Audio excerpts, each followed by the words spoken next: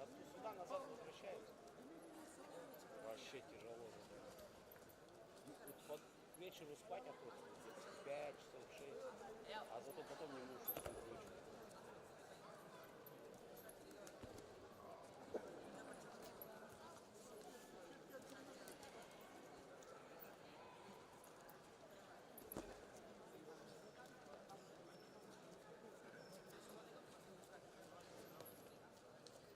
Спортсмены освобождаем ковер.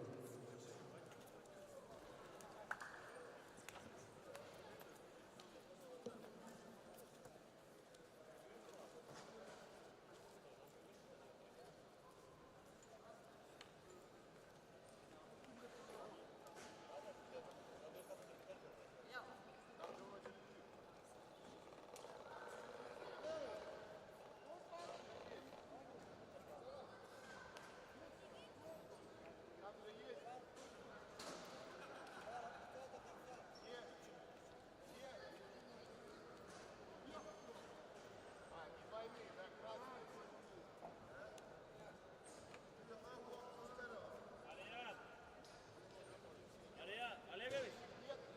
Олегович!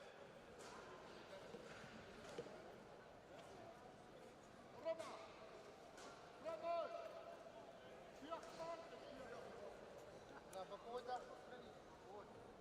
На боковой удар.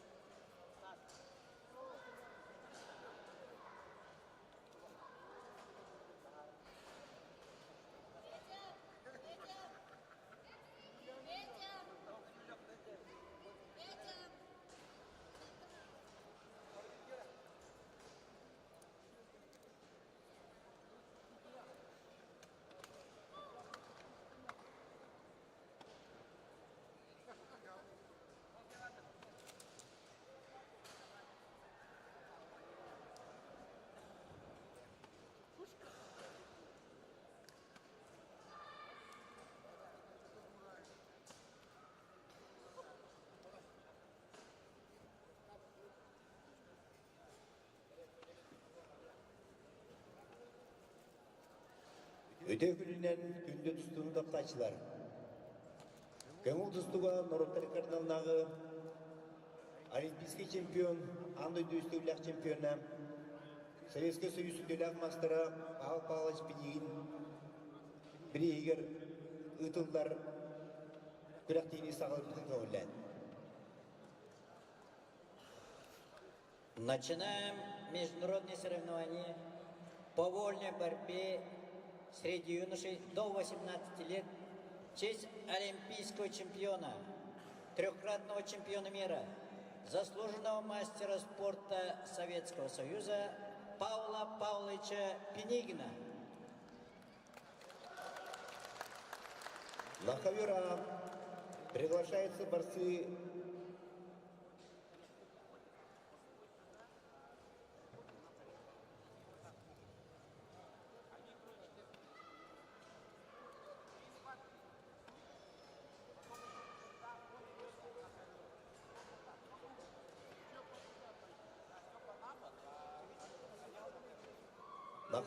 приглашаются борцы весовой категории 80 килограммов. В красном трико Артур Слепцов, Республика Саха-Якутия. В синем трико Магомед Идрисов, Дагестан. На ковер Б приглашаются борцы весовой категории 65 килограммов. Ариан Амосов, Республика Саха-Якутия. Дамир Попов, Республика Саха-Якутия. На ковре С. Дмитрий Павлов, Республика Саха-Якутия. Балдан Жаргалов, Республика Бурятия.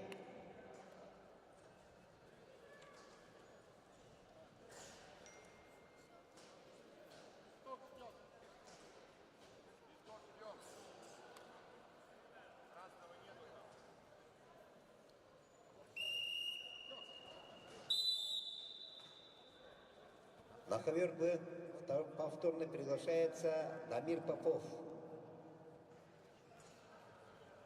Республика Саха-Якутия, весовая категория 65 килограммов.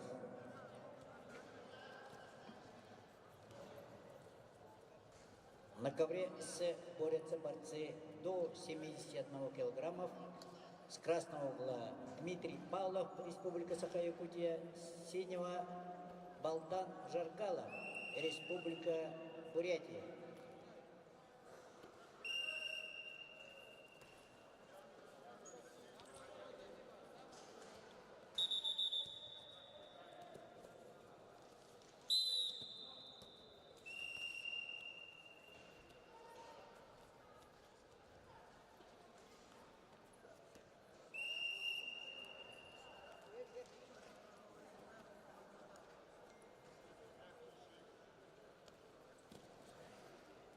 На ковер В повторно приглашается Дамир Попов. Республика Саха-Якутия, весовая категория 65 килограммов.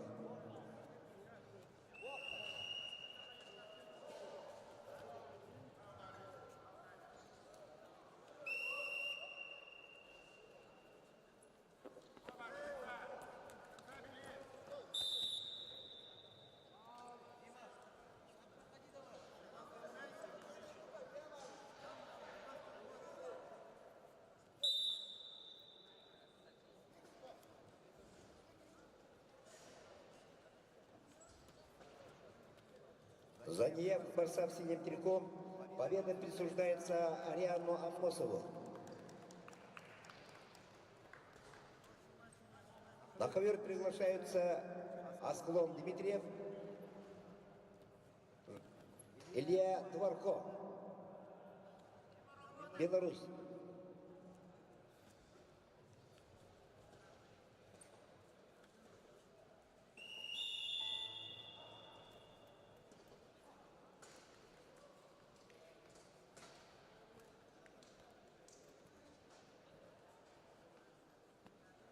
На ковре А после первого периода счет 0-9 в пользу борца в синем трико Магомеда Идрисова, Дагестан.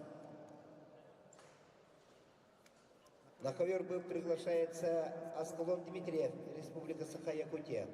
Весовая категория 65 килограммов.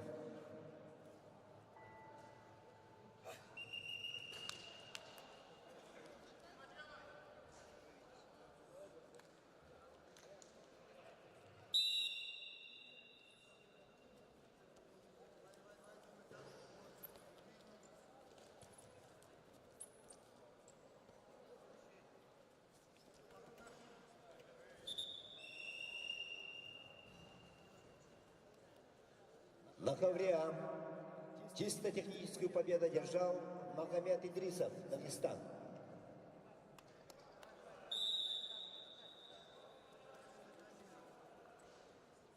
На ковер А приглашаются Емельян Иванов, Республика Саха-Якутия, Виталий Решетников, Республика Саха-Якутия.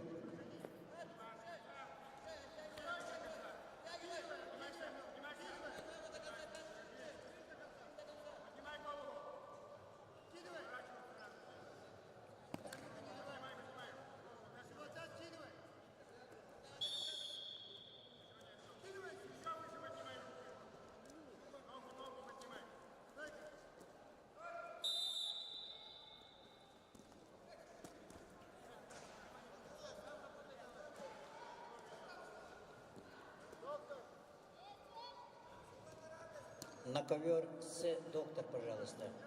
Доктор.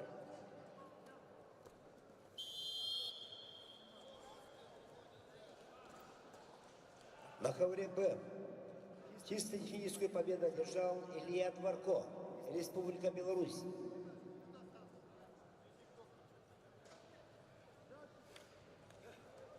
На ковер Б приглашаются борцы весовой категории 65 килограммов.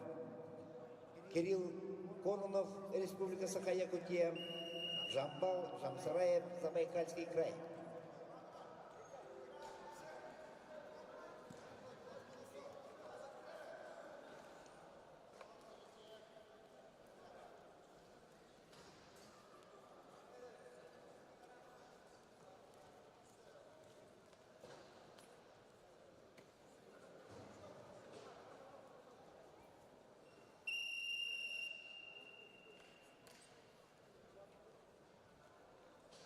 На ковре А чисто техническую победу одержал Емельян Иванов, Республика Саха-Якутия.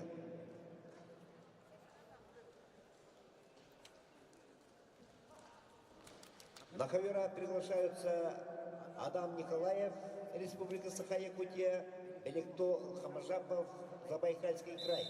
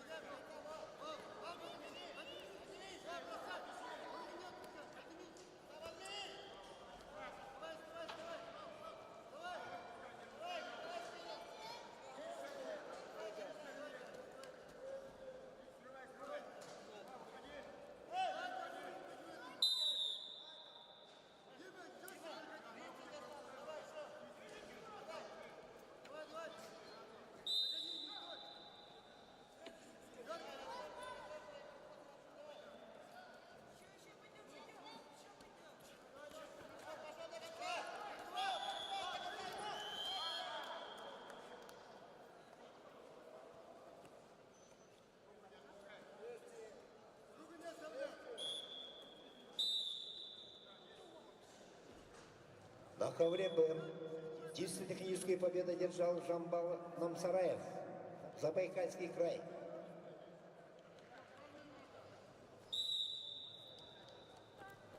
Приглашаются на ковер Б Евгений Шевелев, Республика Саха-Якутия, Байхан Ефремов, Республика Саха-Якутия.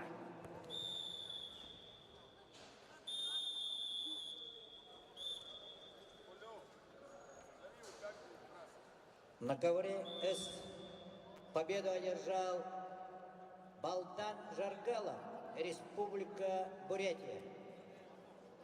Как сбрасывать? Покажите, как раз. Вызывается Давид Чириков, Республика Саха-Якутия, Тимур Иртынеев, Забайкальский край. Весовая категория до 71 килограмма.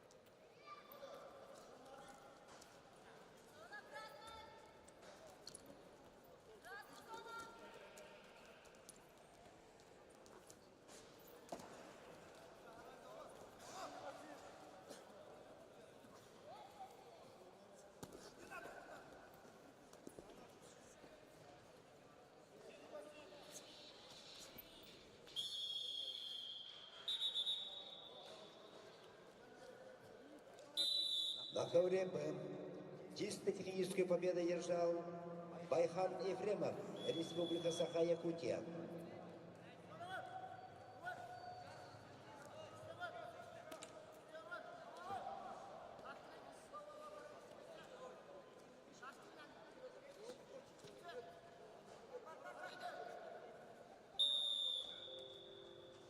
На ковер приглашаются борцы весовой категории 65 килограммов.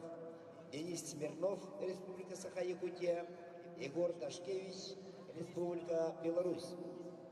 Победу одержал Давид Чириков, Республика Саха-Якутия. Вызывается Сергей Лигер, Республика Саха-Якутия, Арьян Оконечников, Республика Саха-Якутия.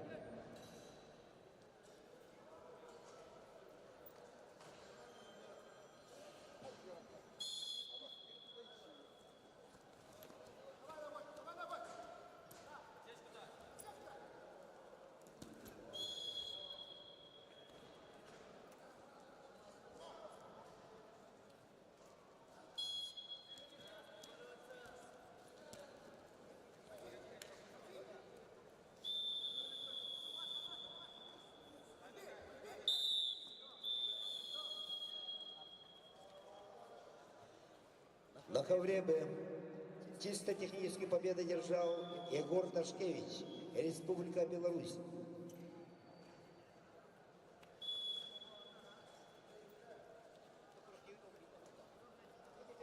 Приглашается на ковер Нюркон Степанов, Республика Саха-Якутия, Иван Посельский, Иван, Республика Саха-Якутия.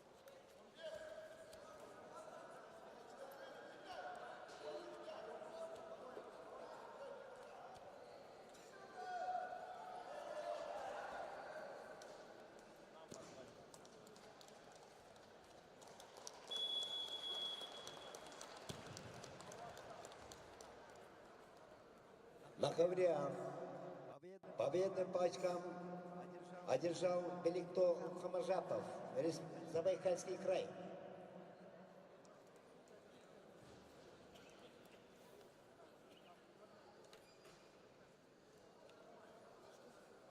На ковре А приглашаются Алихан Зирков, Республика Саха-Якутия, Толуйхан Никитин, Республика Саха-Якутия.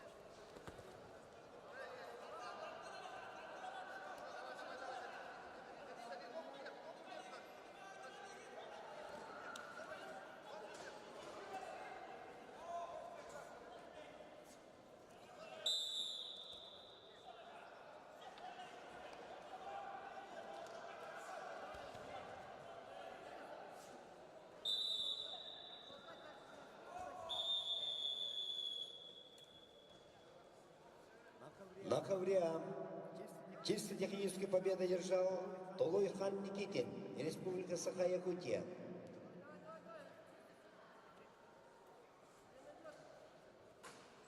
Приглашаются Альберт Ефимов, Республика Саха-Якутия, Тумен Дондоков, Республика Бурятия.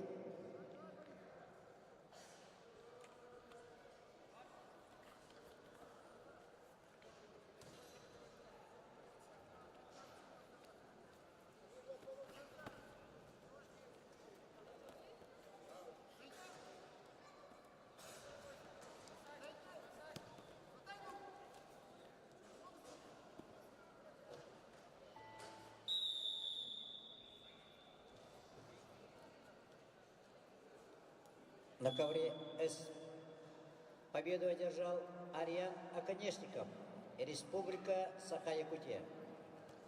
Вызывается весовая категория до 71 килограмма. Иванов Алексей, Республика Саха-Якутия. Дамир Шевелев, Республика Саха-Якутия.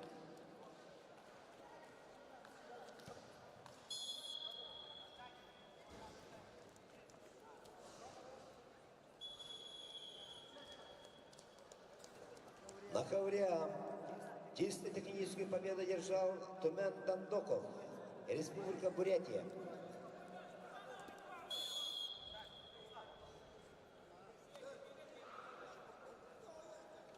Приглашается на ковер Аюр Минжурдоржин, Забайкальский край, Андрей Потапов, Республика Саха-Якутия. Весовая категория 38 килограммов.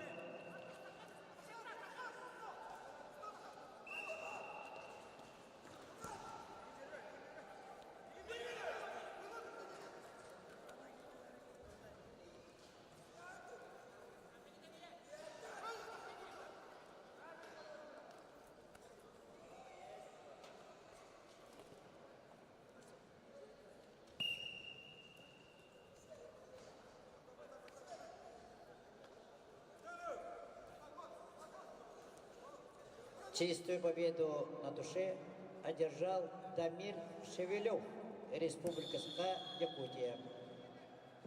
На ковре Б чистую победу одержал Нюркун Степанов, Республика Саха-Якутия. Вызывается Альризо Бахромов, Таджикистан. Махат Хамитов, Казахстан.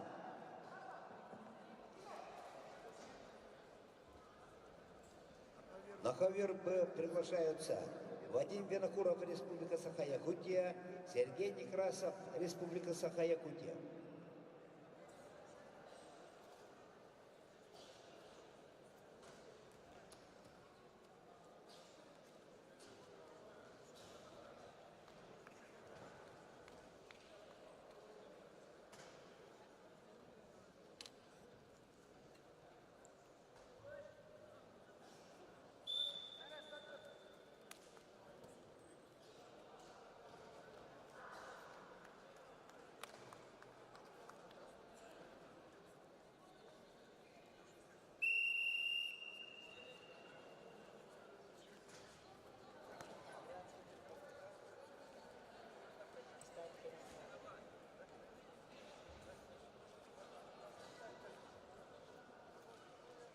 На ковер Б повторно приглашается Сергей Некрасов,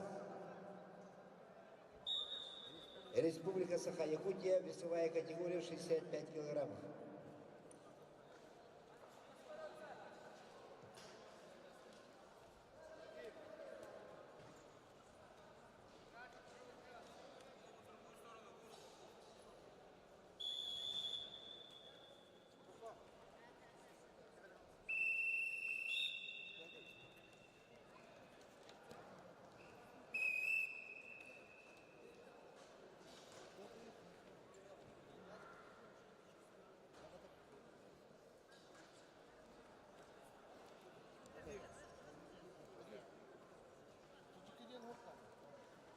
На ковер Б повторно приглашается Сергей Некрасов, Республика Саха-Якутия.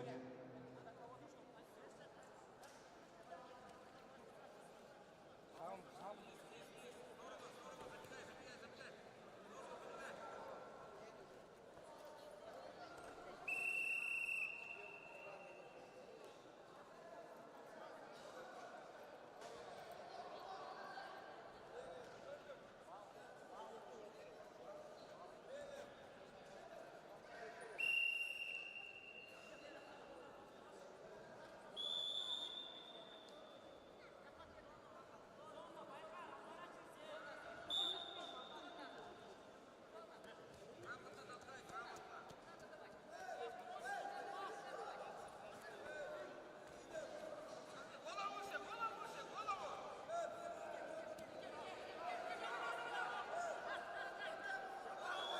Сергей Некрасов, Республика Саха-Якутия, ковер Б.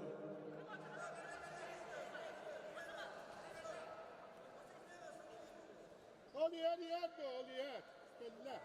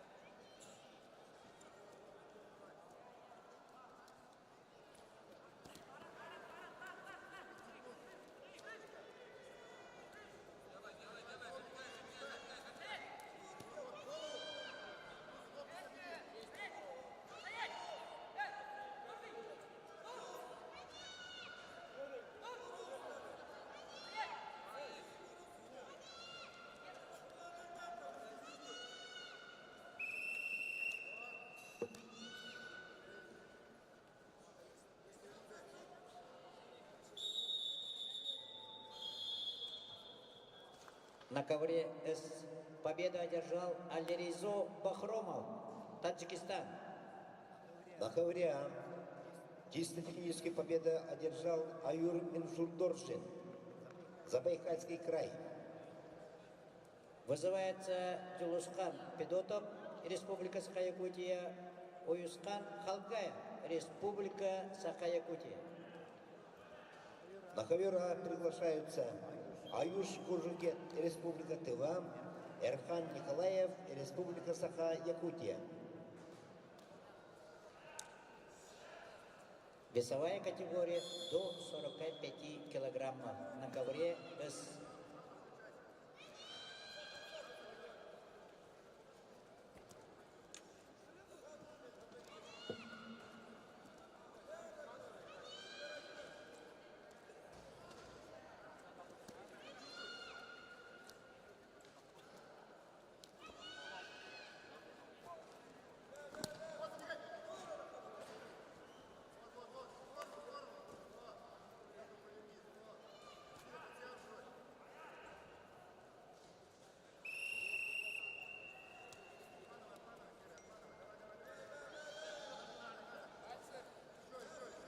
На ковер А повторно приглашается Эрхан Николаев, Республика Саха-Якутия.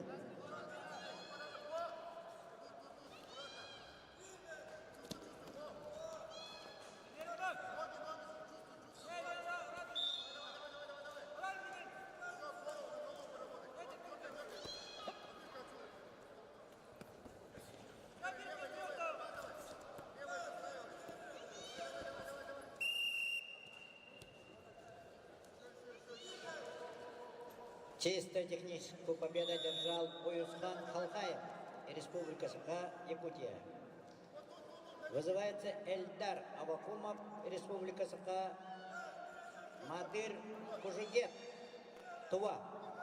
На ковре А чисто техническую победу одержал Аюш Кужугет, Республика Тыва. Приглашаются Айскан Николаев, Республика Саха-Якутия, Владимир Черкашин, Республика Саха-Якутия.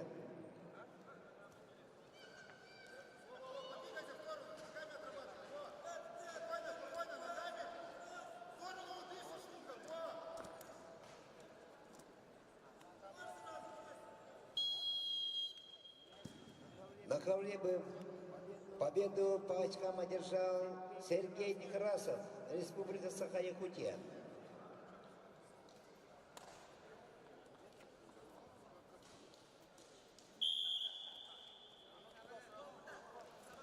Приглашается на ковер Денис Федоров, Константин Севцов, оба борца из Республики Саха-Якутия.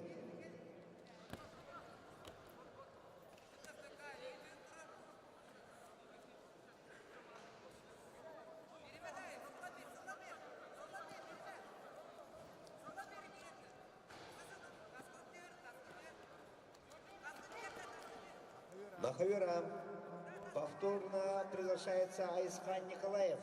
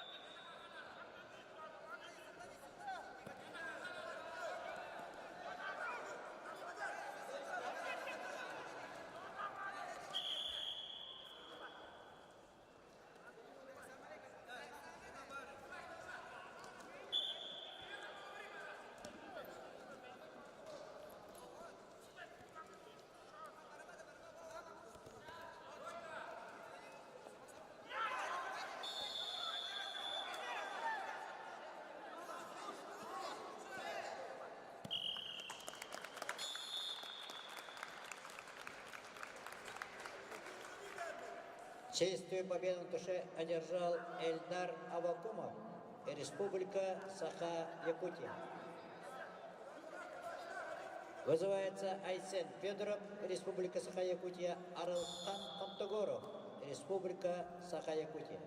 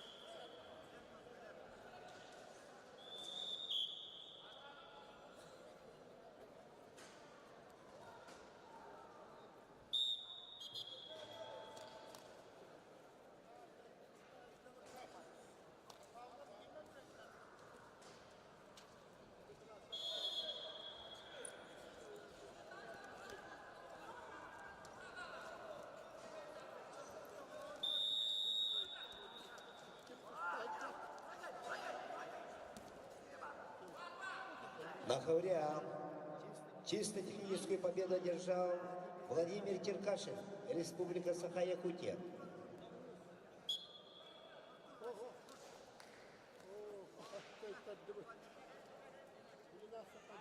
На ковре Б чисто техническую победу одержал Константин Слепцов, Республика Саха-Якутия.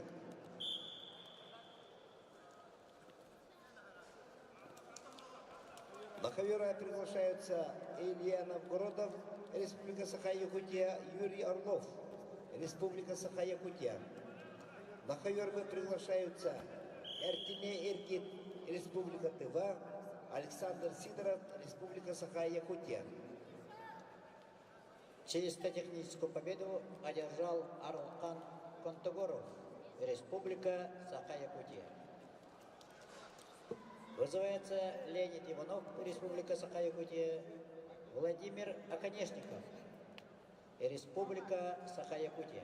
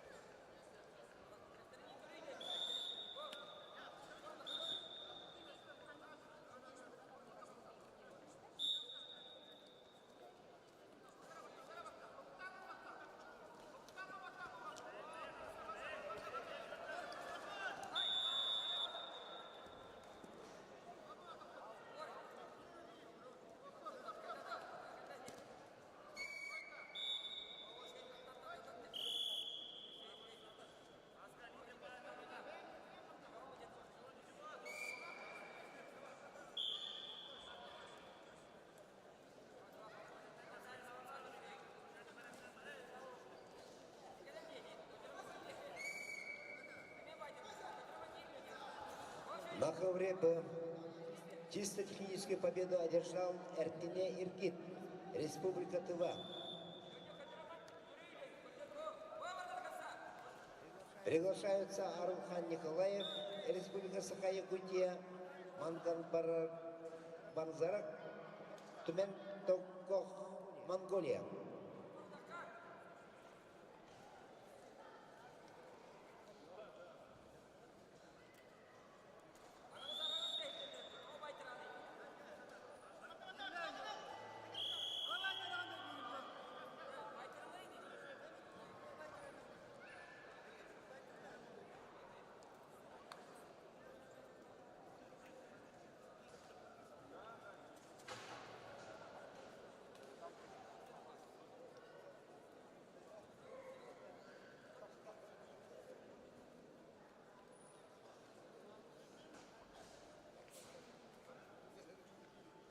На ковер Б повторно приглашается Менган Банзарач, Тумен Токтох, Монголия.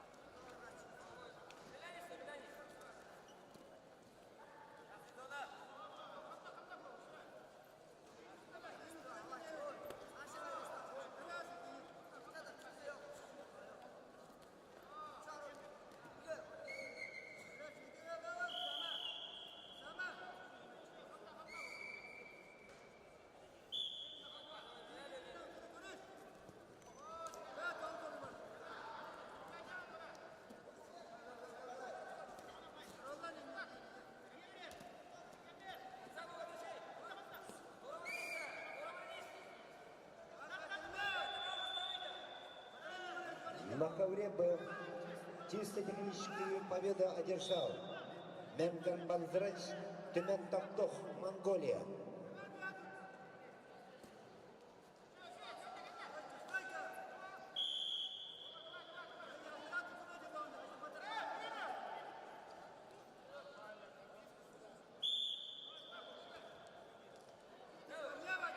На ковер Б приглашаются Рахман Малахмедов, Республика Дагестан, Эрчимен Соловьев, Республика Саха-Якутия.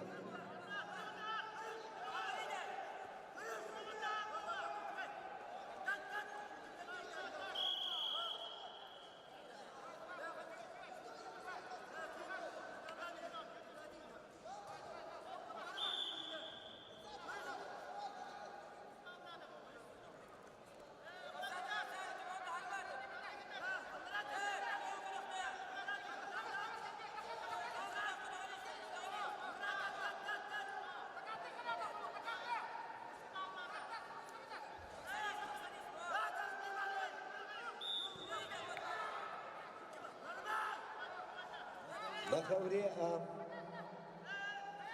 чистую победу одержал Илья Новгородов, Республика Саха-Якутия.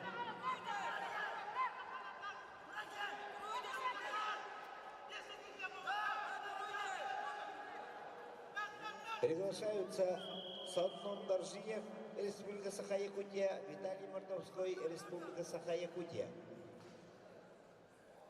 На ковре С победу одержал Леонид Иванов, Республика Саха-Якутия. Вызывается Шамиль Чанев, Москва, Московская область.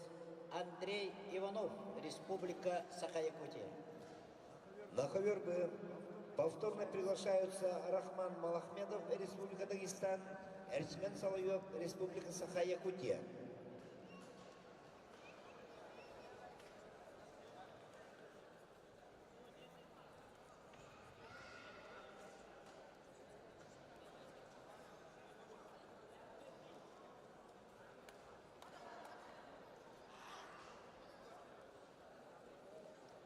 На ковер приглашаются борцы весовой категории 110 килограммов.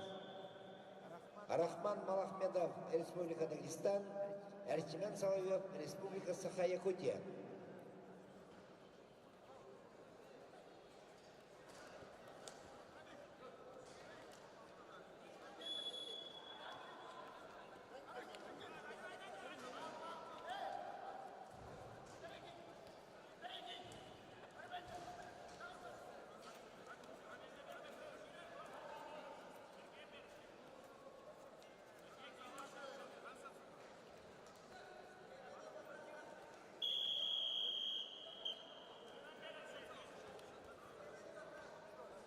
На ковер Б повторно приглашаются борцы весовой категории 110 килограммов.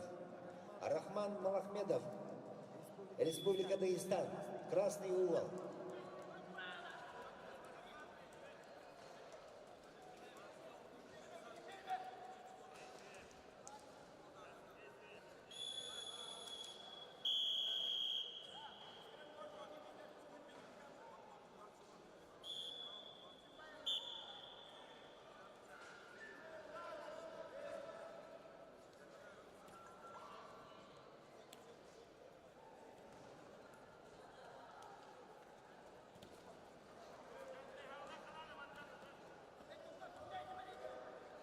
На ковер Б повторно приглашается борец в красном трико. Рахман Малахмедов, Дагестан. Весовая категория 110 килограммов.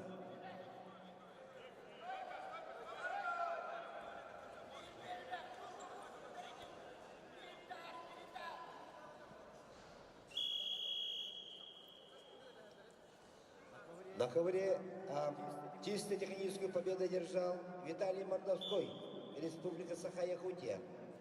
Приглашаются Деньяр Тутукаров, Александр Соломонов, Республика Саха-Якутия.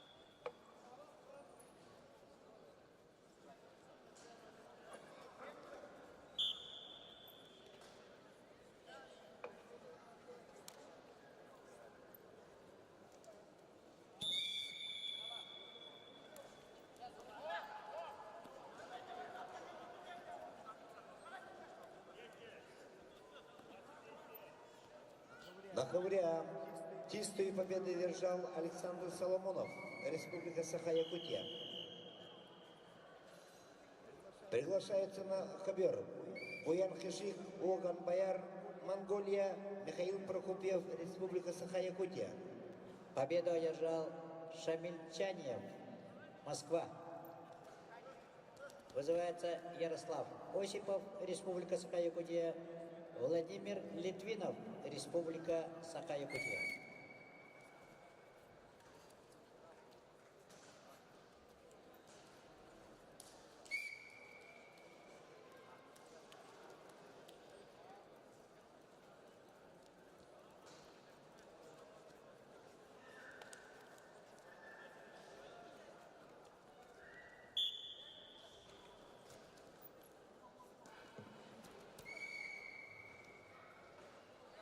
На ковре Б чисто техническую победу одержал Рахман Малахметов, Республика Дагестан. Приглашаются Василий Хлопков, Республика Саха-Якутия, Михаил Николаев, Республика Саха-Якутия.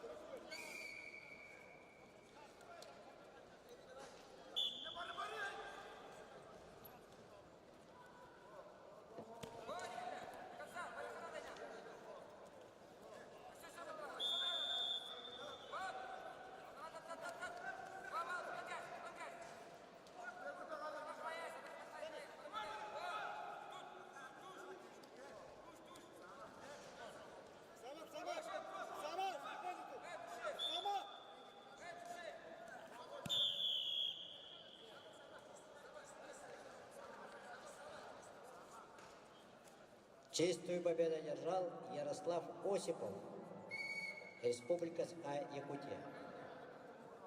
Приглашается Никита Слепцов, Республика Саха-Якутия, Альберт Аконушкин, Республика Саха-Якутия.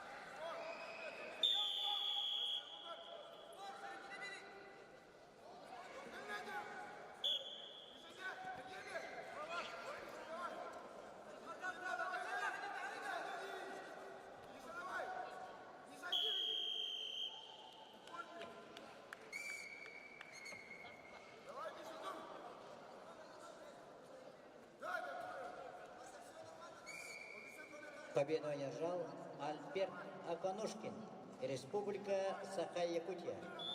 Вызывается Василий Андросов, Республика Саха-Якутия, Эдуард Явловский, Республика Саха-Якутия.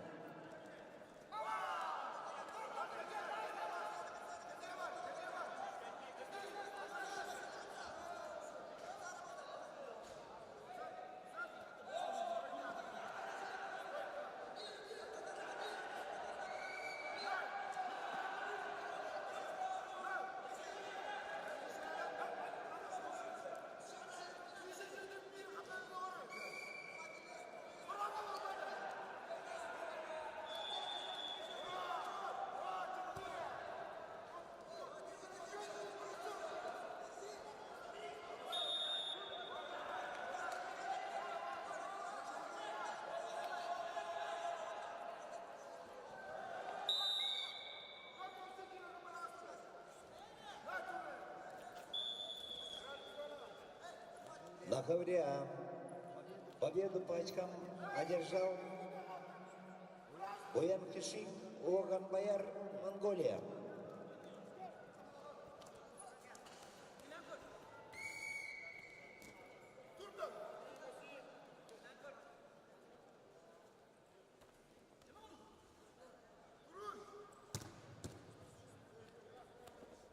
На ковре Б победу по очкам одержал Василий Охлопков, Республика Саха-Якутия. На ковер А приглашаются Анатолий Николаев, Айсен Постников, оба Республика Саха-Якутия. На ковер Б приглашаются Макс Капитонов, Артем Андросов, оба Республика Саха-Якутия.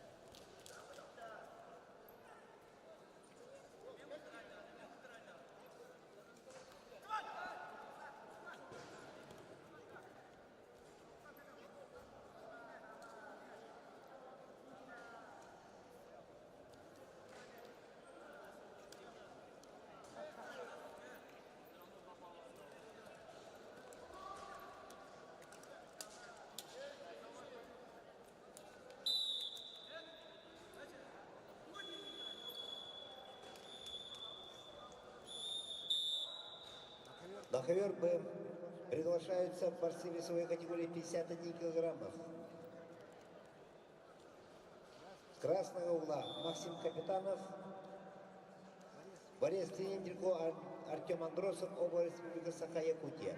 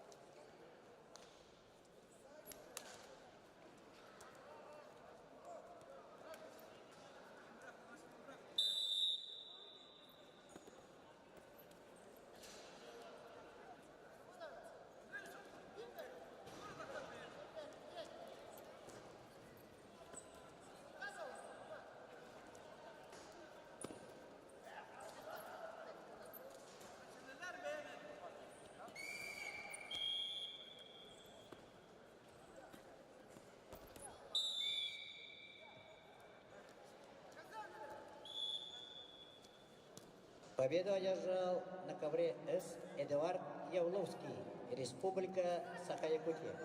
Вызывается Валерий Корякин, Республика Саха-Якутия. Василий Никонов, Республика Саха-Якутия.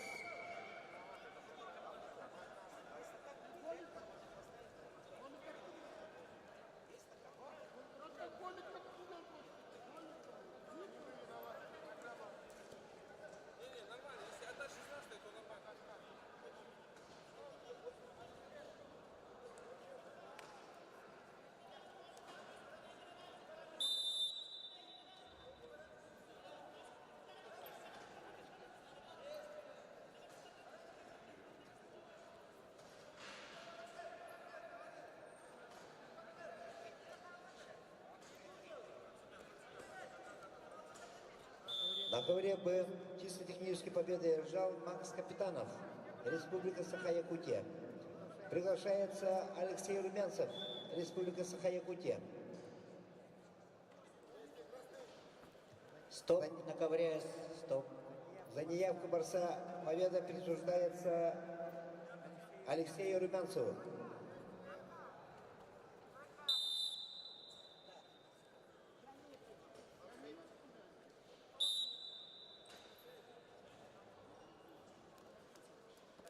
На ковер приглашаются Денис Васильев, Дмитрий Федоров, оба борца Республика Саха-Якутия.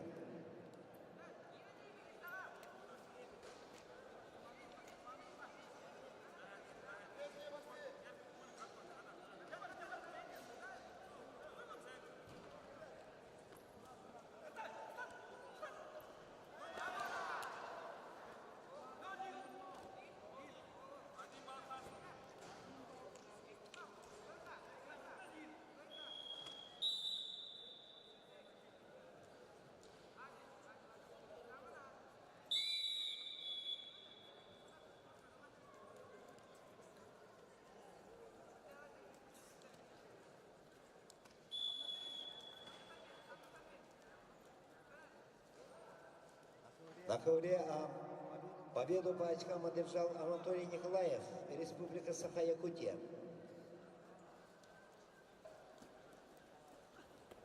Приглашаются Эрхан Семенников, Вадим Захаров, оба Республика Саха-Якутия.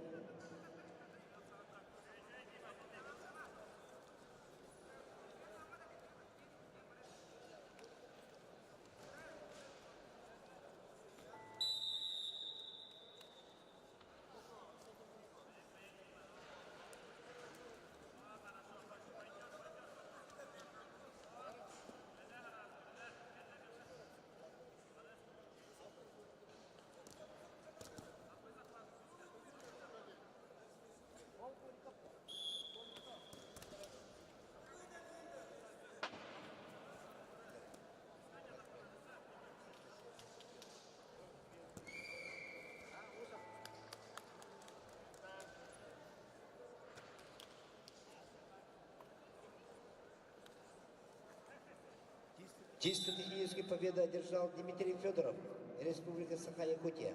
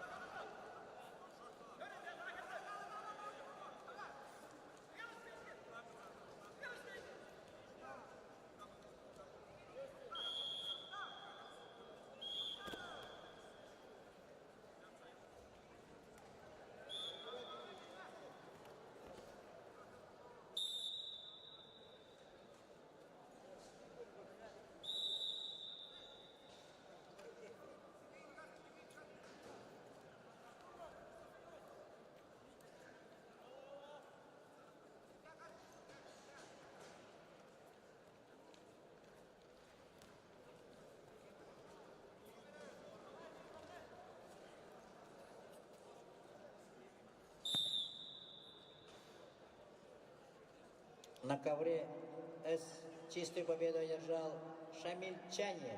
На ковер Б приглашается Денис Васильев, Республика Саха-Якутия, Дмитрий Федоров, Республика Саха-Якутия. Москва. Вызывается Валерий Корякин, Республика Саха-Якутия, Василий Никонов, Республика Саха-Якутия.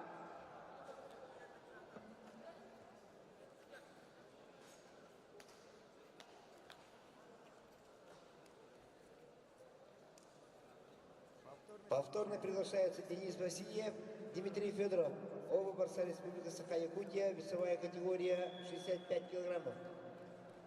51 килограмм.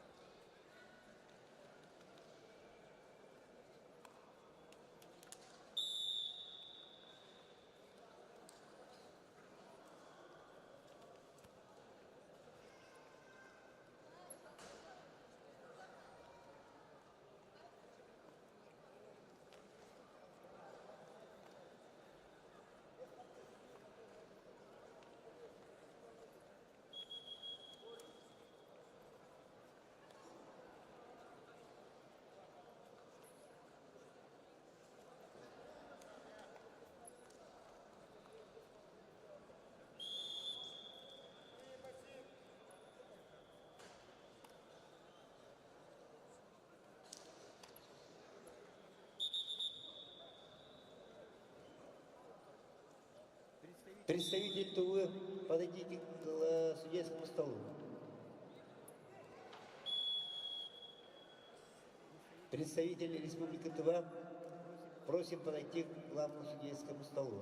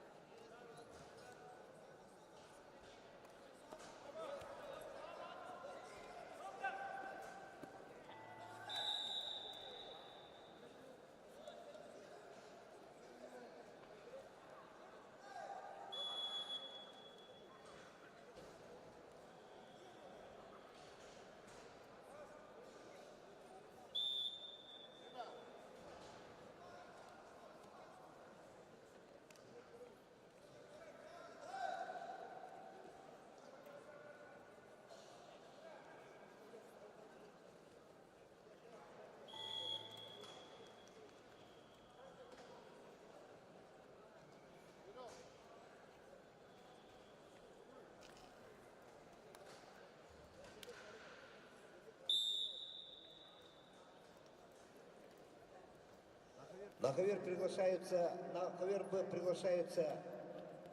Эртине Иргин, Республика Тыва, Геннадий Максимов, Республика Саха-Якутия.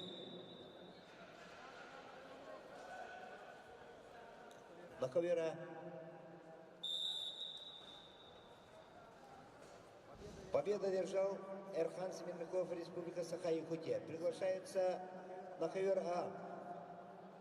Борцы весовой категории 48 килограммов. Егор Савинов, Николай Кульбертинов, оба Республика Саха-Якутия.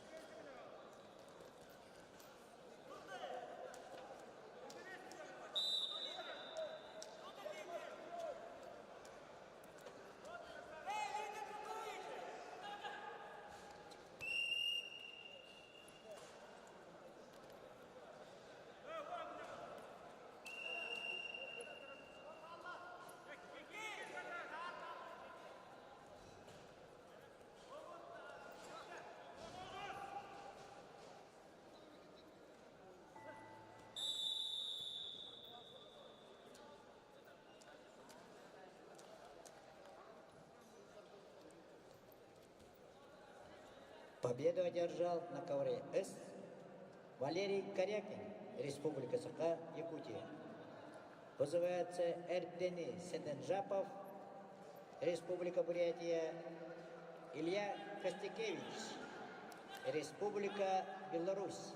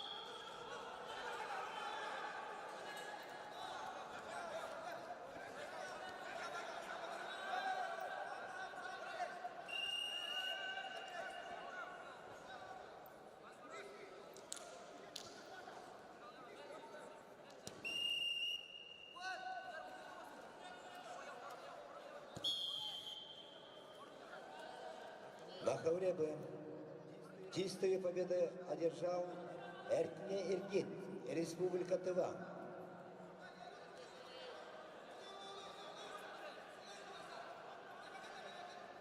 Приглашается на ковер Ислам Батуханбу, Казахстан, Альмар Септов, Республика Саха-Якутия.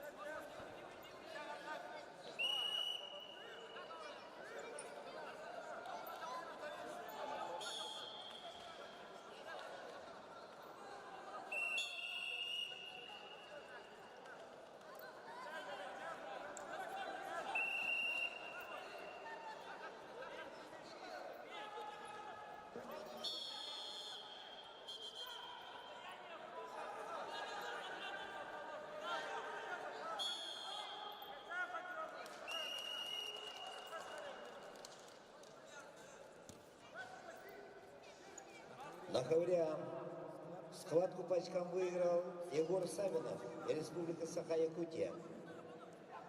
Приглашаются Нюргун Алексеев, Денис Игнатьев, Оварса, Республика Саха-Якутия.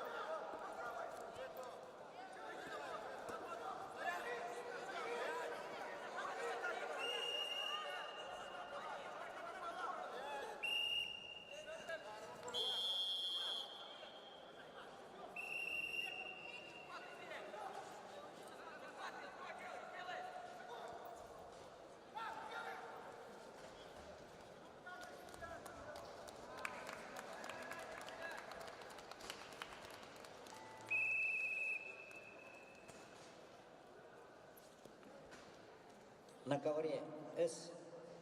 Победу одержал Эртени Седенжапов, Республика Бурятия.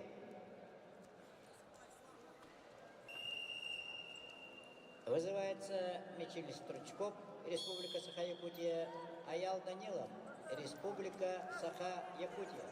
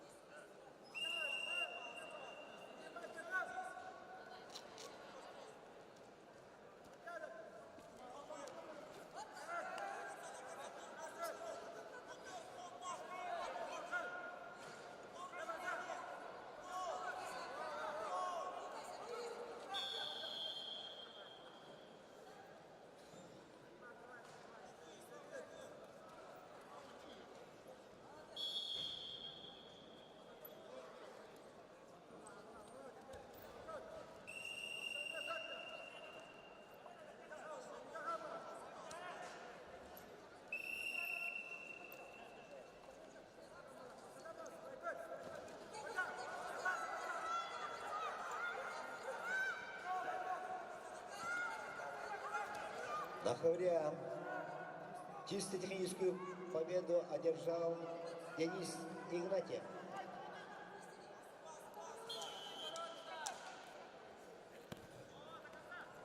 Приглашаются Отгонпан Унумбол, Мунсайхан Эн Оттон, оба борца из Монголии.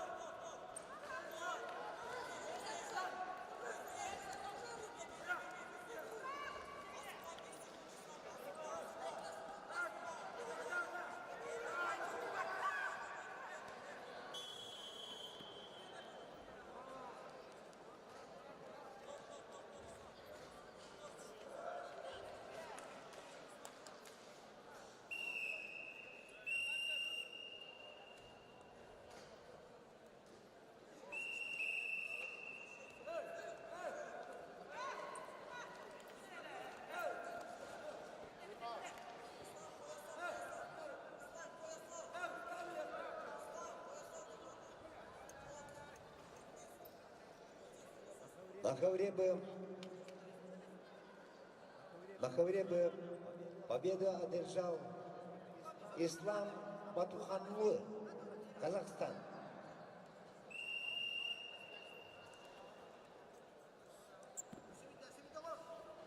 Ввиду за неспортивное поведение Альмар Слепцов снимается с соревнований.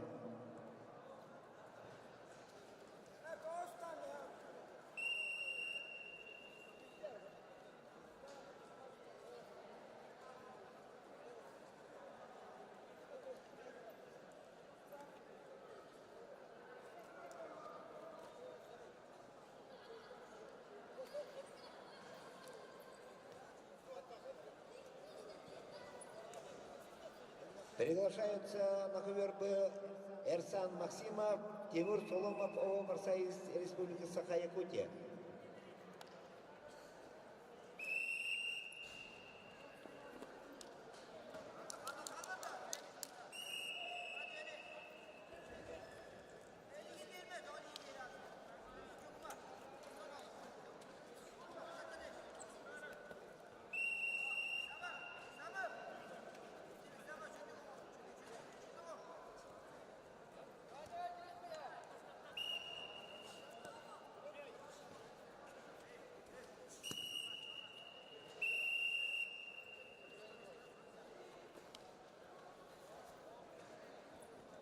Чистую победу одержал Эрсан Максимов, Республика Саха-Якутия.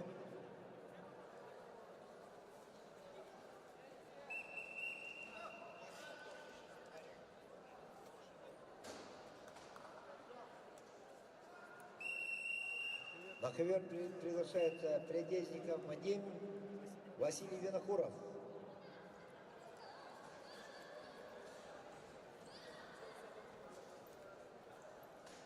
На ковре Ввиду неявки борца в синем трико победа присуждается Вадиму Предезникову, Республика Саха-Якутия. На ковре С победу одержал Михаил Стручков, Республика Саха-Якутия. Вызывается Данил Васильев, Республика Саха-Якутия. Сандал Прокопьев, Республика Сахавриан. Чисто техническую победу одержал Мунсайхан Эмхоттон, Монголия.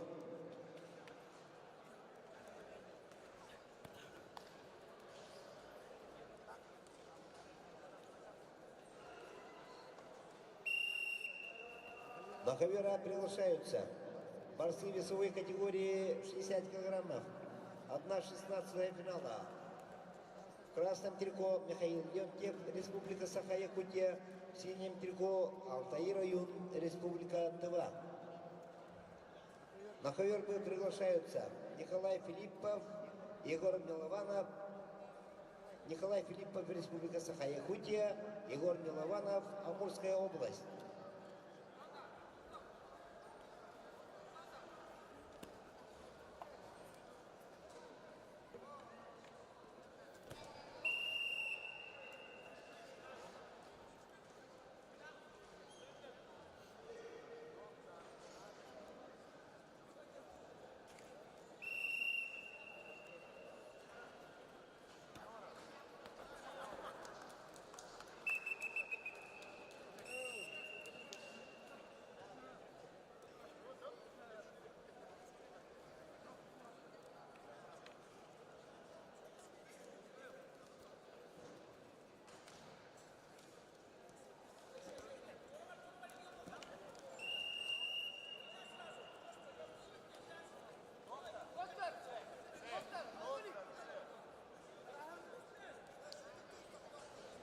Доктор на ковер С, пожалуйста.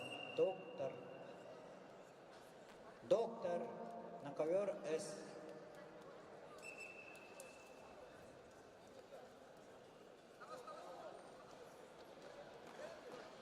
Победу одержал Сандал Прокопьев, Республика Саха-Якутия.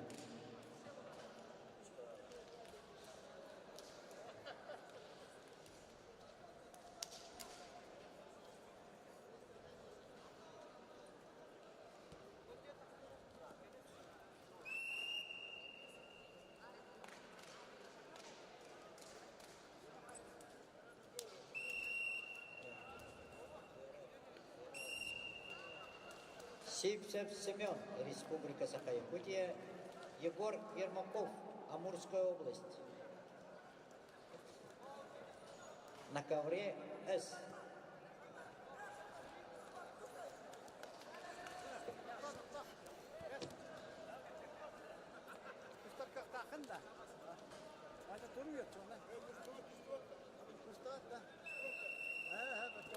На ковре чисто техническую победу одержал Алтаир Аюн, Республика Тыва. Приглашаются Дмитрий Родионов, Айтал Сивцев, оба Республика Саха-Якутия.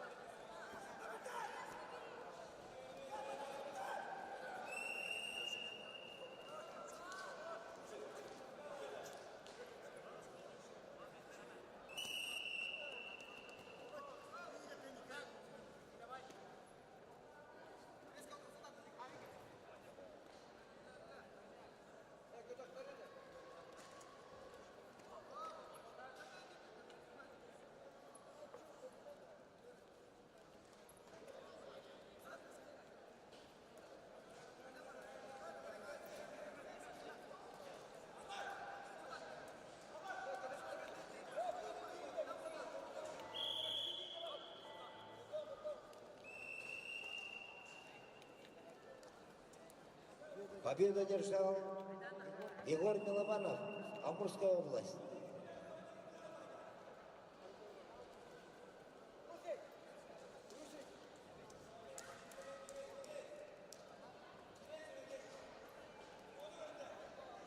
На ковер приглашаются Константин Ханащук, Алексей Фокинов, оба представители Республики Саха-Якутия.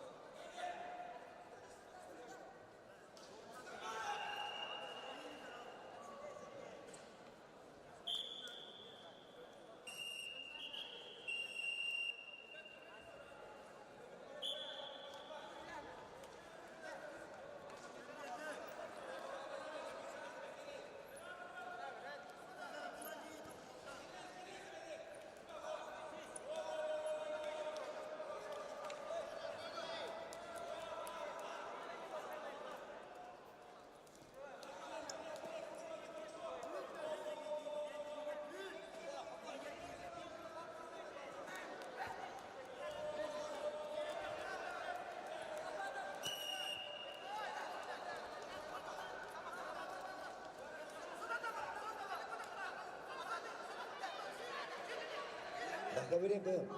Чистую победу держал Алексей Фокинов, Республика Саха-Якутия. Приглашаются на ковер Михаил Осипов, Республика Саха-Якутия, Аманбек Мербет, Республика Монголия.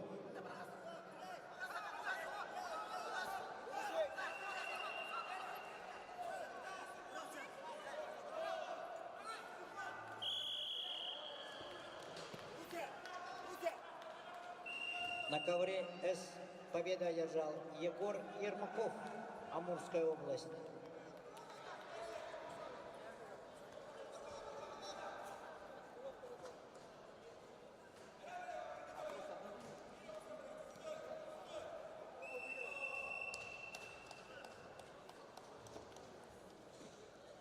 На ковре А победу по очкам одержал Родионов Дмитрий, Республика Саха-Якутия. Приглашается на ковер А Монсайхан Энхоттон, Монголия, Игорь Тарасов, Республика Саха-Якутия.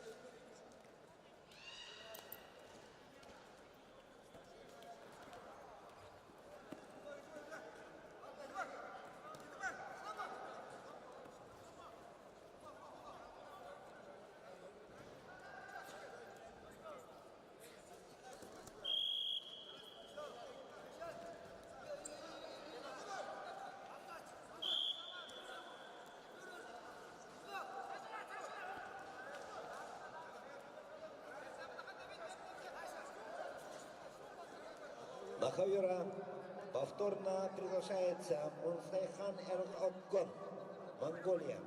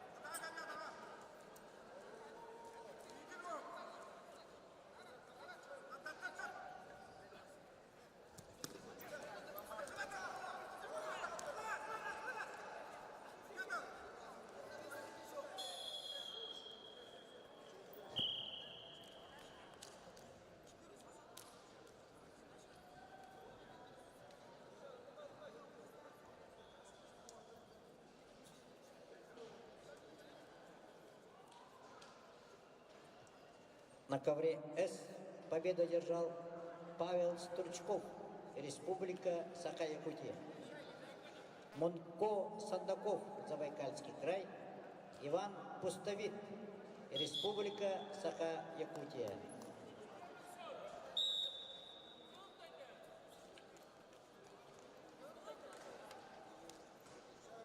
Иосиф Никонов победу одержал на ковре С.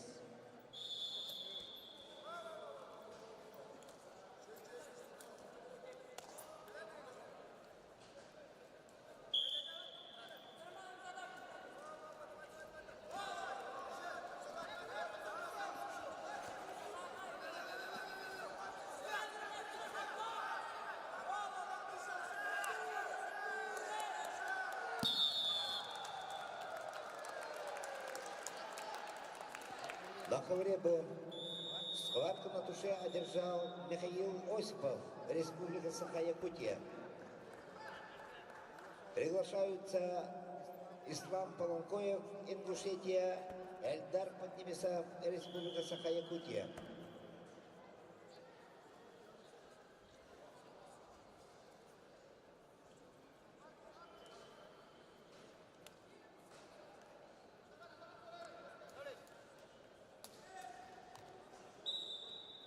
На ковре С победу одержал Мунко Сандаков, Забайкальский край.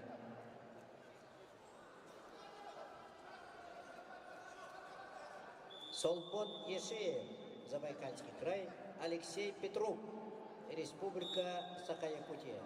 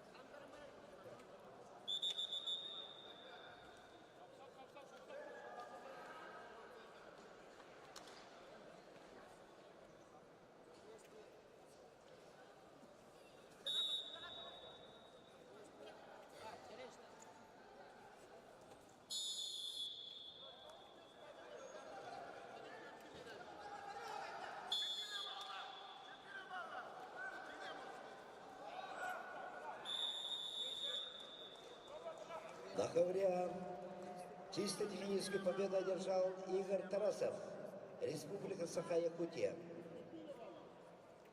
Приглашаются на ковер Артур Макаров и Эрел Диадоров, оба Республика Саха-Якутия.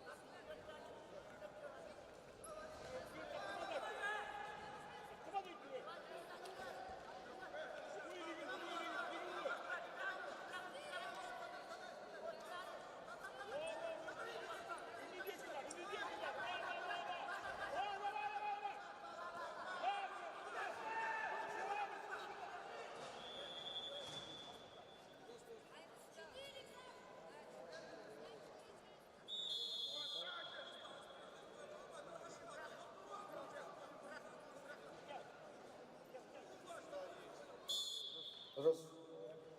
Челлендж ковер С. 4 красных, 2 синих. Челлендж выигран.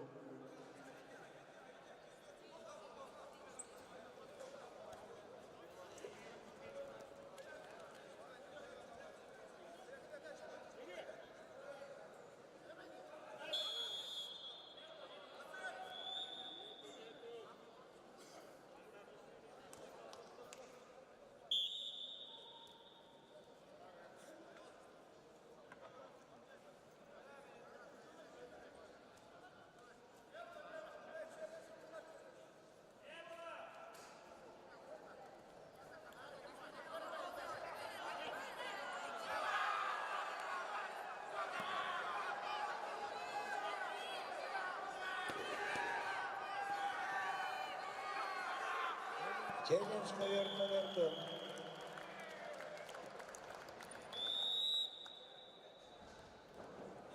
Победу на туше одержал Алексей Петров, Республика Саха-Якутия.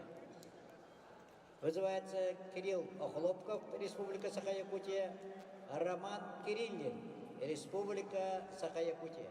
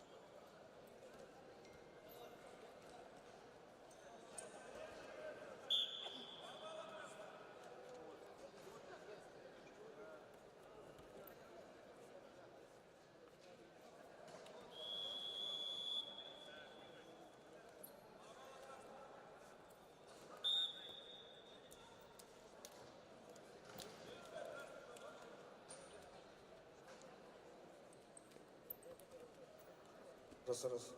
Челлендж ковер Б. Действие без оценки. Челлендж проигран. Дал синему.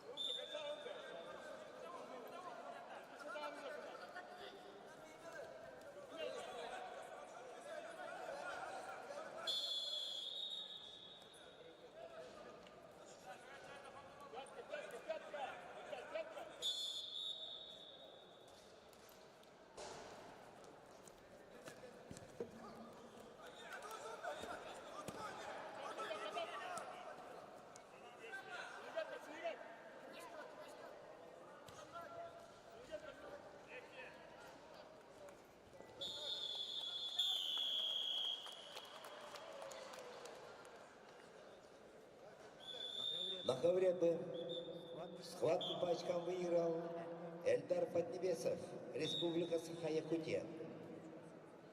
Приглашаются Айхал Харбаев, Эртемян Гоголев, оба борца из Республики Саха-Якутия.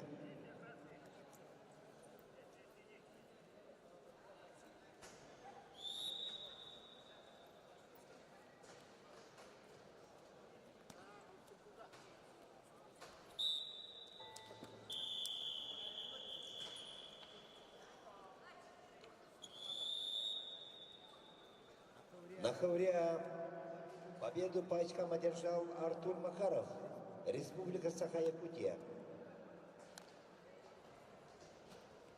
Приглашаются на ковер Михаил Семенов, Анатолий Яковлев, оба борца из Республики Саха-Якутия.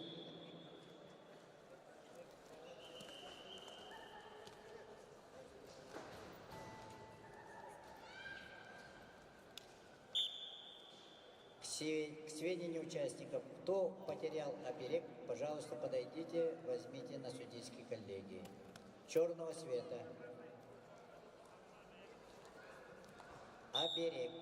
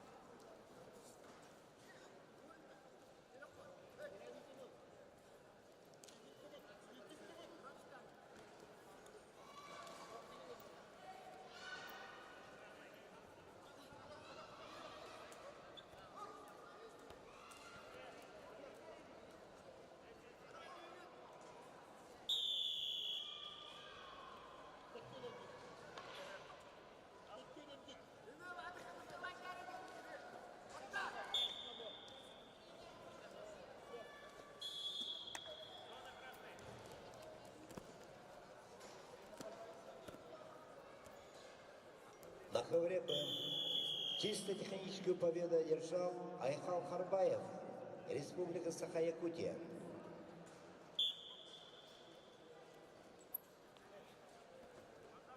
Приглашаются на ковер Гюндюл Местников, Республика Саха-Якутия, Александр Эмидах, Республика Саха-Якутия. На ковер номер 1 доктор. Ковер А, доктор.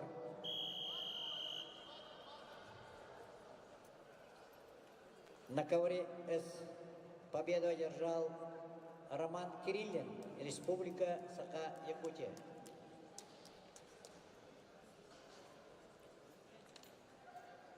Вызывается Юрий Винокуров, Анатолий Иванов, оба Республика Саха-Якутия.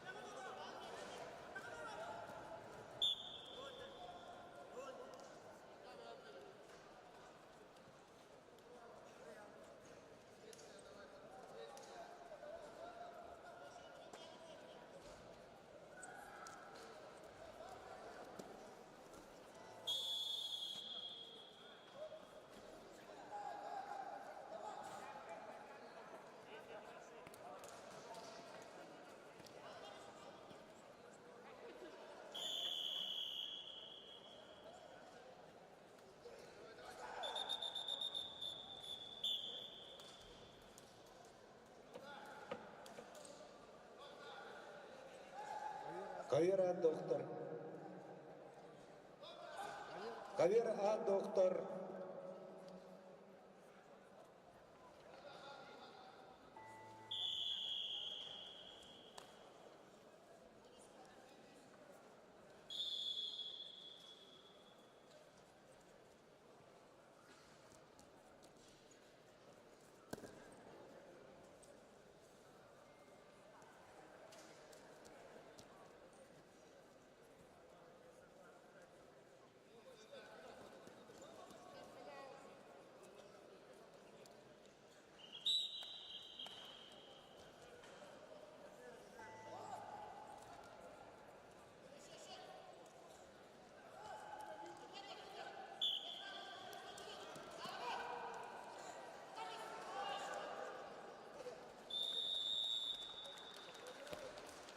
На ковре победу по очкам одержал Михаил Семенов, Республика Саха-Якутия.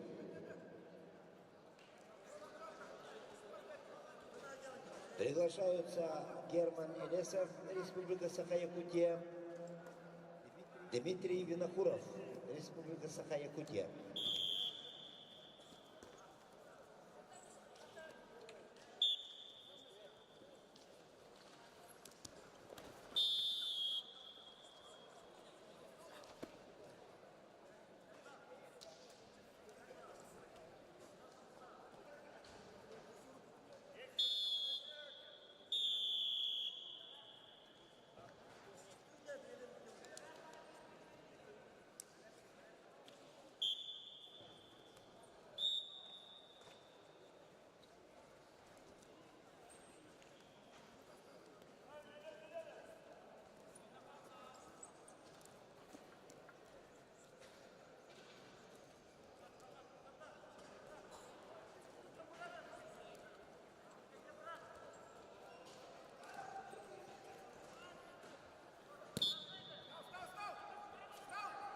На ковре Б чистую победу одержал Кандюл Местников, Республика Саха-Якутия.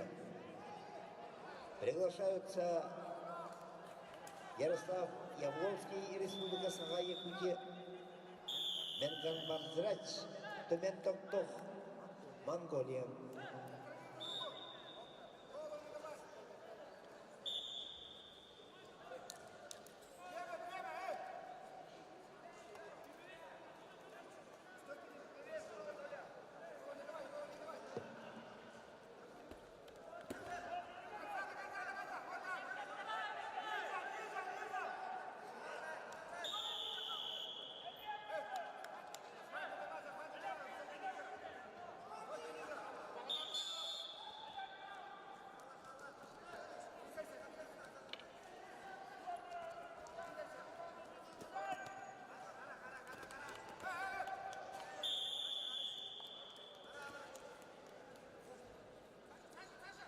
Победу одержал Юрий Винокуров, Республика Саха-Якутия.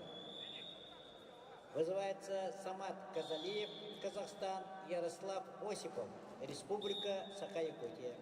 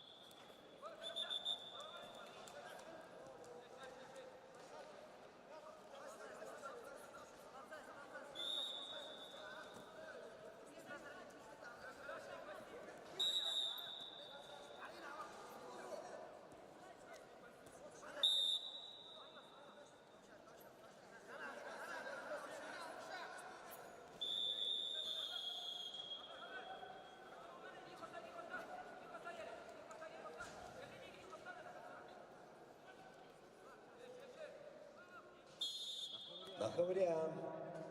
Чисто техническую победу одержал Дмитрий Винокуров, Республика Саха-Якутия.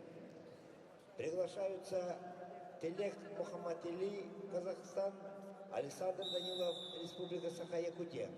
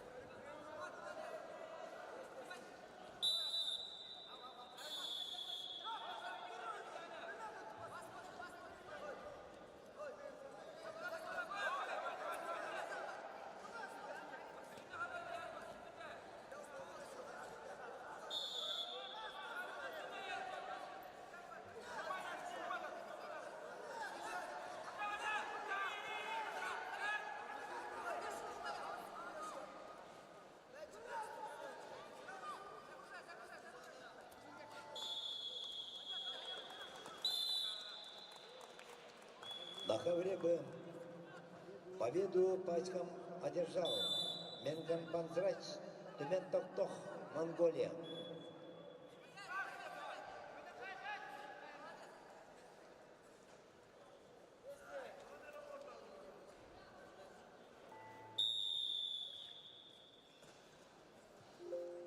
На Хавер Б приглашаются Гавриил Федоров, Алексей Сыроватский, оба борца из Республики Саха-Якутия. Победу одержал Самат Казалиев, Казахстан. Вызывается Вадим Николаев, Республика Саха, Дархан Каримов, Республика Саха-Якутия.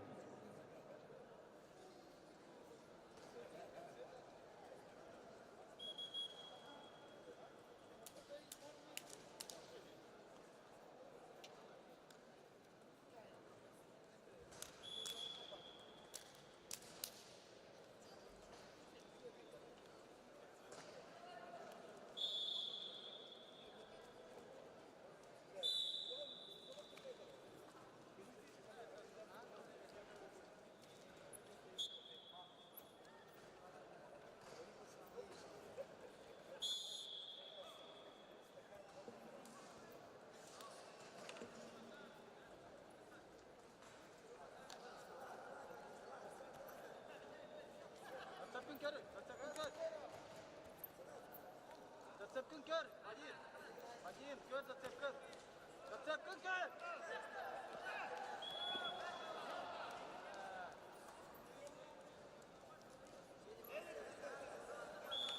Beni uydular. Yerinde be. Yerinde be.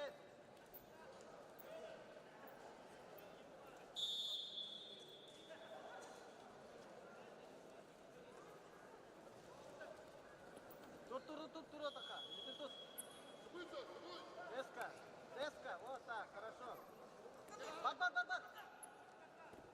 Бат. Бахавря чисто механическую победу одержал Телек Мухаммед Али, Казахстан.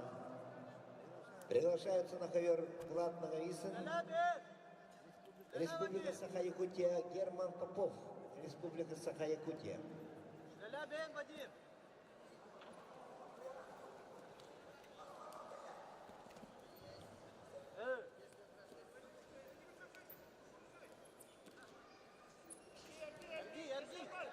Эрги. Тут.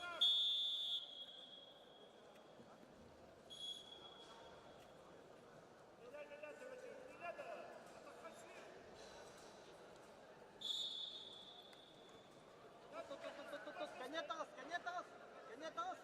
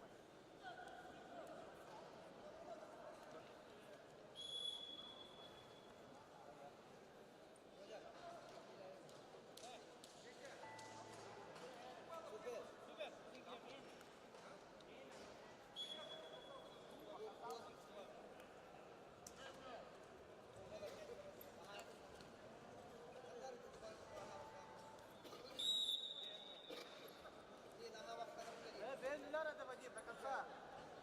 Бар. Аннан бараныз, тоқтама. Аннан бараныз.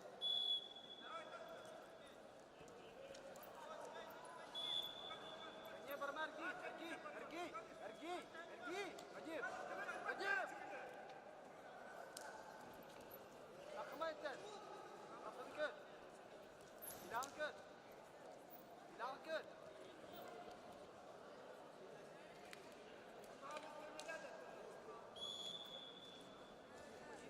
Бенлер, Вадим, керекін надо.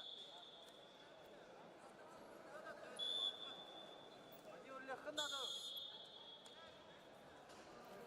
Вот, дорогай, тур. Бар. Бараныз. Янытыма бараныз. Приседам, Борис. Видите? Делай. Резко делай. Вот она, есть. Бар.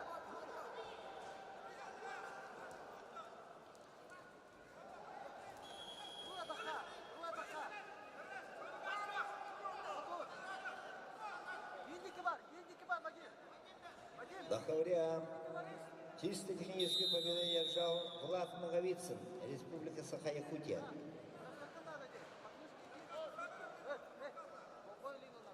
Приглашается на ковер Никита Халатиков, Республика Саха-Якутия, Серафим Неустроев, Республика Саха-Якутия. Вот так, да. Оғыз, резко.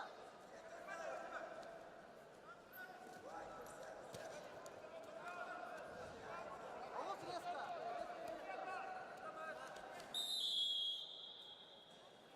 Еще раз. Давай еще раз.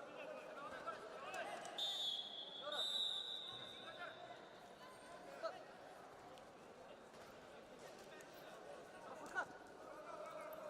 Делай. Алло.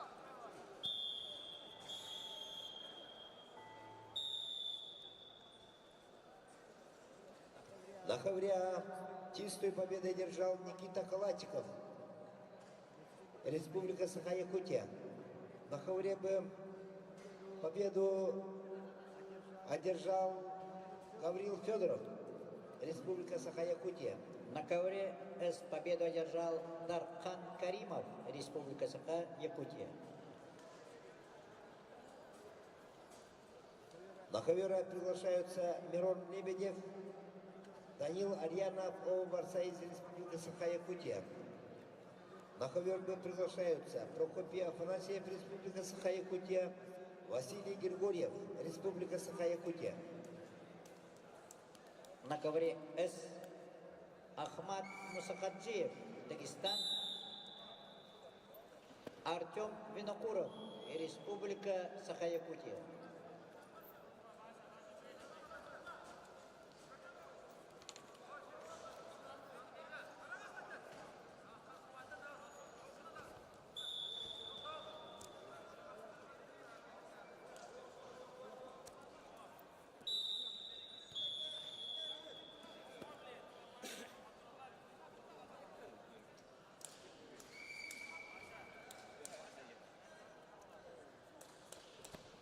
На ковре А чистую победу одержал Данил Арьянов, Республика Саха-Якутия. Приглашаются на ковер А Буайсар Беляев, Республика Саха-Якутия, от Билек Батбилек, Монголия.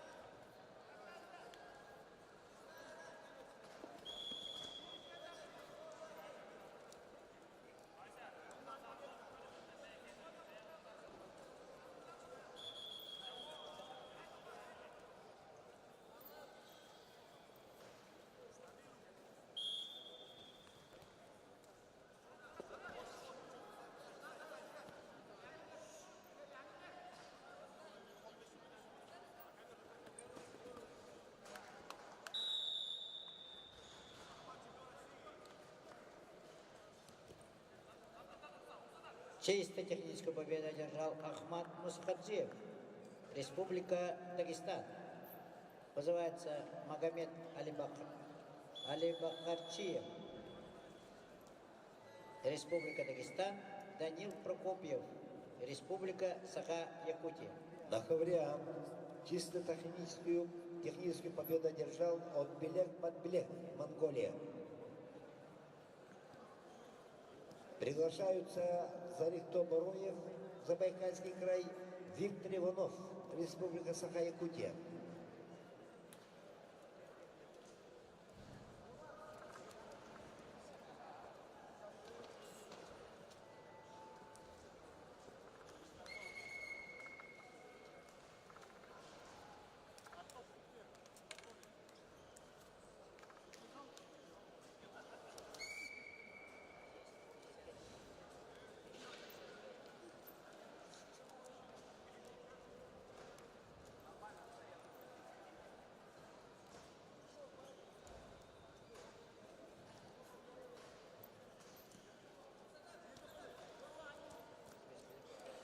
Повторно вызывается Данил Прокопьев, Республика Саха-Якутия.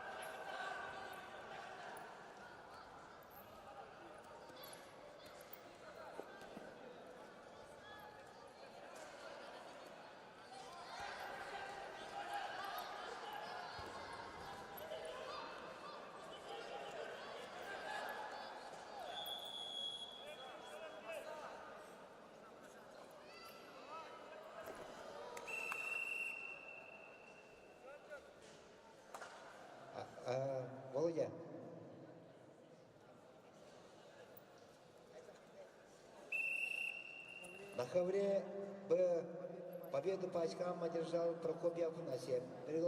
Приглашаются на ковер борцы весовой категории 110 килограммов. Леонид Нестеров, Республика Саха-Якутия, Рахман Малахмедов, Дагестан.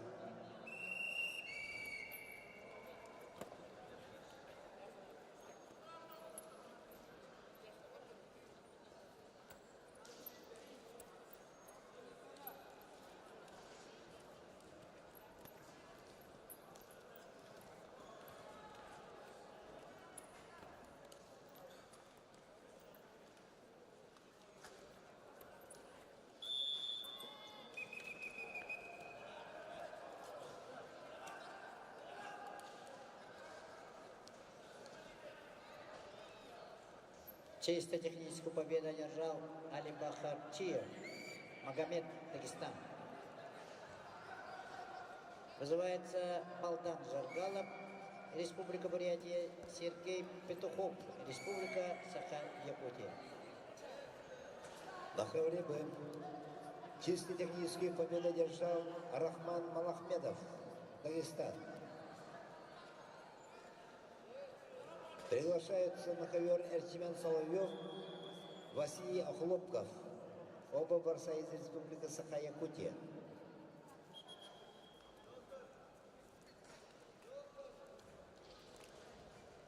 Ковер 1, доктор. Ковер А, доктор.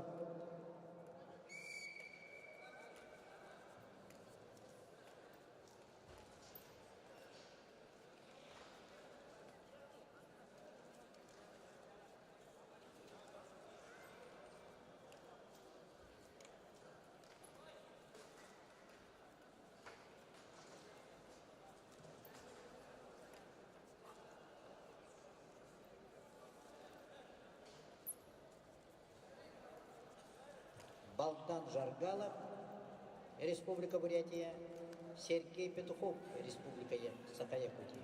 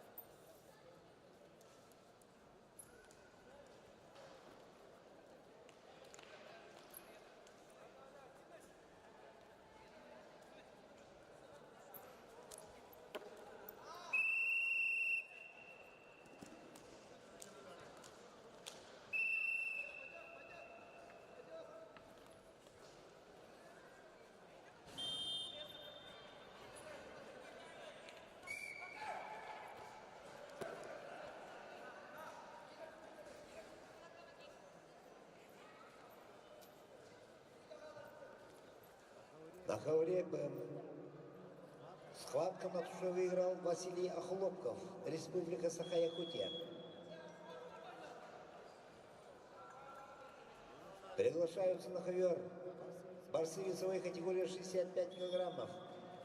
1/8 финала. Артур Попов, Республика Саха-Якутия, Арьяна Мосов, Республика Саха-Якутия.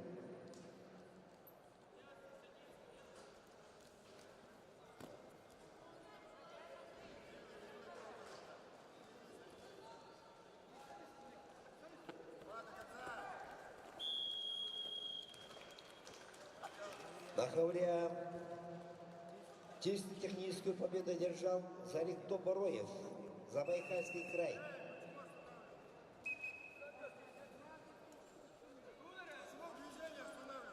Приглашаются на ковер Арсен Андросов, Александр Корнилов, оба борца из Республики Саха-Якутия.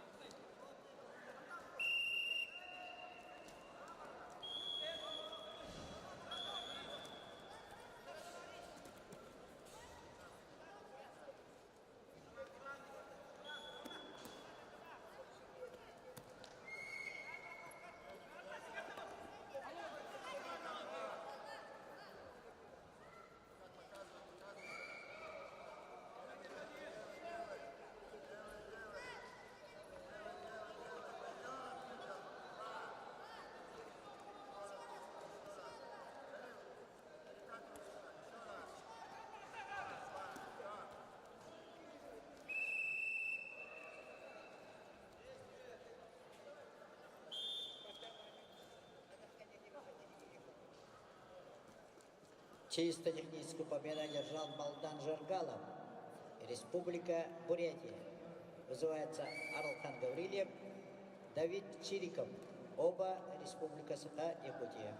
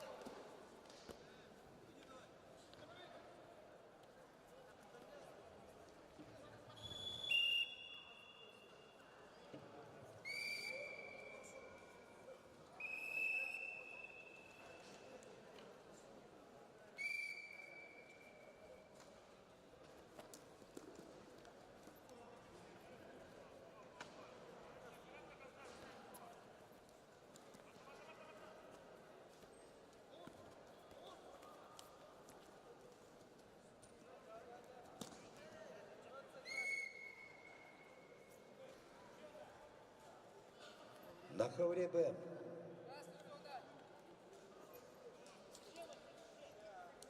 На ковре Б. Чистую победу одержал Артур Попов, Республика Саха-Якутия. Приглашаются Илья Дворков, Республика Беларусь, Жамбал Намцараев, Забайкальский край.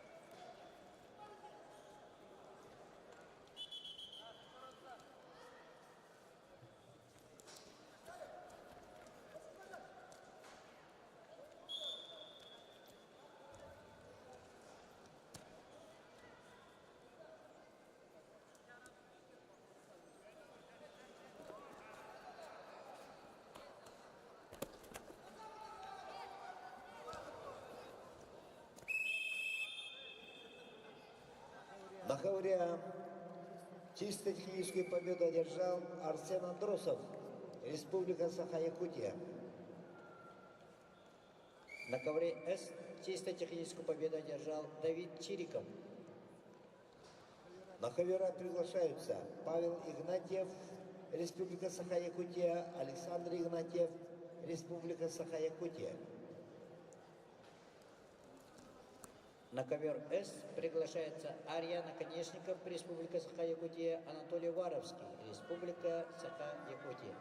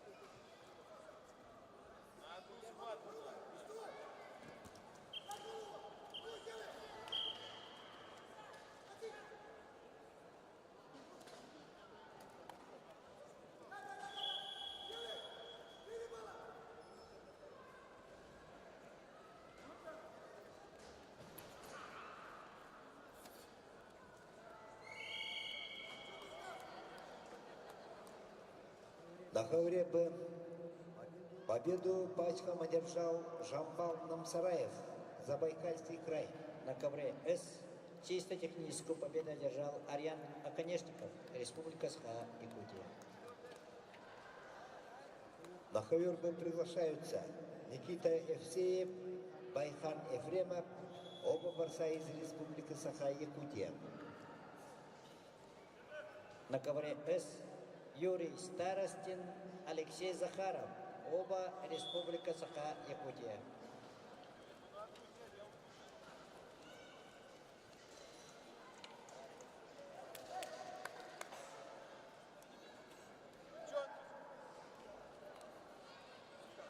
Вика, можно ее на одну схватку сюда, вместо меня? Вика, иди сюда! Ксюша, иди сюда! Ксюша, можно тебя? Ксюша,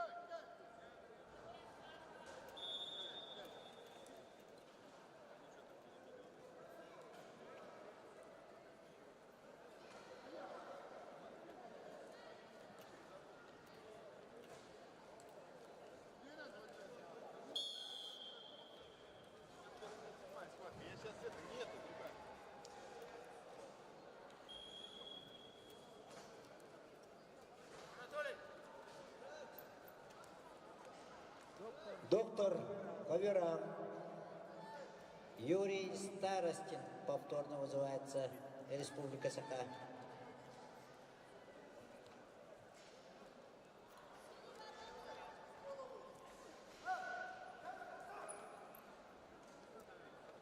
Юрий Старостин, Республика Саха-Якутия.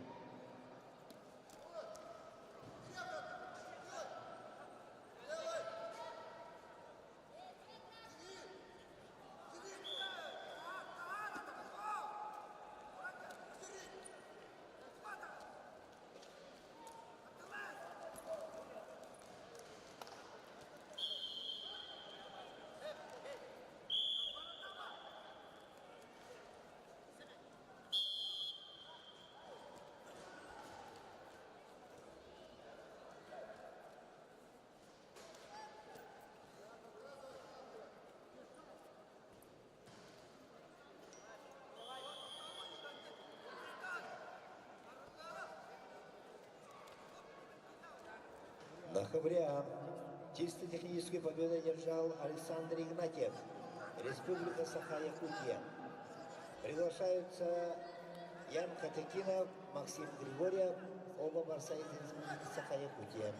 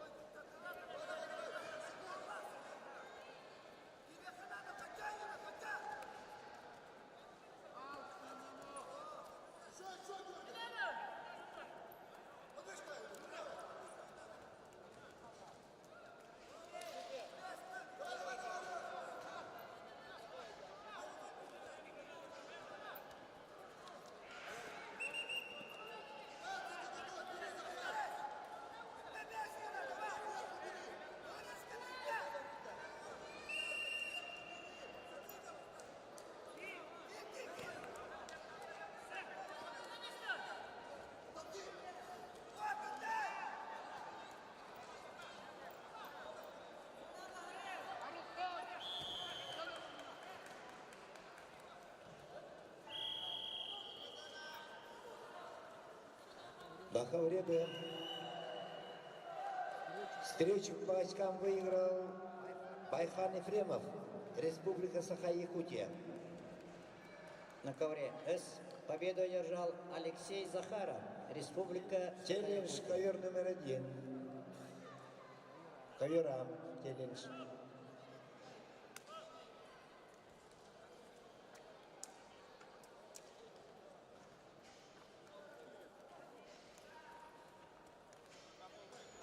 Дамир Шевелев, Артур Кузьмин, оба Республика Саха-Якутия.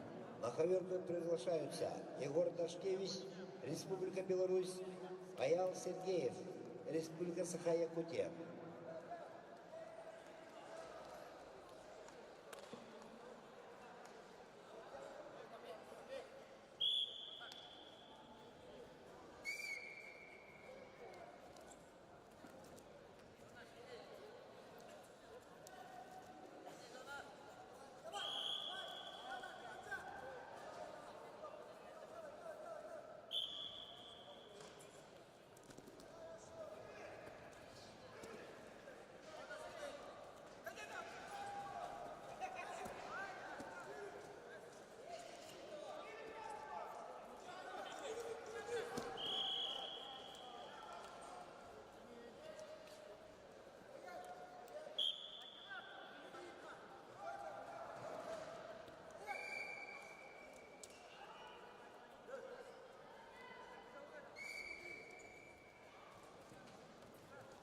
Челлендж ковер А. 4 балла синему.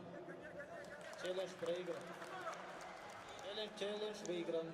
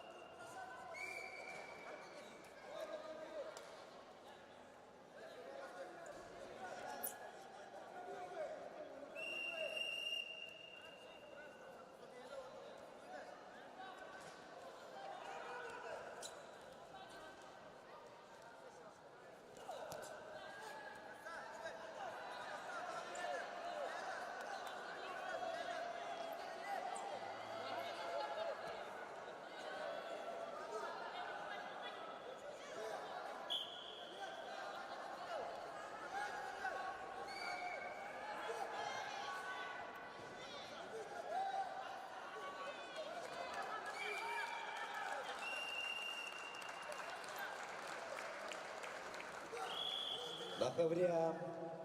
Схватку по очкам выиграл Максим Григорьев, Республика Саха-Якутия. Приглашаются на ковер Айкар Марков, Богдан, Царевжапов, Забайкальский край.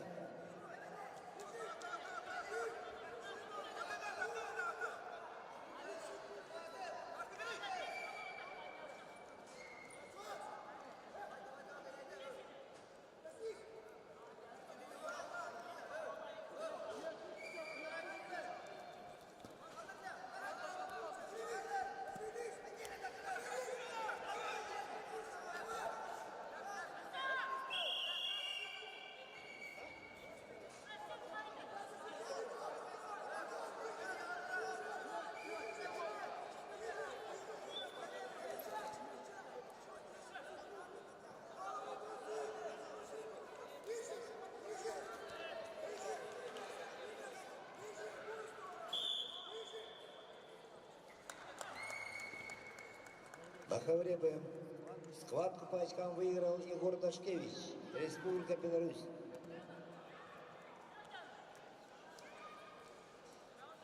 На ковер Б приглашаются Тоглдор Маттор, Монголия, Нюргун Сипанов, Республика Саха-Якутия.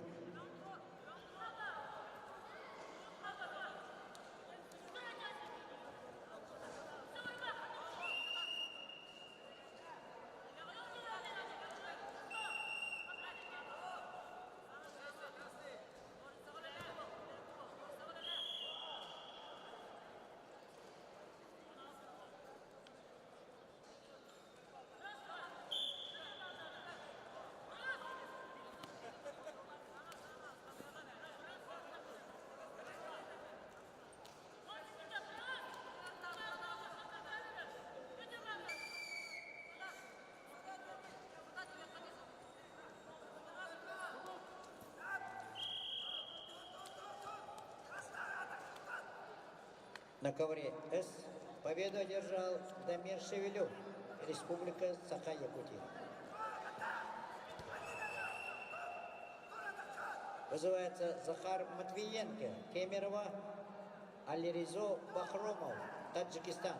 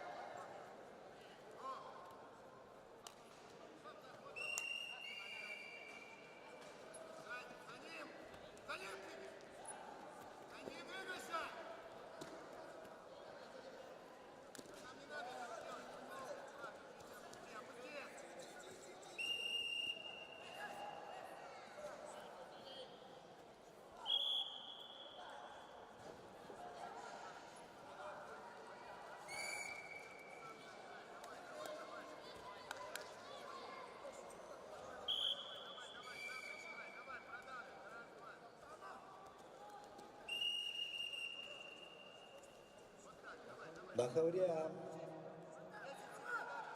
Встречу пачкам победил Айкар Марков, Республика Саха-Якутия.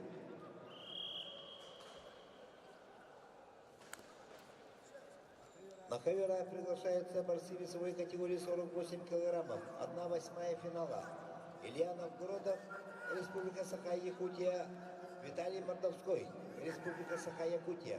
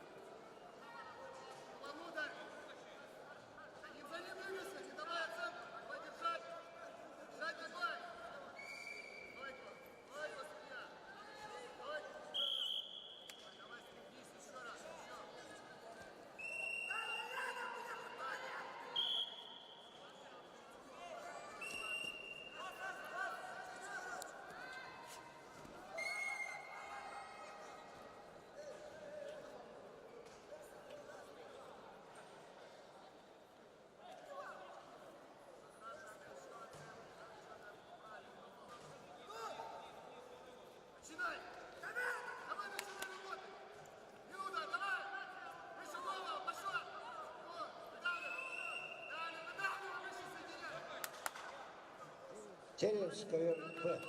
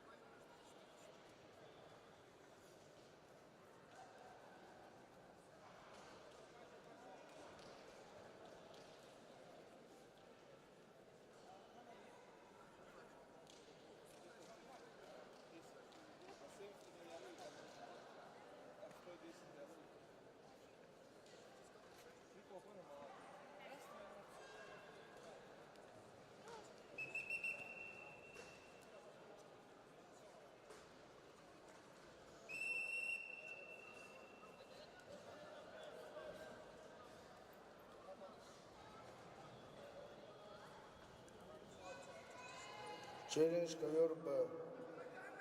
2 балла синему, еще и 1 балл синему. Челлендж проигран.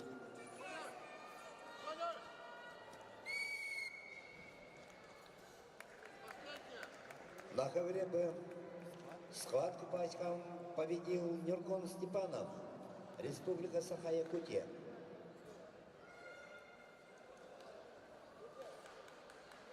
На ковер Б приглашаются Сергей Некрасов, Республика Саха-Якутия, Константин Слепцов, Республика Саха-Якутия. Весовая категория 65 килограммов, 1/8 финала.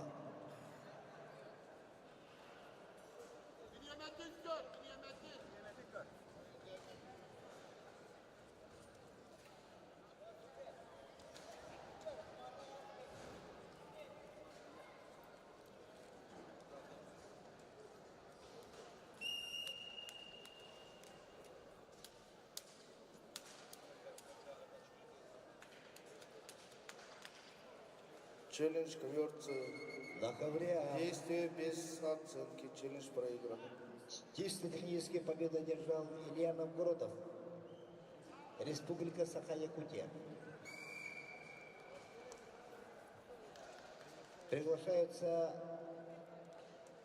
на ковер А Агаширинов, Москва, Александр Соломонов, Республика Саха-Якутия. На ковре С победу одержал Алиризо Бахромов, Таджикистан. Вызывается Степан Колесов, Республика Саха-Якутия, Ислам Кажаров, Республика Крым.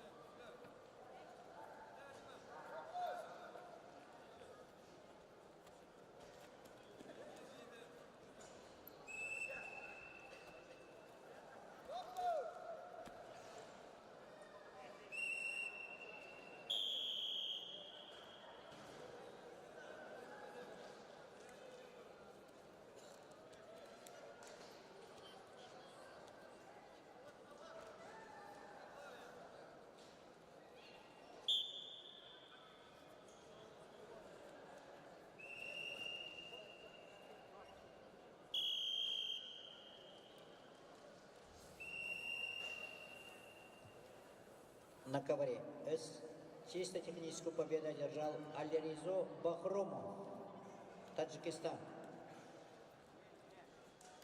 Степан Колесов, Ислам Кажаров, Республика Крым.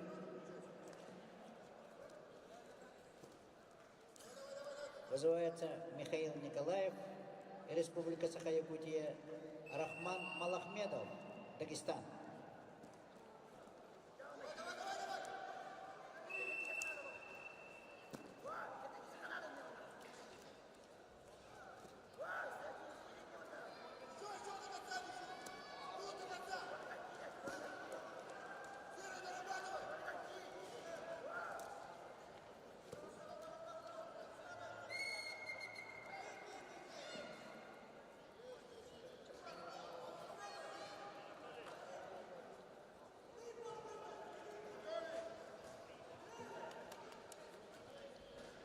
Вызывается Михаил Николаев, 110 килограммов.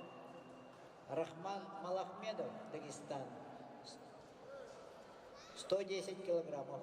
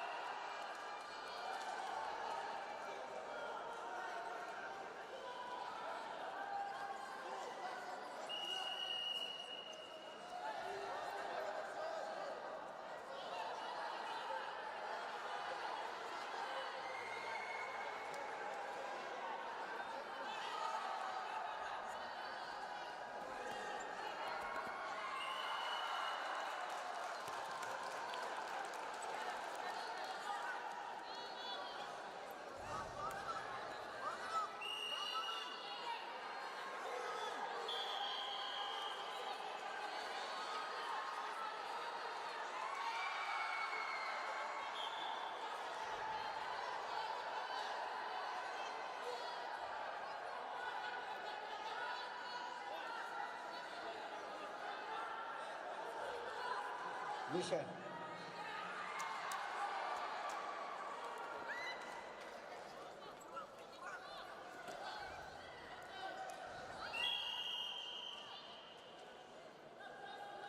На ковер приглашаются Арулхан Егоров, Республика Саха-Якутия, Борис Иринеев, Республика Саха-Якутия.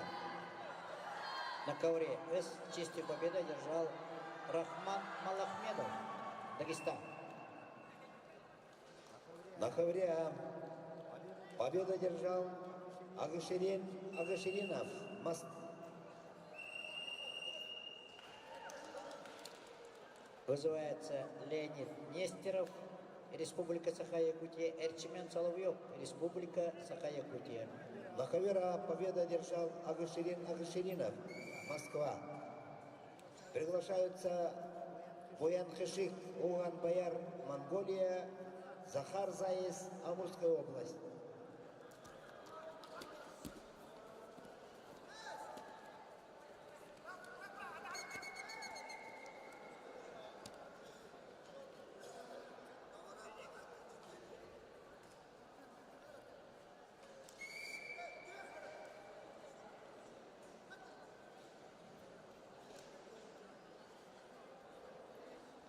Леонид Нестеров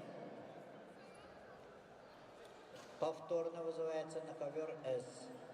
Леонид Нестеров, Республика Саха-Якутия. 110 килограммов.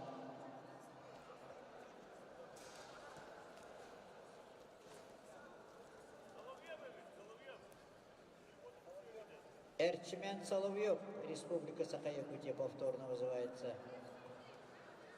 Эрчимен Соловьев.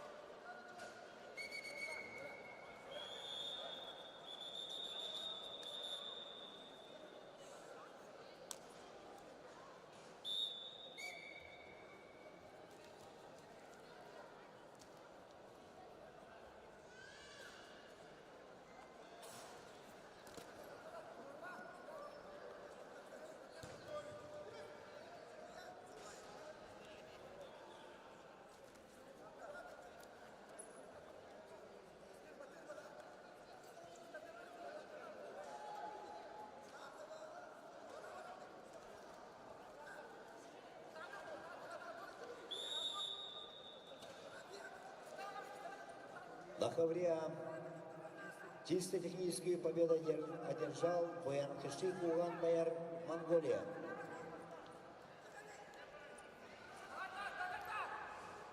Приглашается на ковер Селимхан Чаниев, Ингушетия, Анатолий Николаев, Республика Саха-Якутия.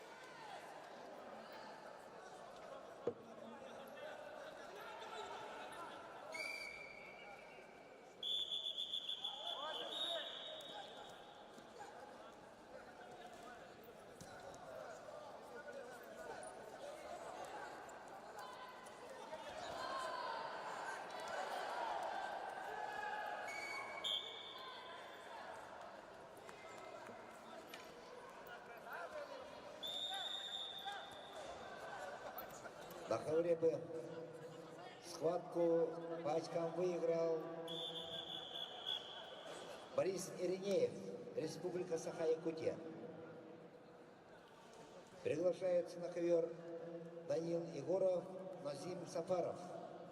Оба борца из Республики Саха-Якутия.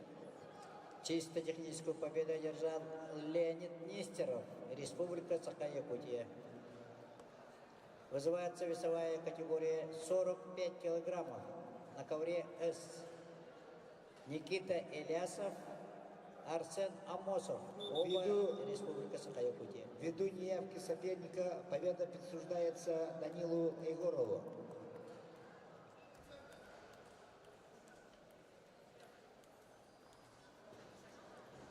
На ковер приглашаются борцы весовой категории 51 килограммов, 1/8 финала.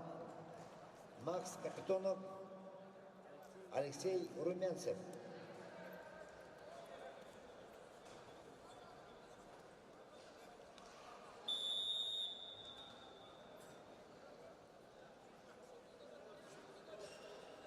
Ковер Б. Весовая категория 51 килограммов, 1/8 финала. Борец в красном трико Макс Капитонов, Капитанов, Республика Саха-Якутия. В синем трико Алексей Румянцев, Республика Саха-Якутия.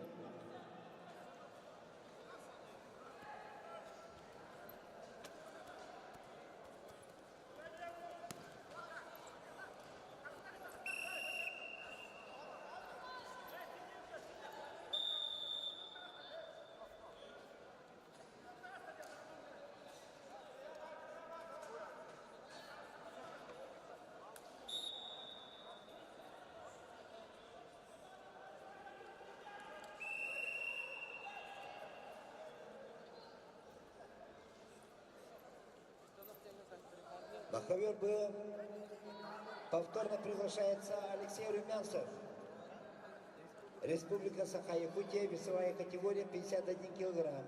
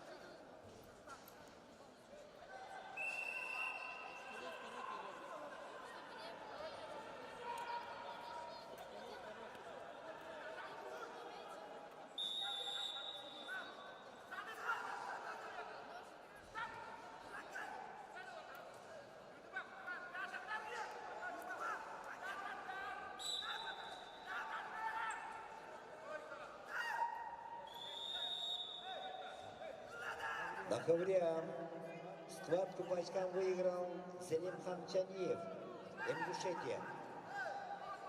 На ковер Б вторично приглашается Алексей Румянцев, Республика Саха-Якутия. Весовая категория 51 килограмм.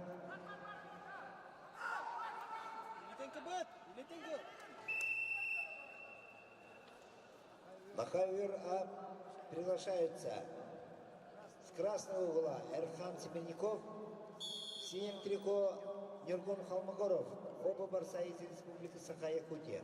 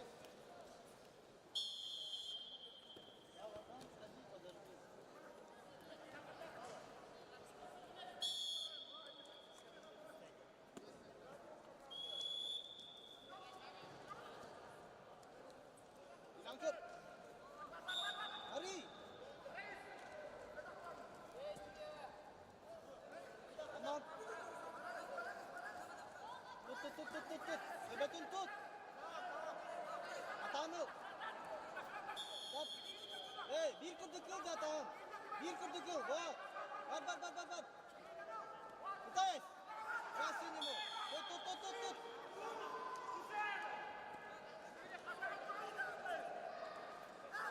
Беле.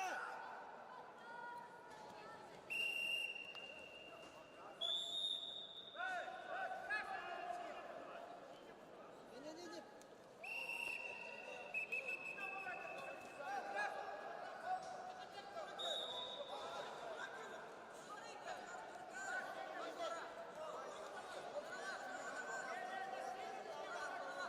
Смотрите, Петр Павлович. Там что?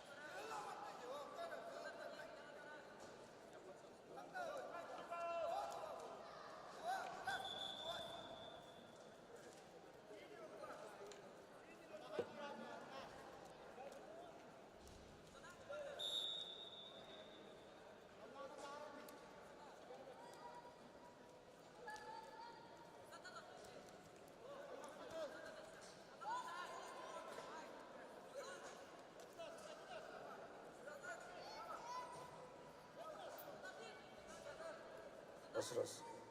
Челлендж ковер С. 2 балла красному, 2 балла синему, челлендж проигран.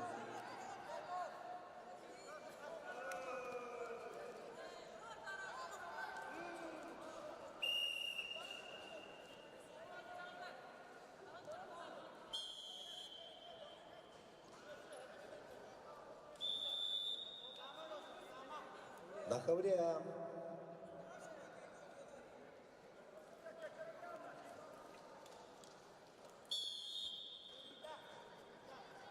Gel takım.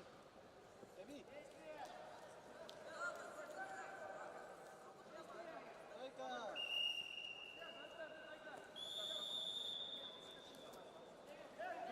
Мельниценко. Время-то назад.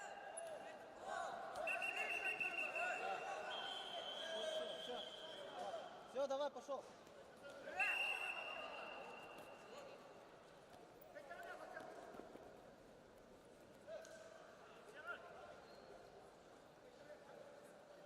Давай, в центр, до конца.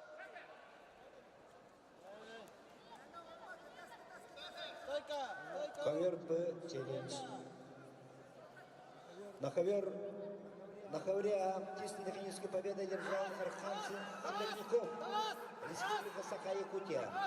На хавер приглашаются Даншин Дугаров, Забайкальский край Егор Савинов. Республика Саха-Якутия. Белка. Оценка. Боковой. Оценка есть? Нет.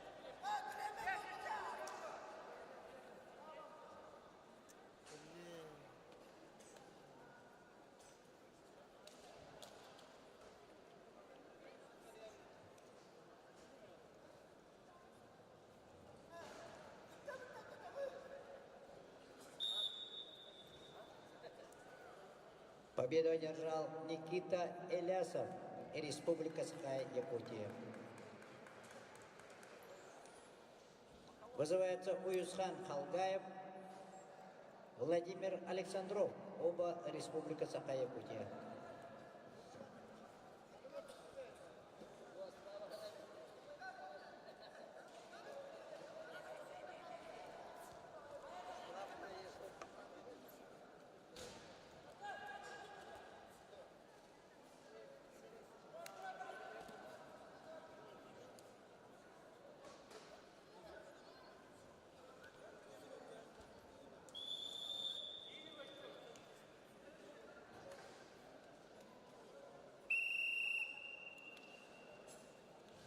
Раз.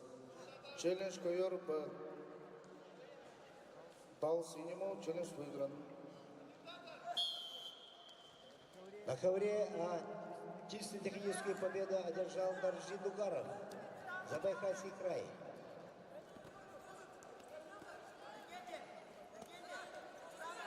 На ковера приглашаются Денис Игнатьев, Республика Саха-Якутия, Баир Намсараев, Забайкальский край.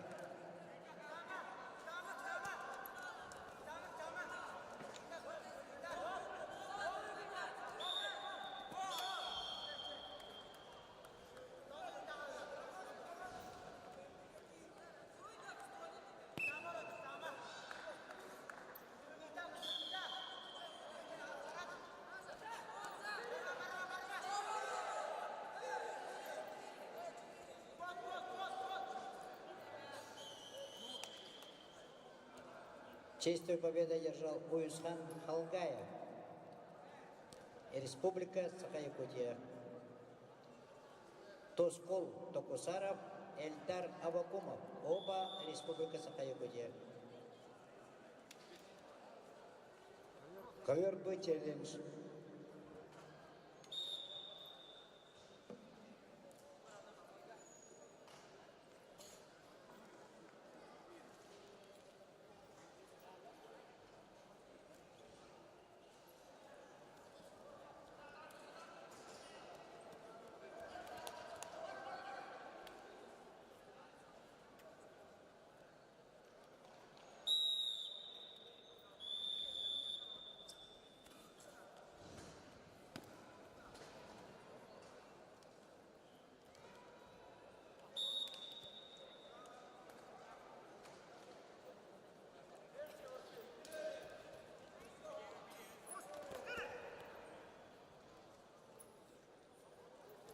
Раз.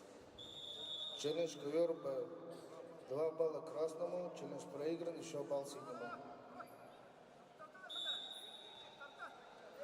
На ковре Б победу по очкам одержал Алексей Румянцев, Республика Саха-Якутия. Приглашаются Эртине Иркитова, Дмитрий Федоров, Республика Саха-Якутия.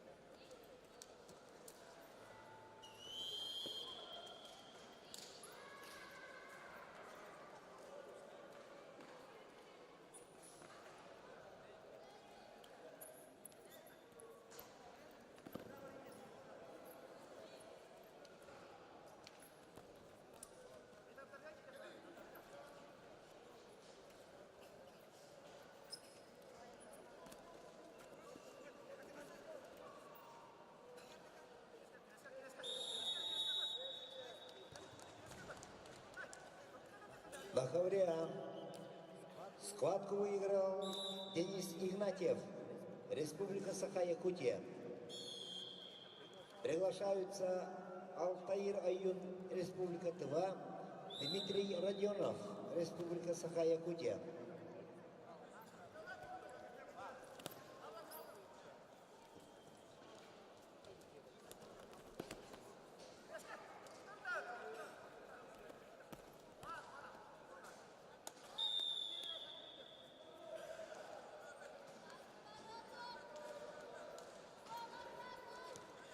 Чистую техническую победу одержал Тоскул Токусара, Республика Саха-Якутия. Басахмул Сокдок, Монголия, Эрхан Куличкин, Республика Саха-Якутия.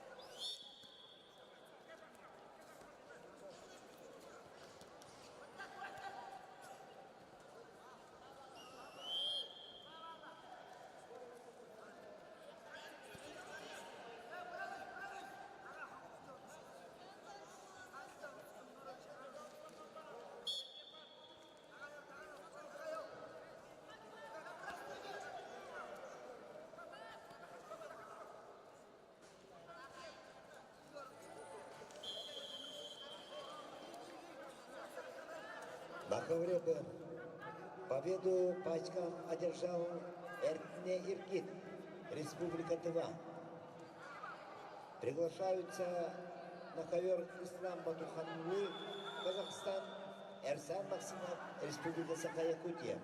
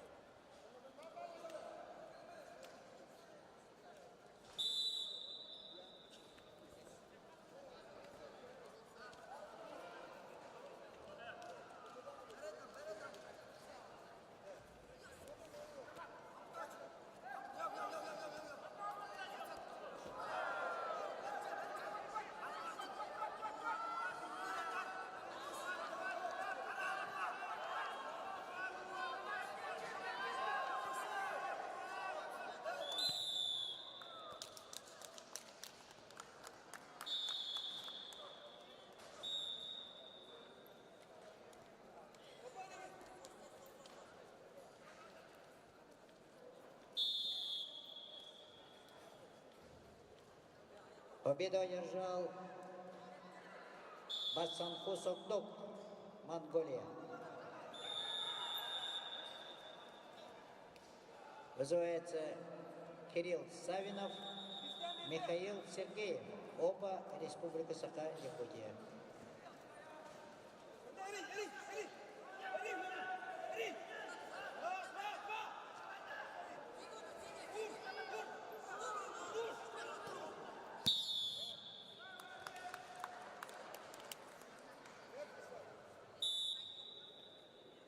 На ковре Б.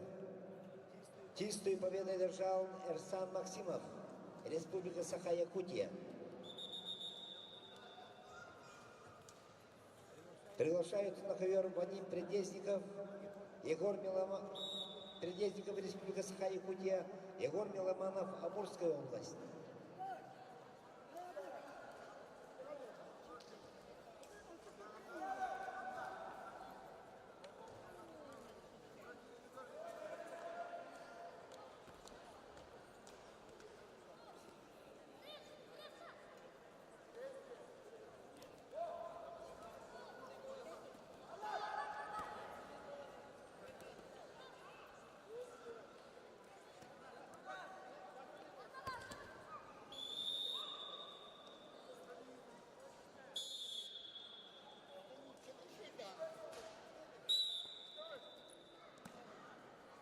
На ковре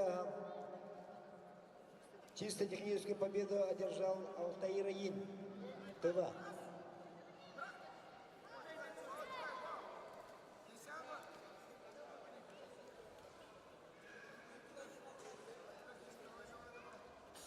На ковера приглашаются борцы весовой категории 60 килограммов. 1/8 финала. Игорь Тарасов, Республика Саха-Якутия. Артур Макаров, Республика Саха-Якутия.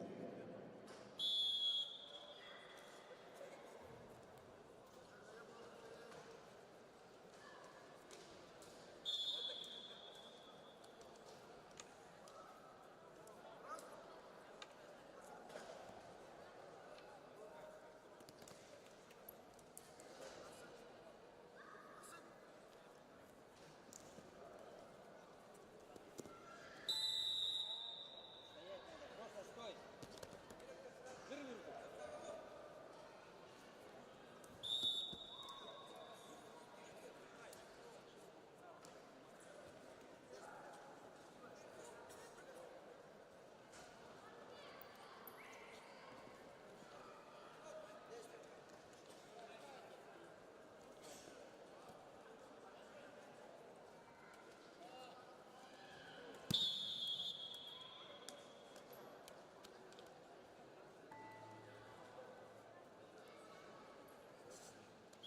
На ковре Б чистую победу одержал Вадим Предезников, Республика Саха-Якутия. Приглашаются на ковер Алексей Фокинов, Республика Саха-Якутия, Михаил Осипов, Республика Саха-Якутия.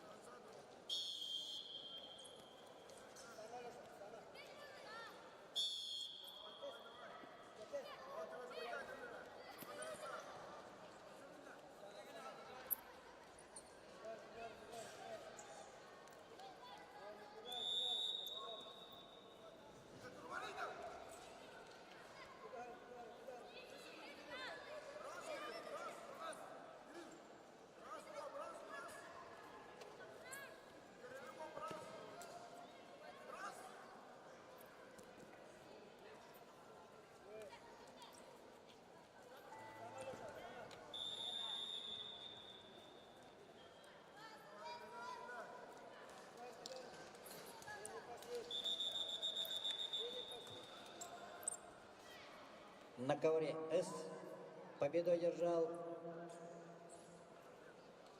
Михаил Сергеев и Республика Саха-Якутия. Вызывается Арлхан Контогоров и Республика Саха-Якутия, Максим Сальников, Приморье.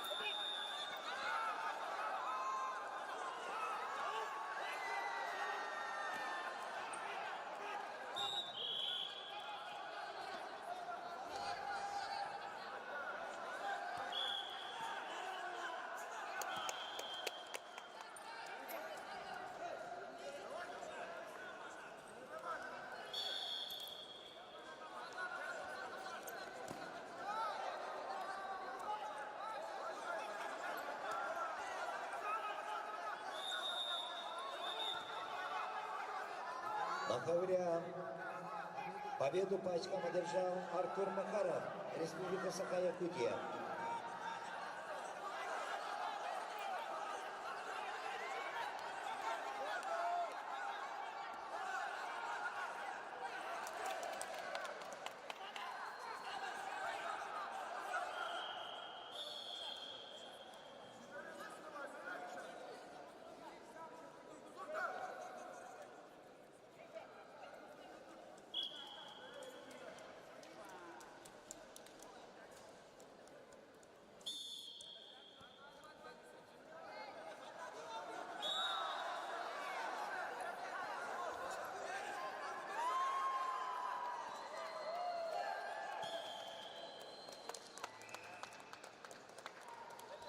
На ковре Б чистую победу одержал Алексей Фокинов, Республика Саха-Якутия.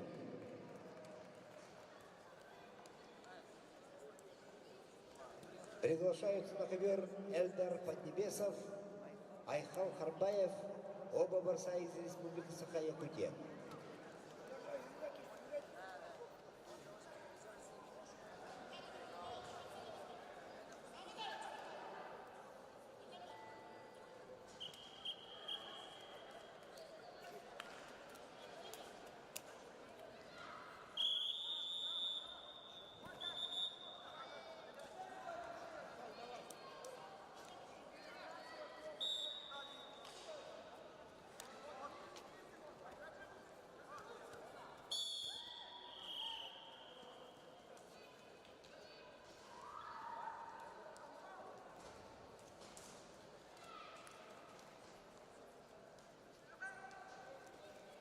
Чисто техническую победу одержал Арлхан Контогоров, Республика Саха-Якутия. Вызывается Владимир Скрябин, Леонид Иванов, оба Республика Саха-Якутия.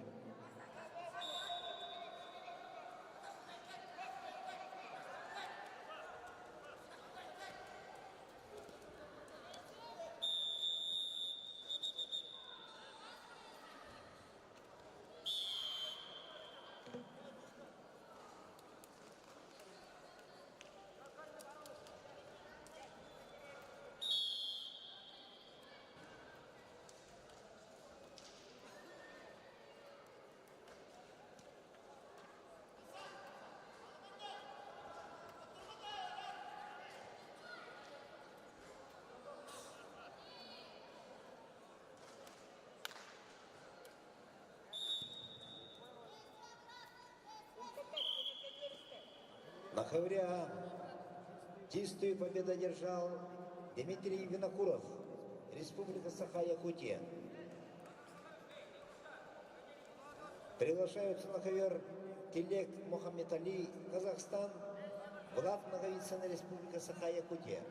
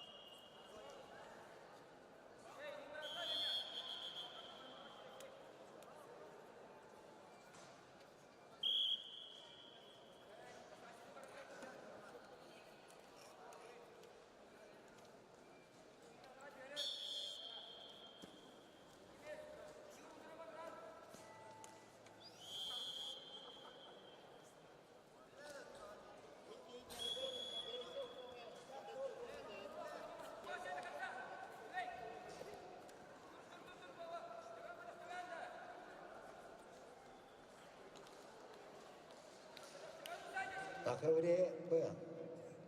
Чисто техническую победу одержал Поднебесом Эльдар, Республика Саха-Якутия. На ковер приглашаются Кундю Местников, Республика Саха-Якутия, Манван Бамзрач, Тумен-Токтох, Монголия. На ковре С победу одержал Леонид Иванов. Вызывается Николай Алексеев, Спартак Николаев. Оба Республика Саха-Якутия. На ковре А чисто техническую победу одержал Влад Наговицын, Республика Саха-Якутия.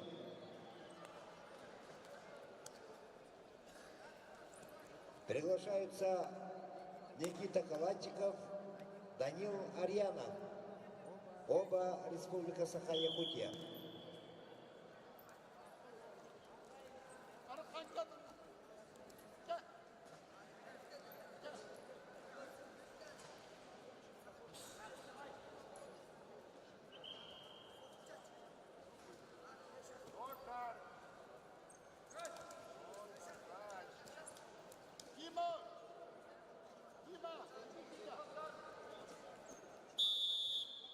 Доктор.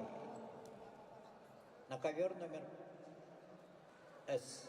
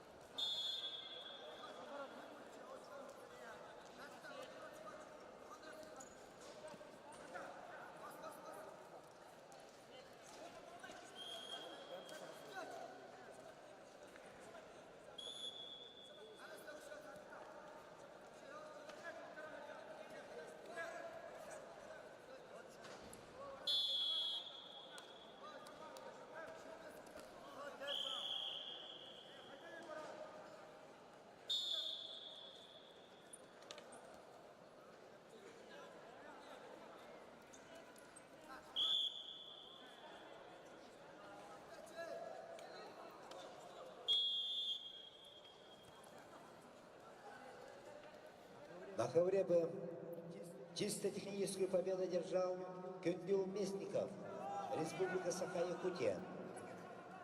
Приглашаются на ковер Гаврил Федоров, Прокопьев Афанасьев. Оба Республика Саха-Якутия.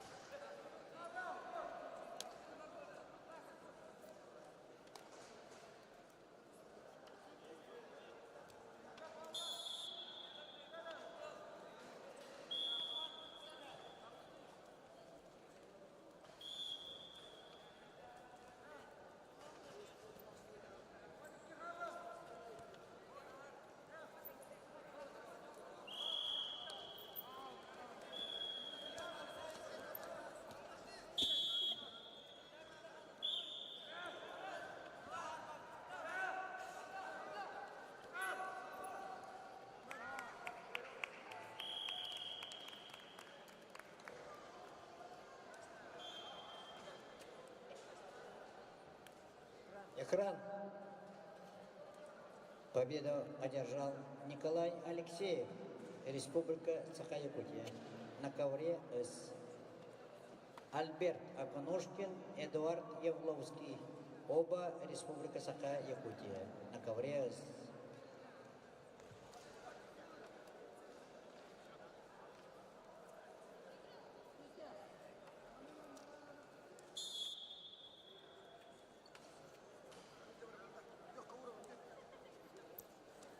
Весовая категория 55 килограммов.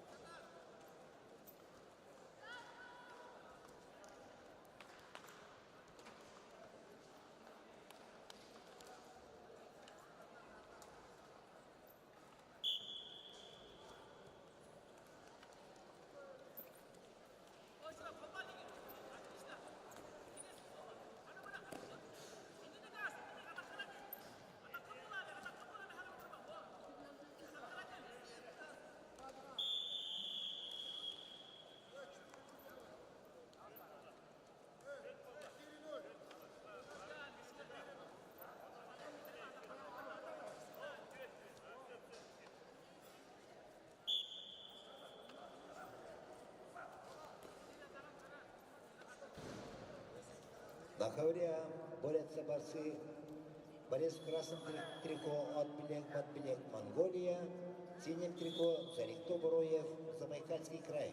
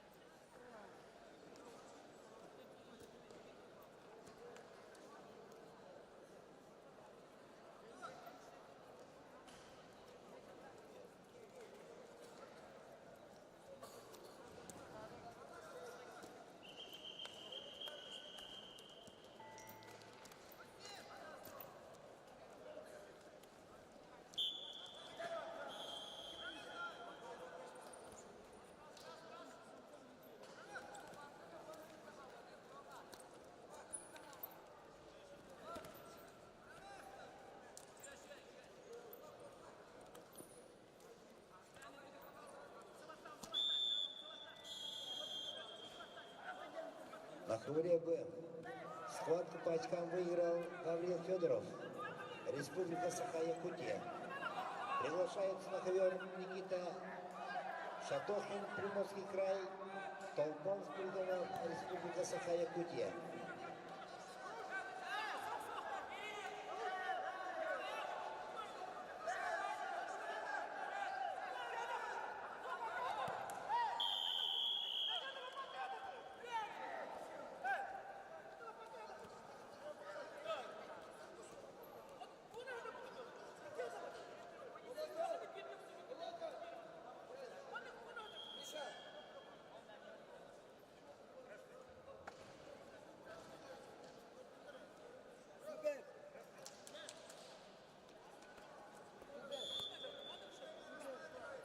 На ковер Б вторично приглашаются Никита Шатохин, Приморский край, Толпон Спиридонов, Республика Саха-Якутия.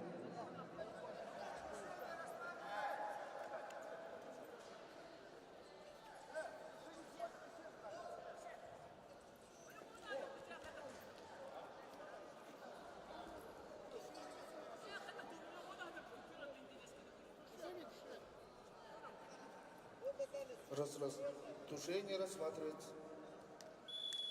Чистую победу на туше одержал Эдуард Явловский, Республика Саха-Якутия. Вызывается Шамиль Чаньев, Валерий Корякин, Республика Саха-Якутия. Шамиль Чаньев, Москва. Вес 55 килограммов. На ковре А приглашаются Арсен Андросов, Александр Игнатьев. Оба борца из Саха-Якутия.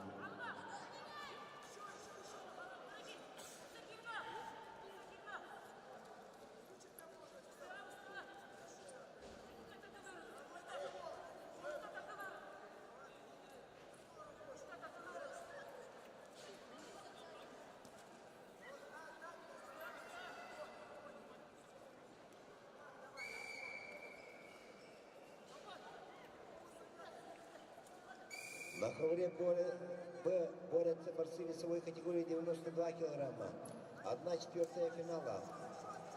Борец в красном трико Никита Шатохин, Приморский край. В синем трико Толпан Спиридонов, Республика Саха-Якутия.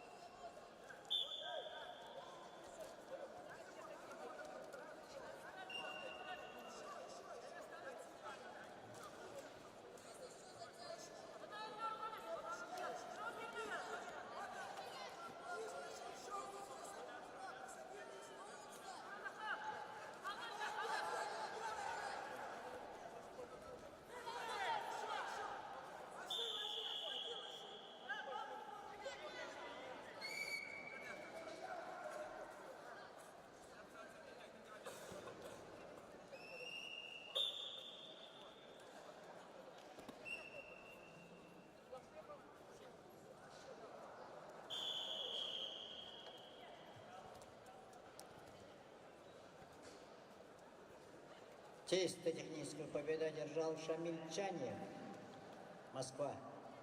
Вызывается Эрденей Седенджапов, Мичель Стручков. Эрденей Седенджапов, Республика Бурятия. Мичель Стручков, Республика Саха-Якутия.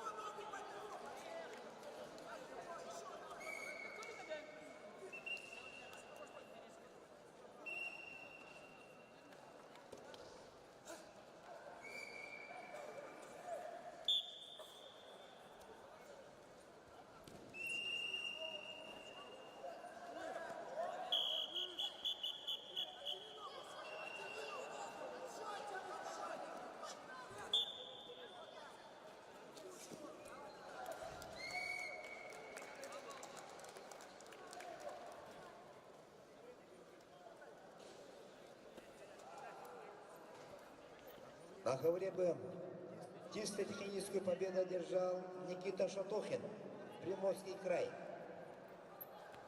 Приглашается на ковер Роман Негоров, Гарик Кондаков, оба борца из Республики Саха-Якутия.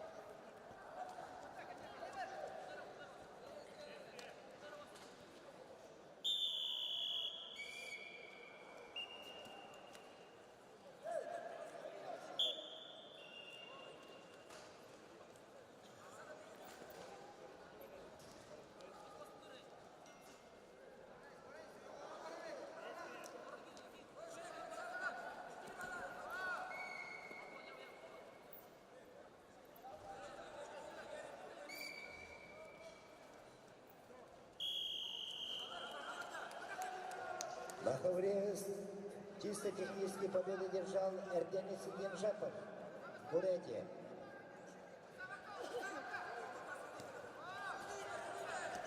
Приглашается Самвел Прокопьев, Республика Саха-Якутия, Егор Ермаков, Амурская область.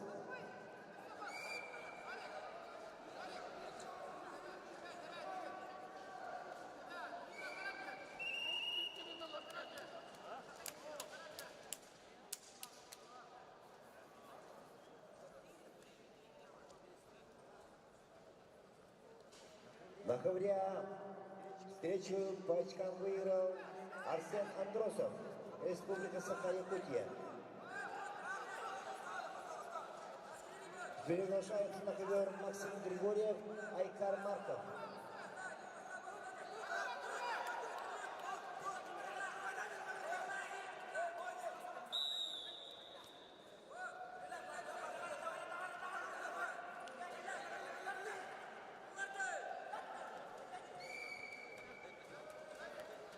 На ковера приглашаются борцы весовой категории 60 килограммов, 1/8 финала.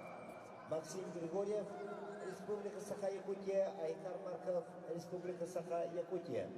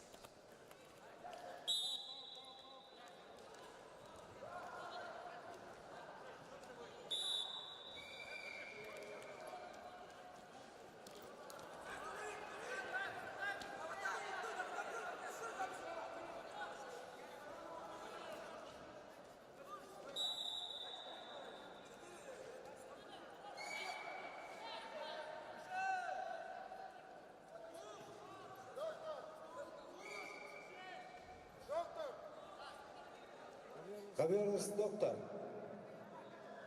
Доктор Хаверус.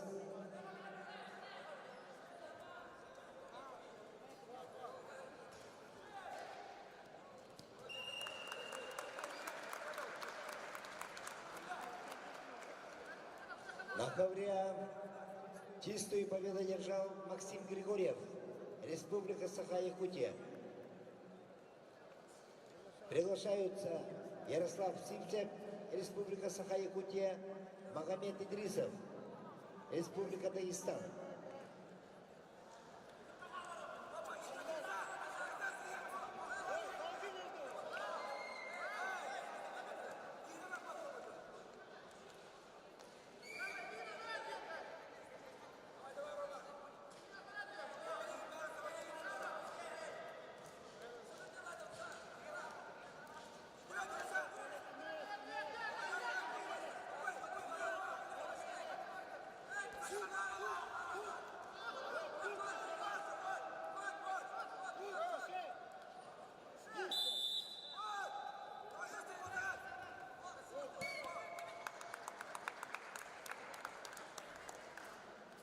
На ковре Б чистую победу держал Гарик Кондаков, Республика Саха-Якутия.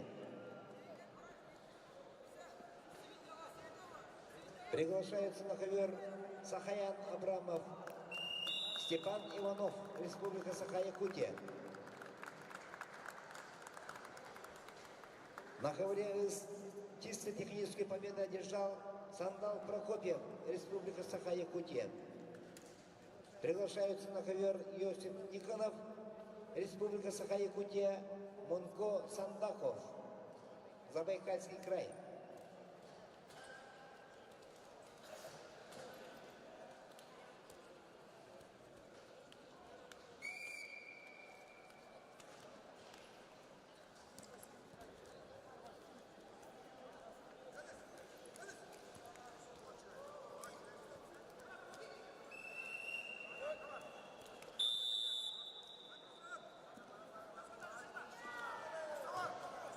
На ковре А чисто техническую победу держал Магомед Идрисов, Республика Дагестан.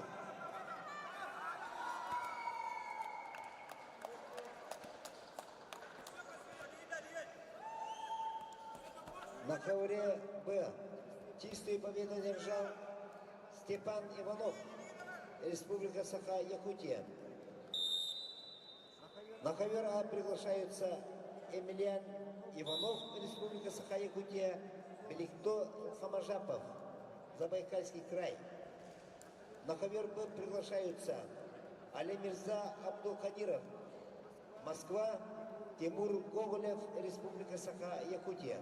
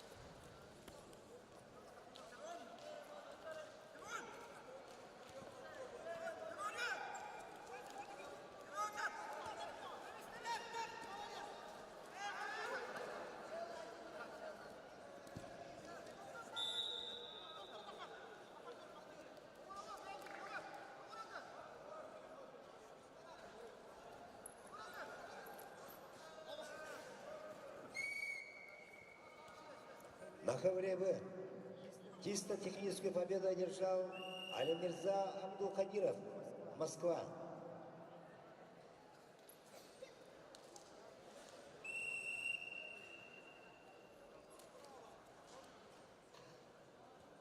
На ковер приглашаются Олег Кисляков, Республика Саха-Якутия, Александр Жданов, Республика Саха-Якутия. Весовая категория 42 килограмма, 1/4 финала.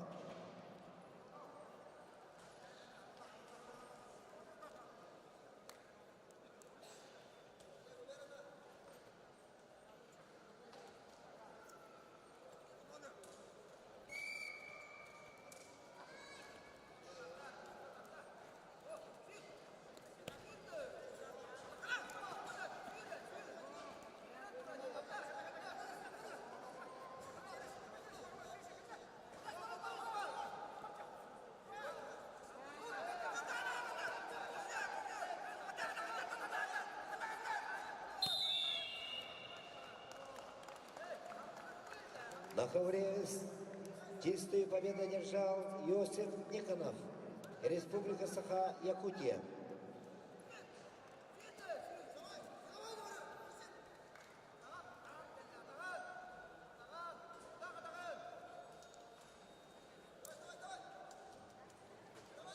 На ковер приглашаются борцы весовой категории 55 килограммов. 1/8 финала. Алексей Петров, Роман Кириллин, оба борца из Республики Саха-Якутия.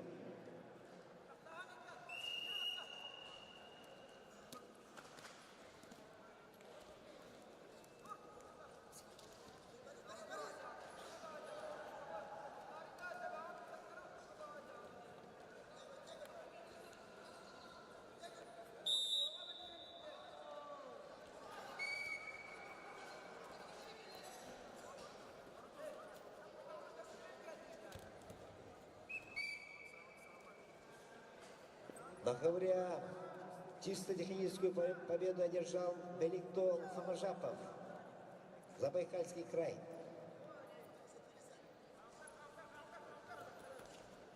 Приглашаются на ковер Сухбат Кансух, Монголия, Толойхан Никитин, Республика Саха-Якутия.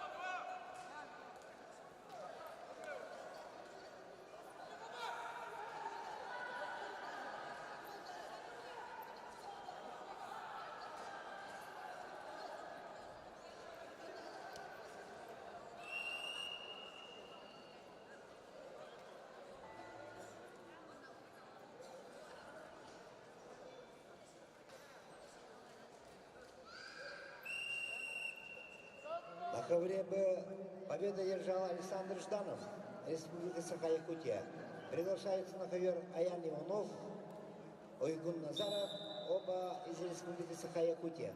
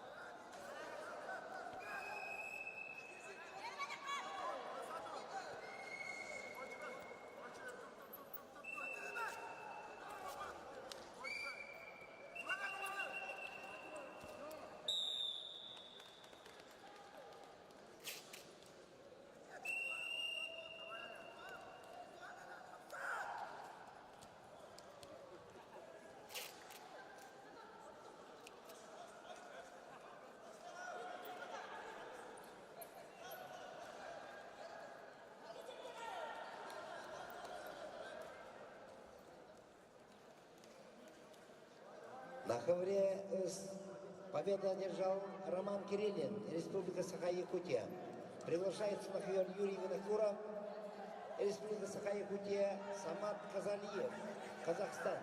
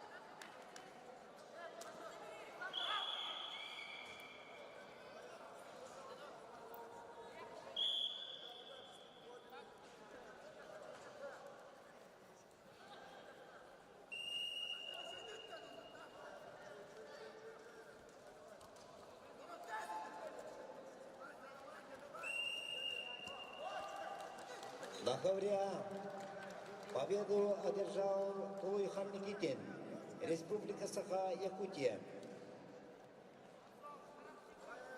Приглашаются на ковер Тумян Дандоков, Бурятия, Владимир Басов, Республика Саха-Якутия.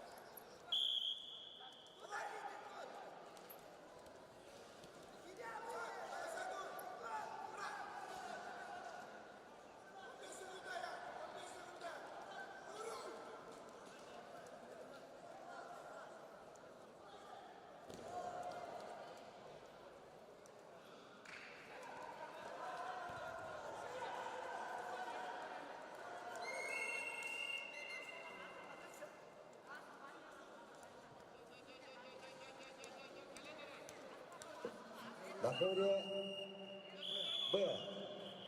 Схватку выиграл Назаров Ойгун, Республика Саха-Якутия.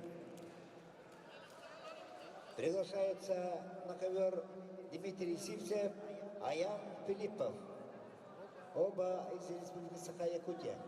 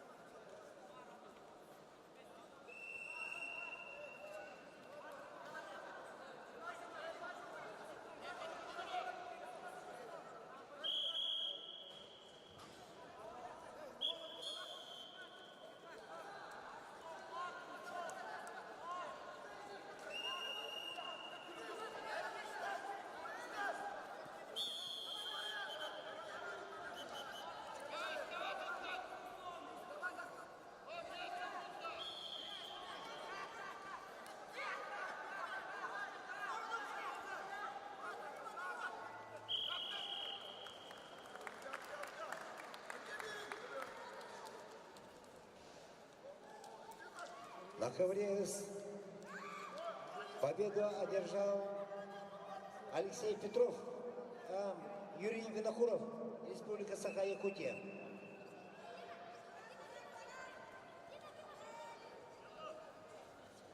Приглашается Дархан Каримов, Республика Саха-Якутия, Ахмад Мусахаджиев, Дагестан.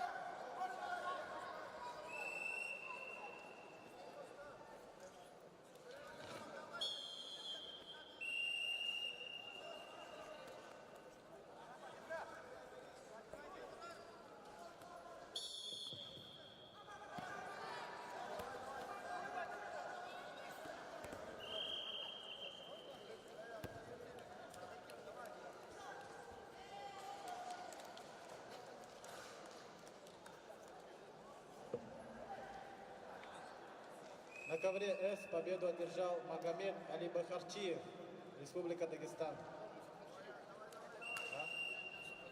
Ахмад Мусахаджиев, поправка. Вызывается на ковер Магомед Алибахарчиев, Балдан Жаргалов.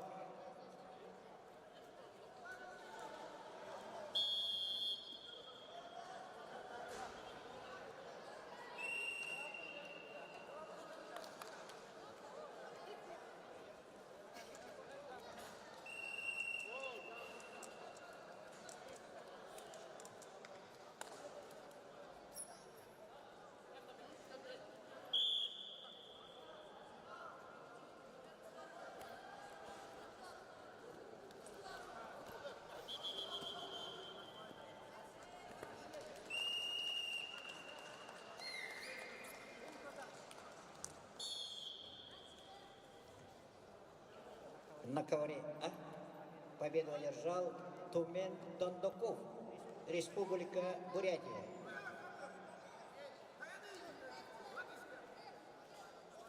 Вызывается Сарел Никитин, Республика Саха-Якутия, Аюр Минджурдоржин, Забайкальский край.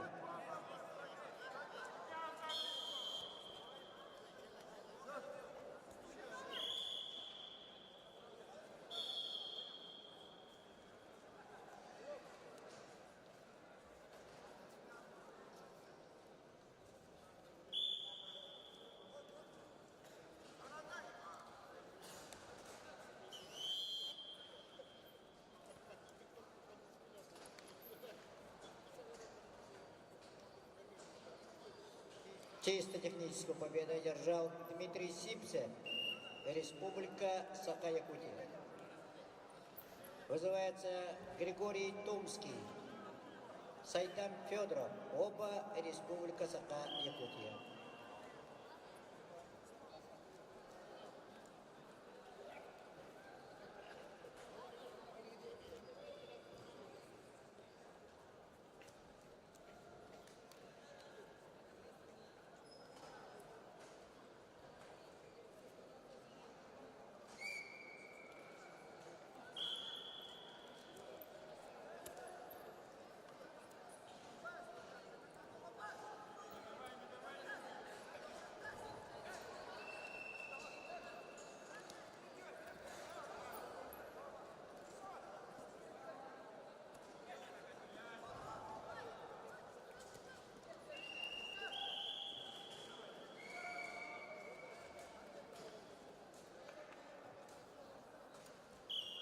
Чисто техническую победу одержал Сайтам Федоров, Республика Саха-Якутия. Вызывается Артур Попов, Республика Саха-Якутия, Жамбал Намсараев, Забайкальский край.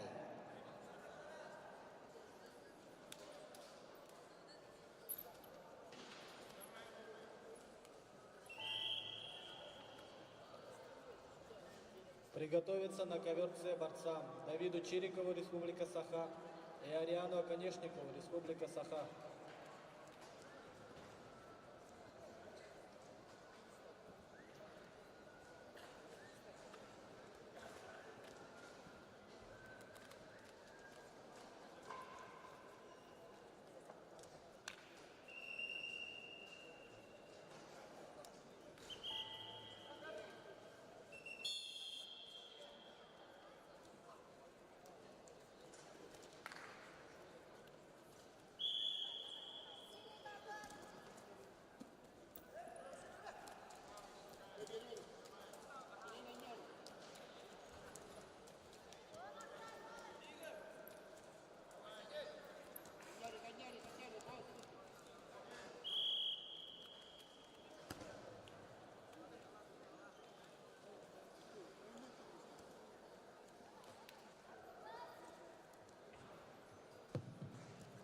На ковре С победу одержал Магомед Али Бахарчиев, Республика Дагестан.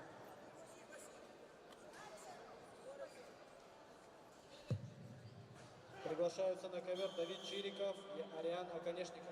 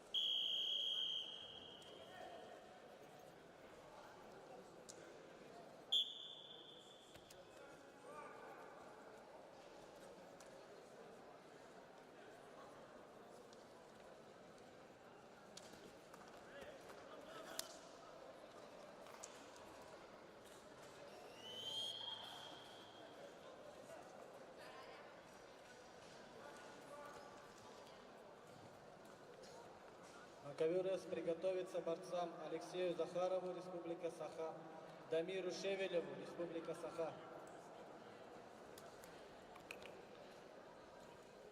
Ковер А, челлендж. 2 синему, челлендж выигран, да?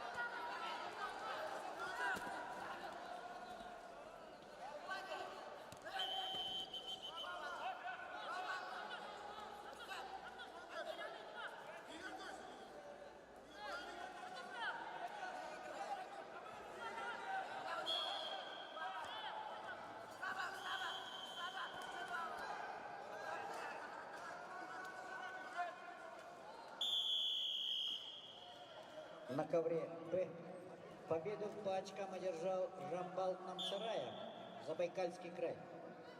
Вызывается Байхан Ефремов, Республика Саха-Якутия, Егор Ташкевич, Белоруссия.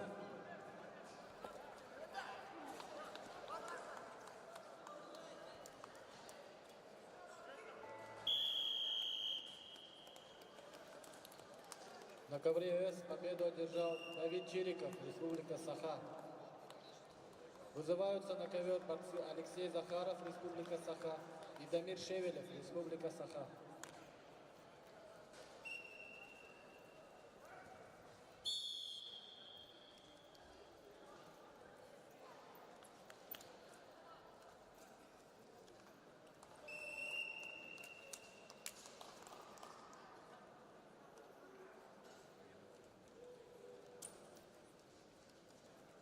На ковре А победу по очкам одержал Аюр Минджун Дорджин, Забайкальский край.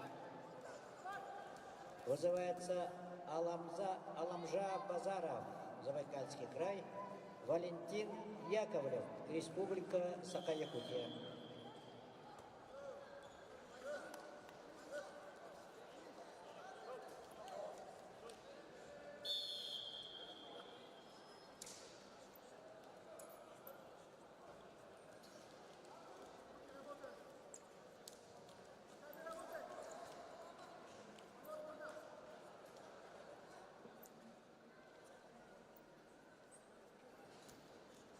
На ковер С приготовиться борцам Алиризо Бахромов, Республика Таджикистан, Ислам Кажаров, Республика Крым.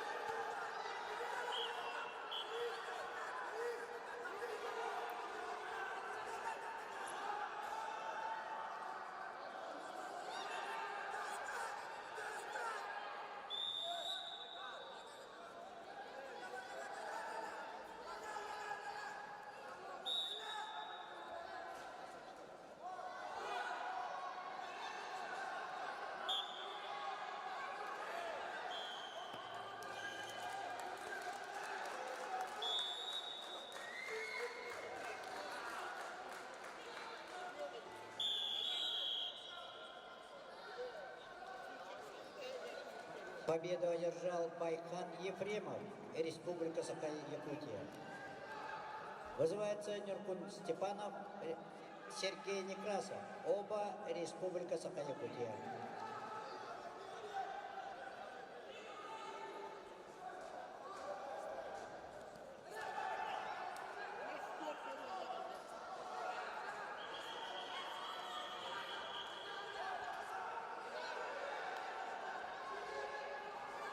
Повторно вызывается Нюркун Степанов, Сергей Некрасов, оба Республика Саха-Якутия.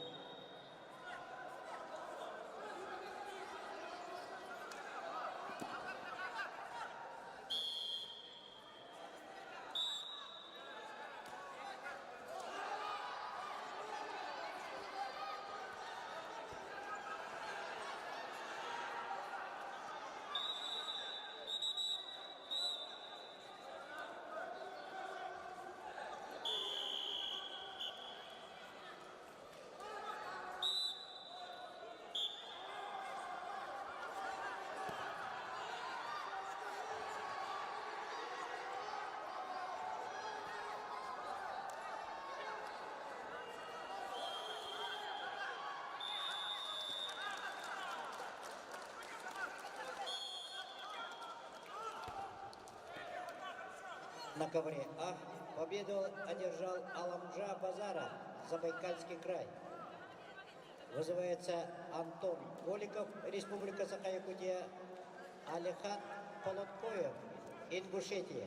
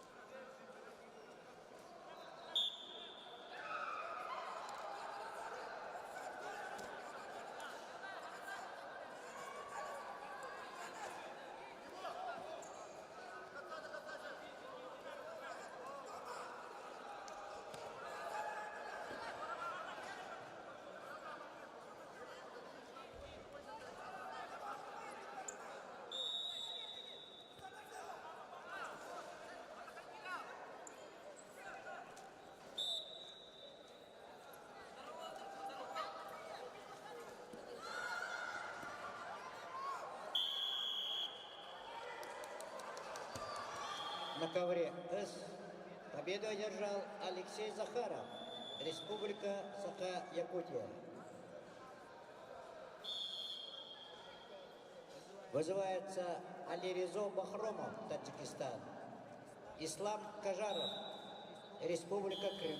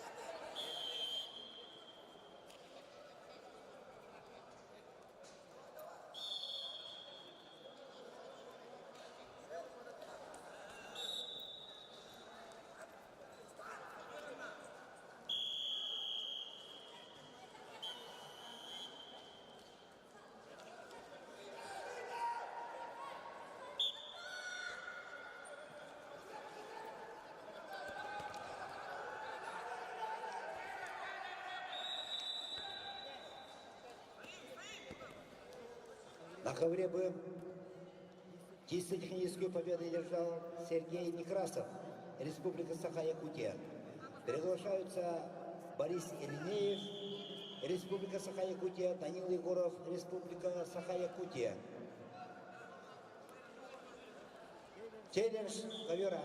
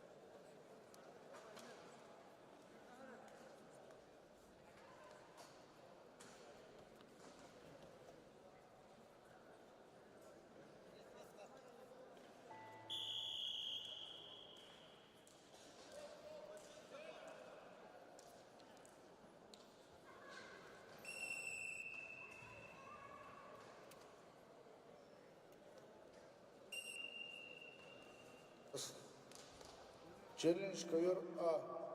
Действие после времени. Челлендж проигран. Балл красному.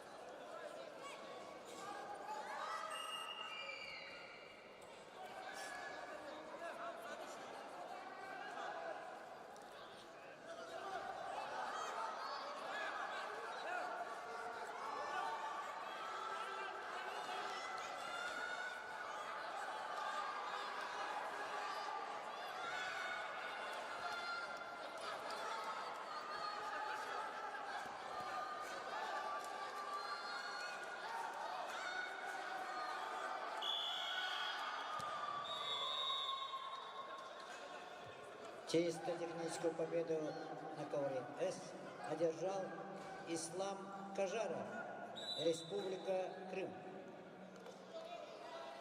Вызывается Никита Элясов, Оюсхан Халгаев, оба Республика Саха-Якутия.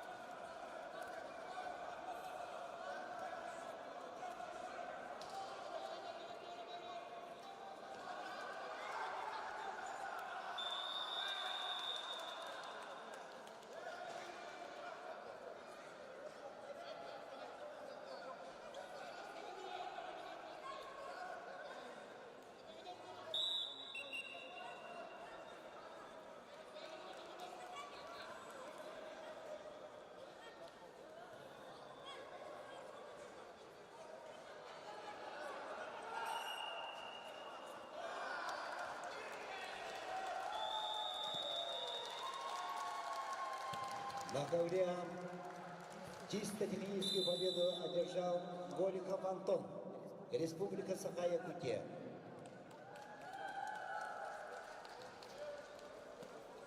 Приглашаются на ковер Аюш Кужугет, Республика Тыва, Дмитрий Неустроев, Республика Саха-Якутия.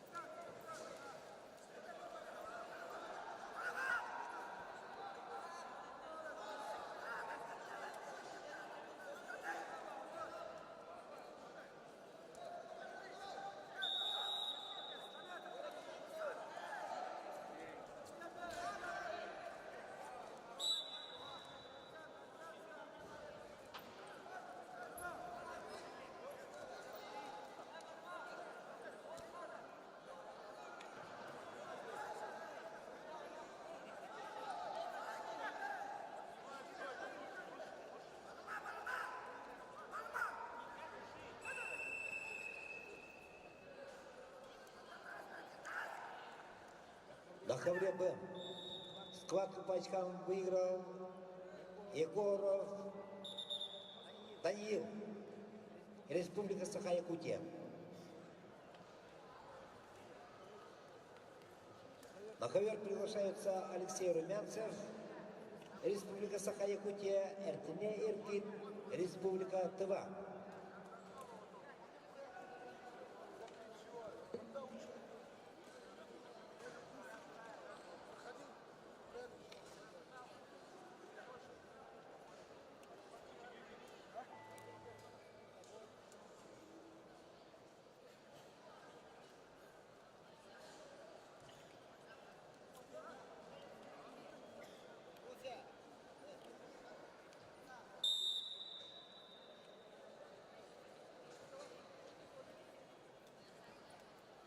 На ковер Б вторично приглашается Алексей Румянцев, Республика Саха-Якутия. Весовая категория 51 килограммов, 1/4 финала.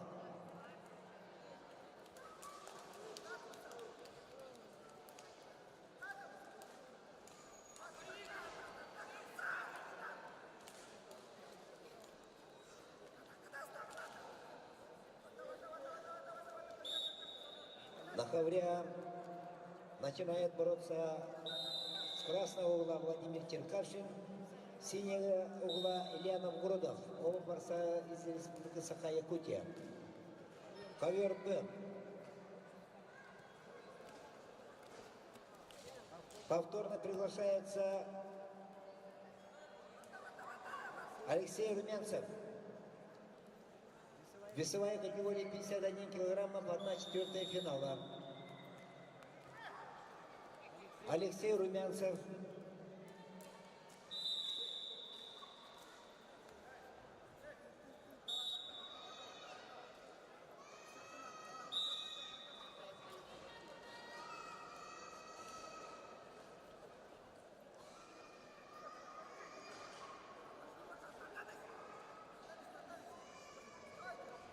На ковер Б повторно приглашается Алексей Румянцев,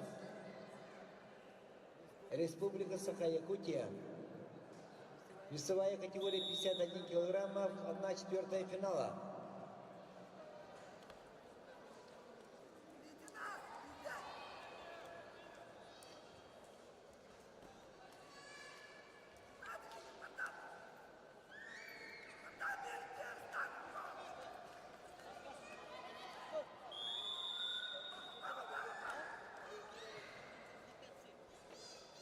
Ковер Б.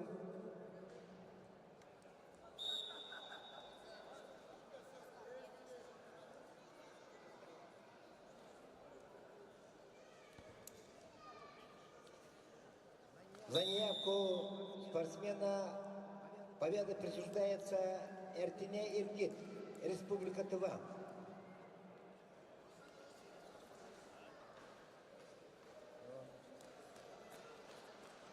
На ковер приглашается Эрсан Максимов, Вадим Победу Колесников. одержал Оюскан Халгая, Республика Саха-Якутия.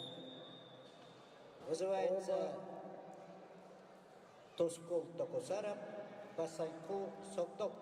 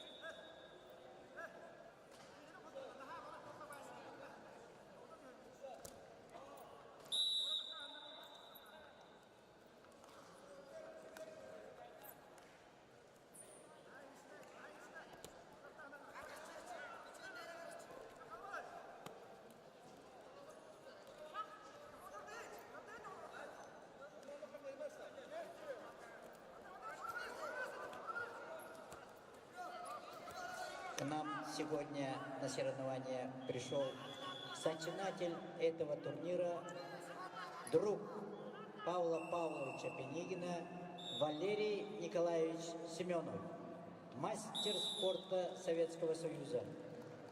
Похлопаем, друзья.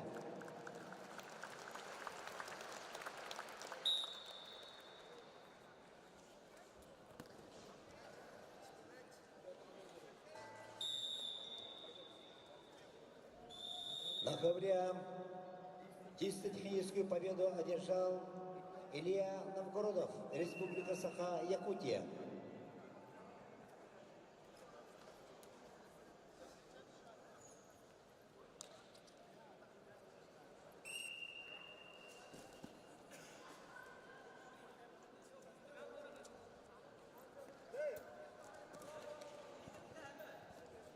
На ковера приглашаются Агаширинов, Москва, Боян Хышик, Логан Бояр, Монголия.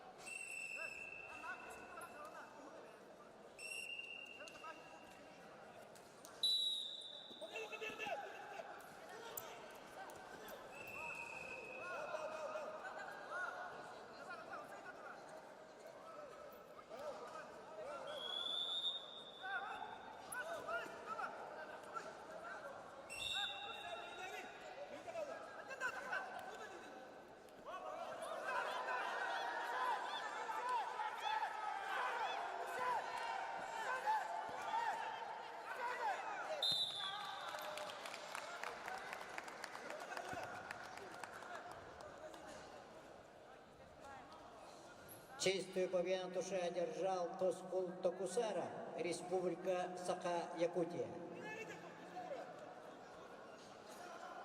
Вызывается Михаил Сергеев, Республика Саха-Якутия, Арлхан Контугоров, Республика Саха-Якутия.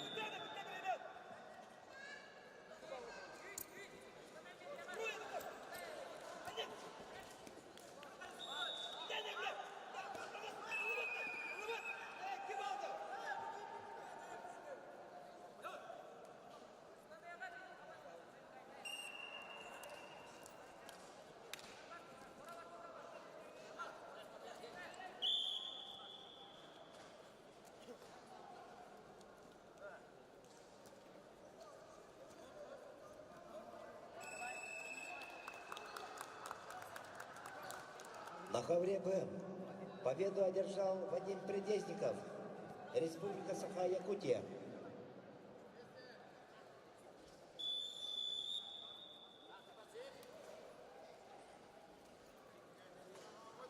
Приглашаются Алексей Фокинов, Эльдар Поднебесов, оба борца из Республики Саха-Якутия.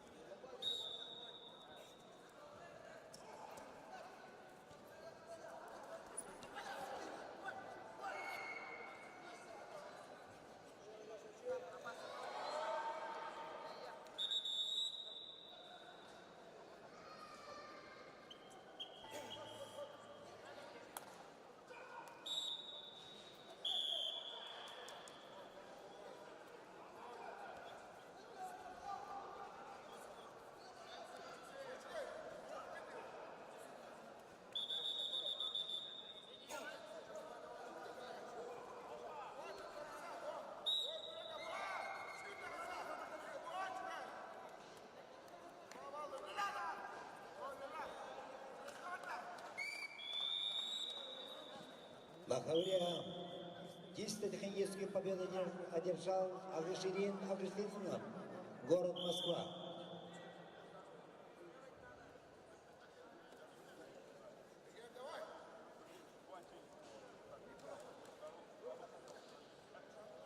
На ковер приглашаются Селимхан Чаньев, Республика Ингушетия, Эрхан Семенников, Республика Саха-Якутия.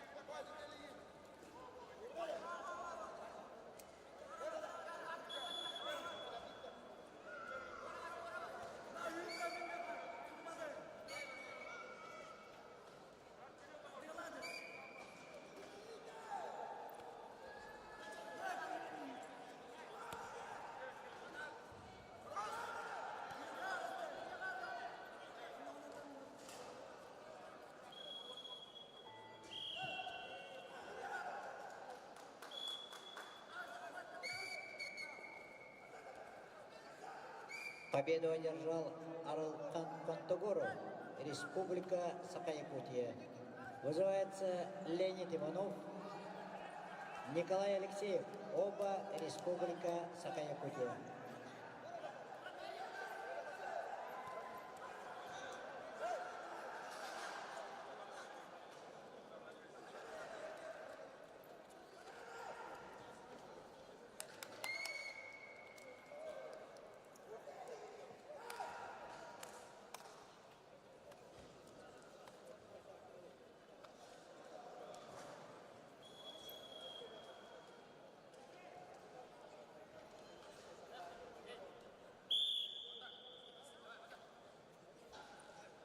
На ковре Б победу одержал Алексей Фокинов, Республика Саха-Якутия. На ковре А победу одержал Селимхан Чаньев, Республика Ингушетия. Приглашаются на ковер А Дарши Тугаров, Забайкальский край, Денис Игнатьев, Республика Саха-Якутия. На ковер Б приглашаются Борис Кюндюль-Местников, Гаврил Федоров, оба борца из Республики Саха-Якутия.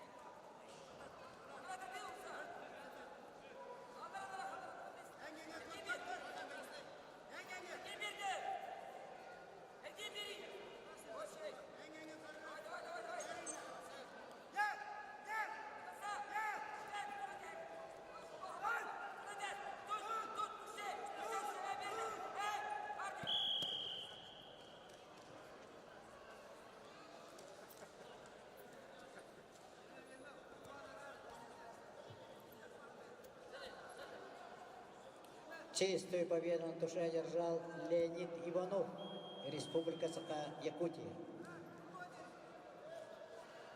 Вызывается Эдуард Явловский, Шамиль Чаньев,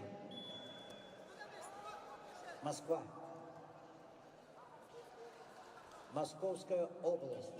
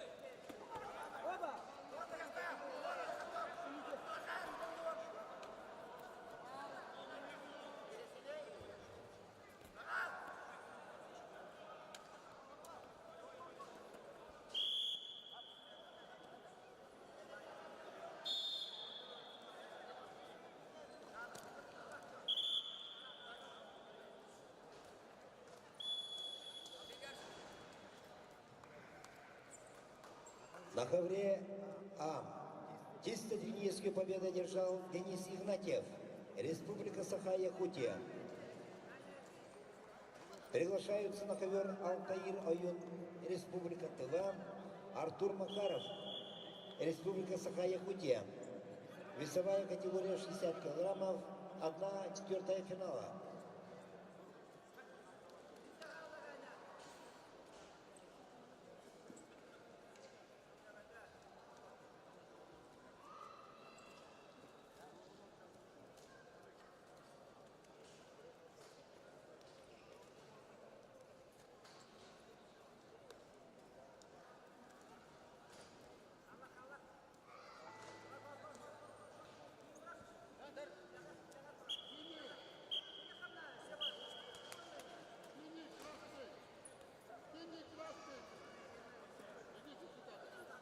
На ковре Б. Чисто техническую победу одержал Гюндил Местников, Республика Саха-Якутия.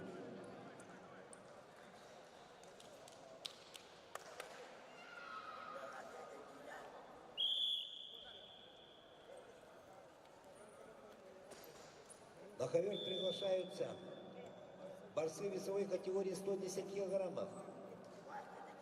В красном трико Василий Хлопков, Республика Саха-Якутия. Борец в синем трико Рахман Малахметов, Республика Дагестан.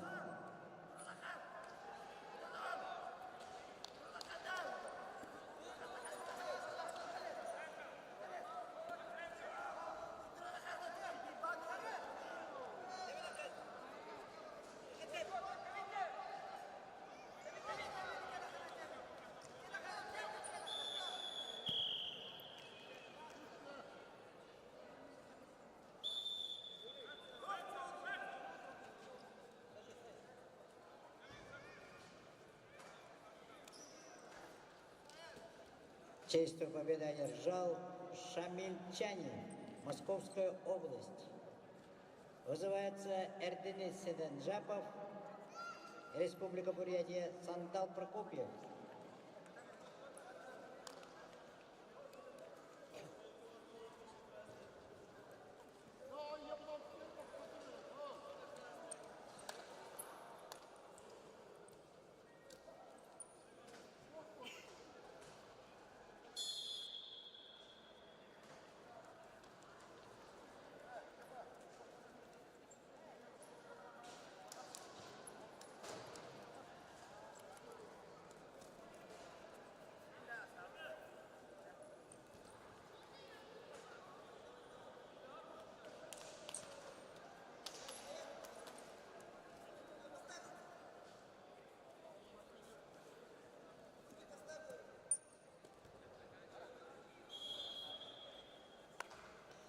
На ковре Б. Чисто техническую победу одержал Рахман Малахметов.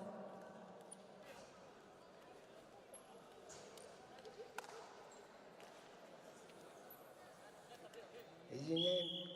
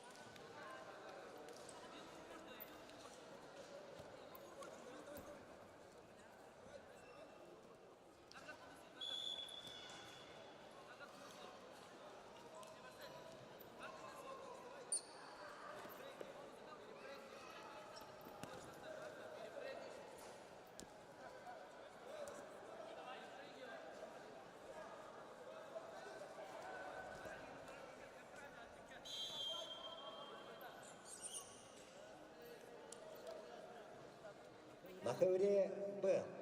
Чисто техническую победу одержал Рахман Малахметов, Республика Дагестан.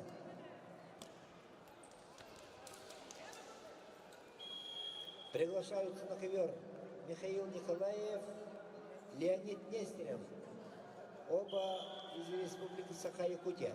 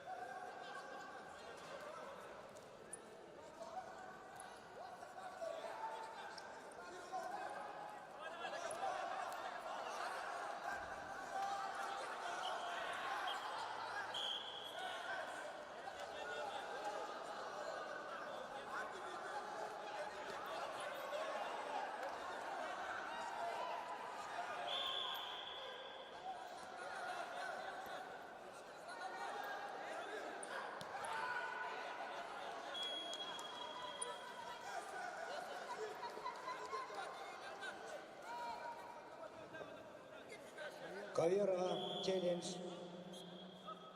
Ковер А челлендж.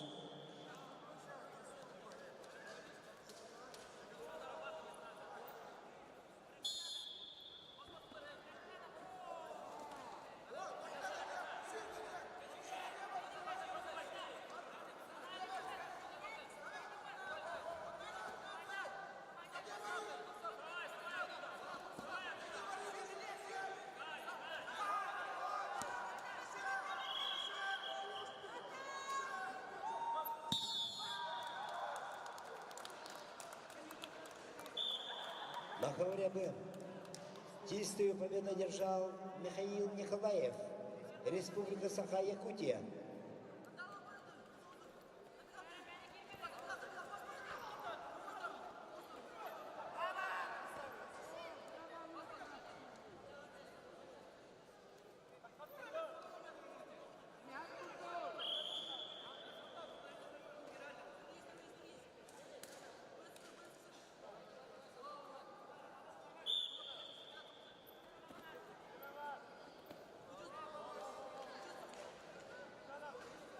Челлендж ковер А. Действие после времени. Балл синему. Челлендж проигран. На ковре А победу одержал Артур Макаров, Республика Саха-Якутия.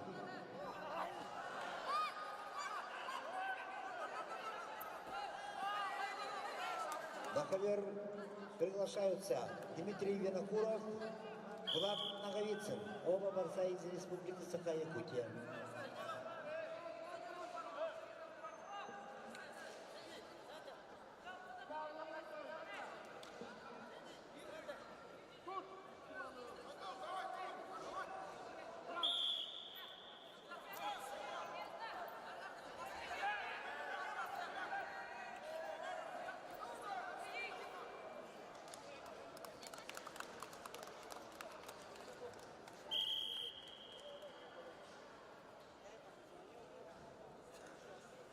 Победу одержал Седенджапов Эртени, Республика Бурятия, на ковре С.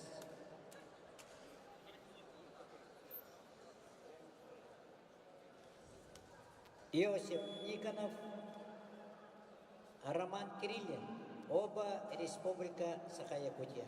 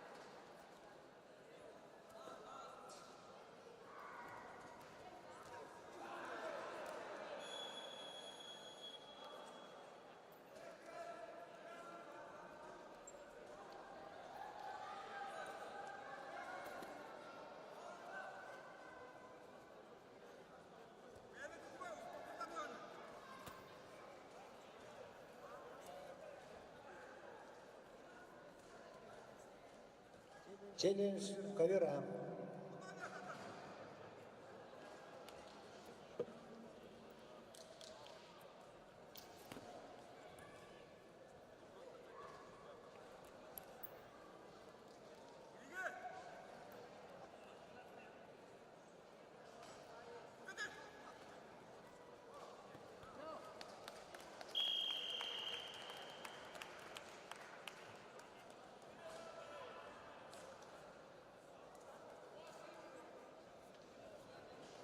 Чисто техническую победу одержал Роман Кириллин, Республика Саха-Якутия. Вызывается Юрий Винокуров, Республика Саха-Якутия. Ахмат Мусхаджиев, Дагестан.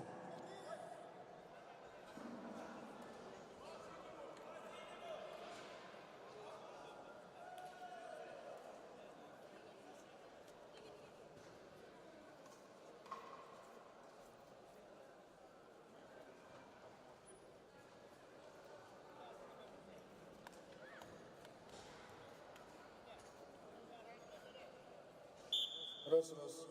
Челлендж ковер А.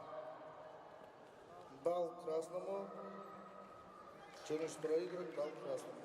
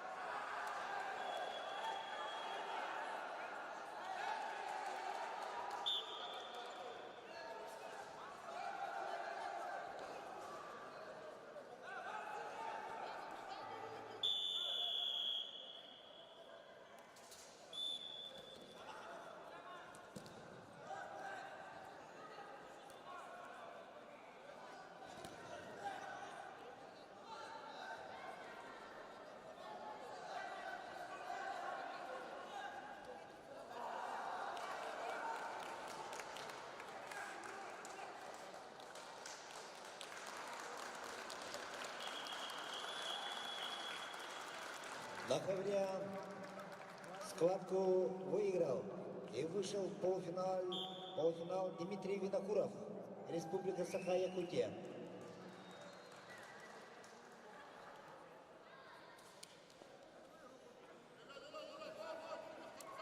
Приглашаются на ковер Никита Калатчиков, Республика Саха-Якутия, Зарихто Бароев, Забайкальский край.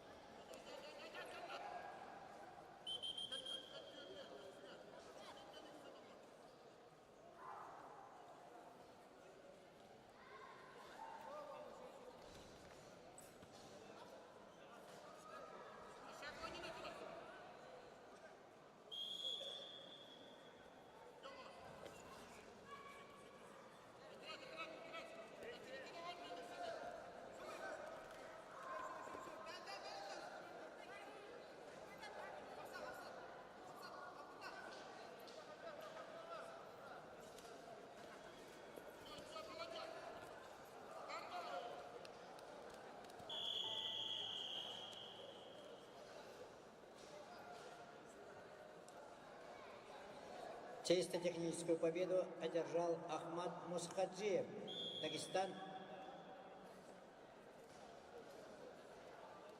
Республика Дагестан.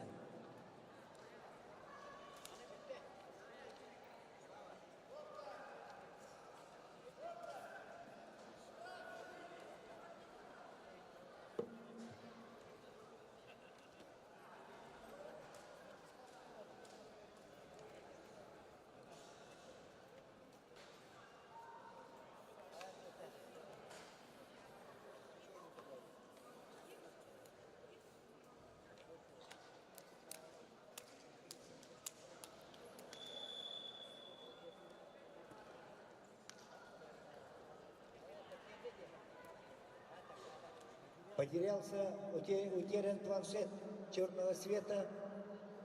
Кто брал планшет, просим вернуть главному судейскому столу. Утерян планшет черного цвета, просим вернуть главному судейскому столу.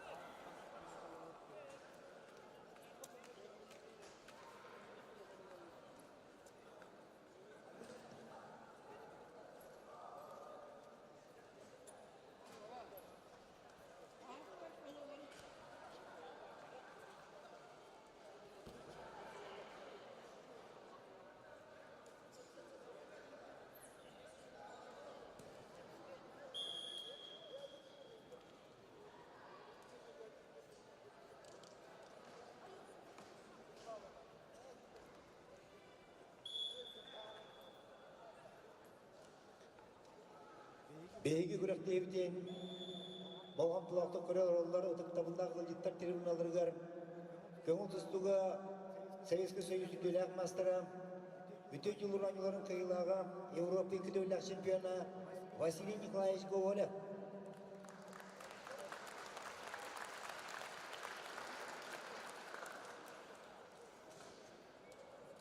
Онда бұл Павел Павлович bir yer kürektiğini sağlabıt, Itıktабылақ Валерий Николаевич Семенов, Көңілсіздігі Советский Союз спортын мастера. Павел Павлович бірге студентнабыт доғыры.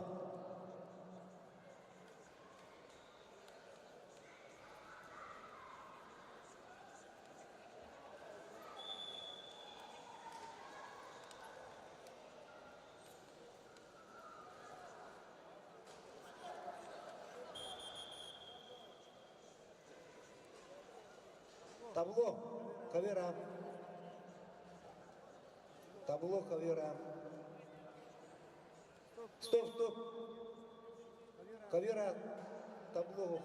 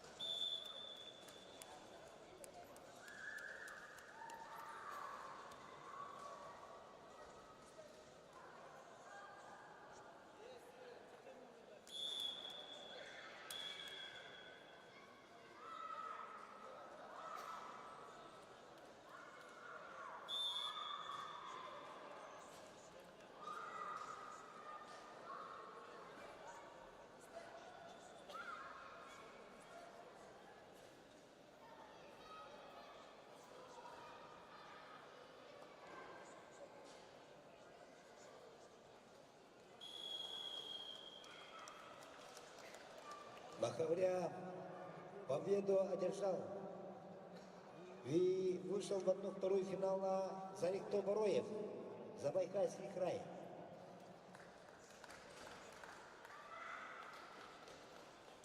Приглашаются на ковер Арсен Андросов, Максим Григорьев, оба Республика Саха-Якутия.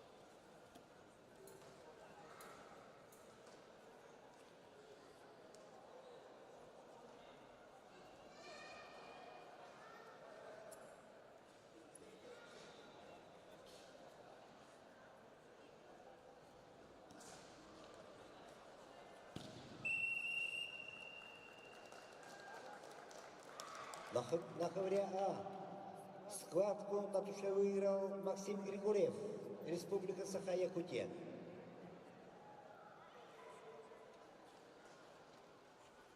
Начинаем полуфинальные схватки.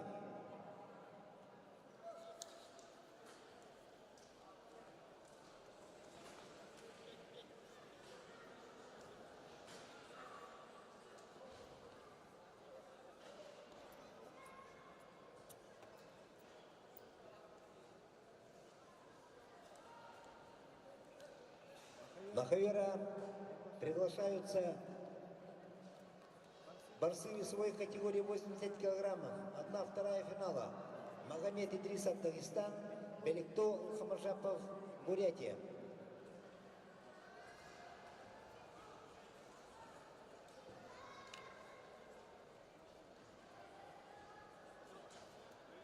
Ковер Б. Приглашаются борцы весовой категории 92 килограмма. Никита Шатохин, Приморский край, Гарик Кондаков, Республика Саха-Якутия, 1/2 финала.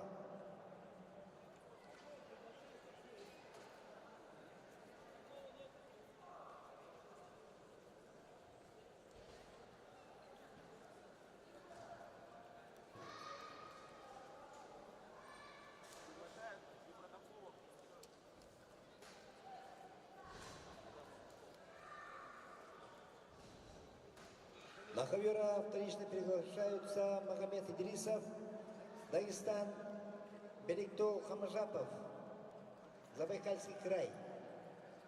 Весовая категория 80 килограммов, 1/2 финала.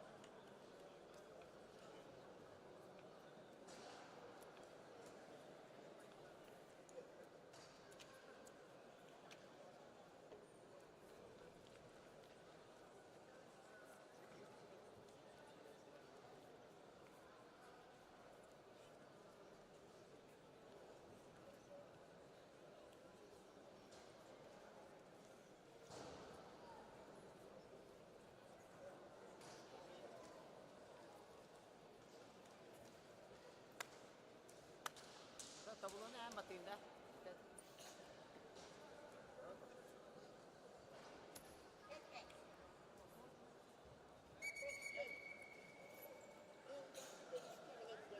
На ковре А. Борец в красном трико Магомед Идрисов, Дагестан. Борец в синем трико Беликтол Хамажапов. Весовая категория 80 килограммов, 1/2 финала. Ковер Б. Борец в красном трико Никита Шатохин, Приморский край. Борец в синем трико Гарик Кондаков, Республика Саха-Якутия. Весовая категория 92 килограмма, 1/2 финала. На ковре С. Борцы весовой категории до 71 килограмма. Алибакарчиев Магомед, Дагестан. Давид Чириков, Республика Саха-Якутия.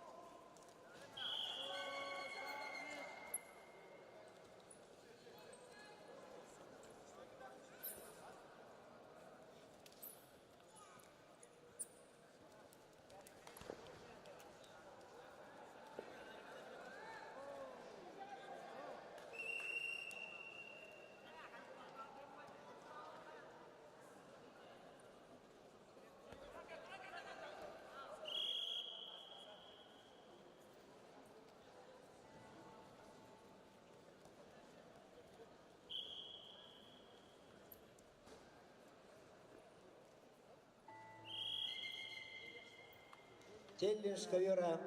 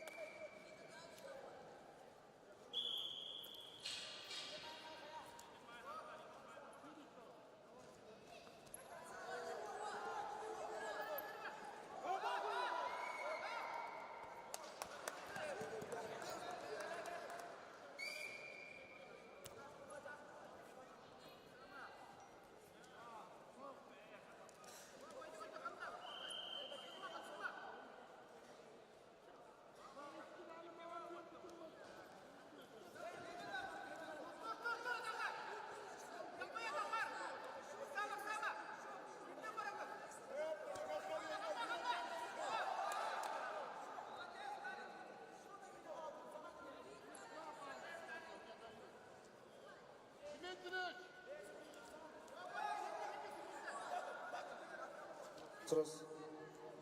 Челлендж ковер А. Последнее действие без оценки. Челлендж выигран.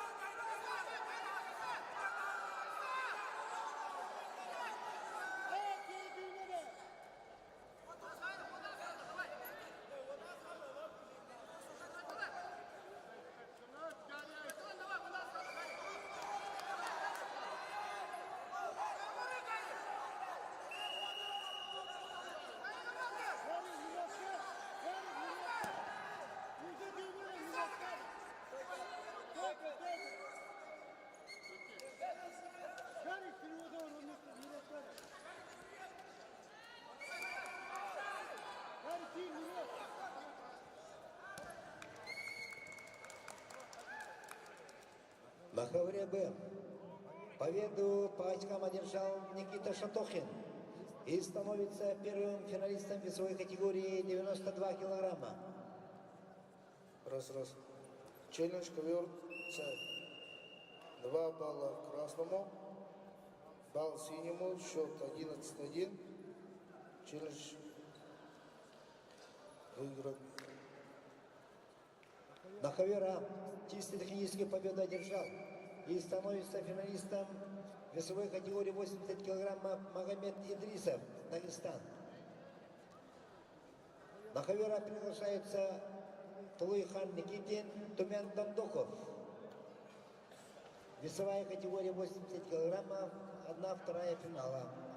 На ковре С победу одержал Мохаммед Алибах Харчиев, Дагестан. Вызывается Алексей Захаров, Республика Саха-Якутия, Ислам Кажара, Республика Крым. На ковре борется Степан Иванов, Республика Саха-Якутия, Алимирза Абдулкадиров, город Москва. Весовая категория 92 килограмма, 1/2 финала.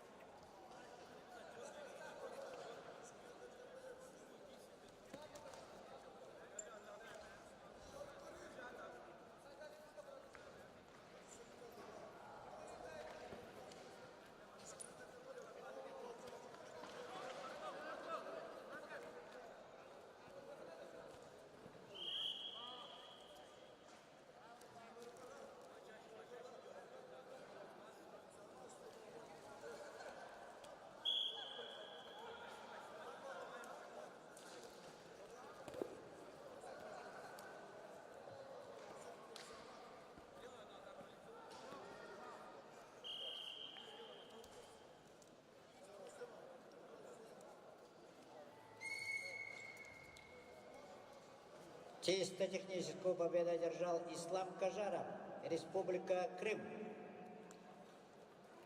Вызывается весовая категория 45 килограммов. Уюсхан Халгаев, Тоскул Токусара, Республика Саха-Якутия.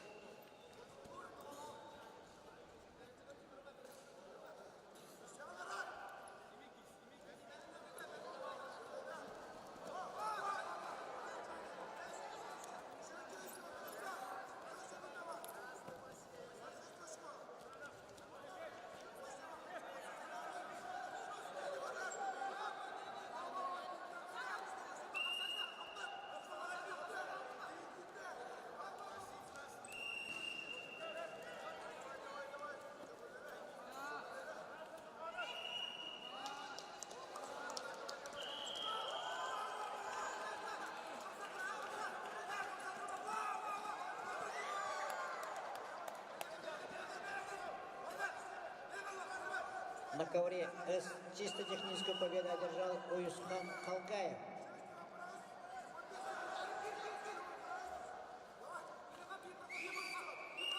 Вызывается Аралхан Контогоров, Республика Саха-Якутия, Леонид Иванов, Республика Саха-Якутия.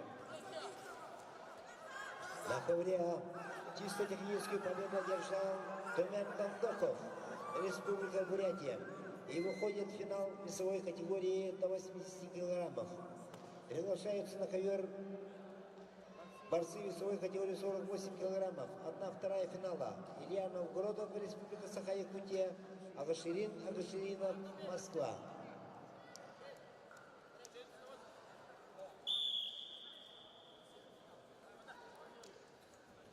На ковре Б победу одержал и выходит в финал весовой категории 92 килограмма Алимирза Абдулкадыров, город Москва.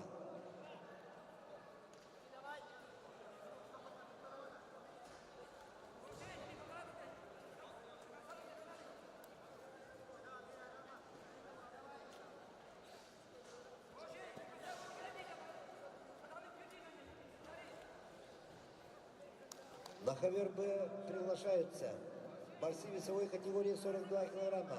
1/2 финала. Александр Жданов, Республика Саха-Якутия. Ойгун Назаров, Республика Саха-Якутия.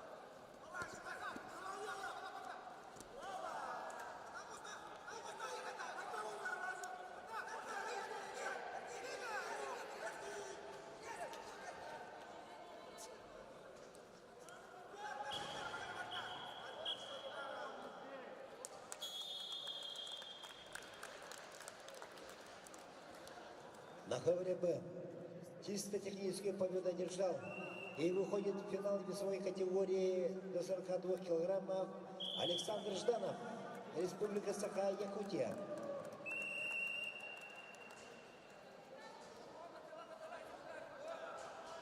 На ковер приглашаются Дмитрий Сивцев, Республика Саха-Якутия, Сайдан Федоров, Республика Саха-Якутия. Весовая категория 42 килограмма, 1/2 финала.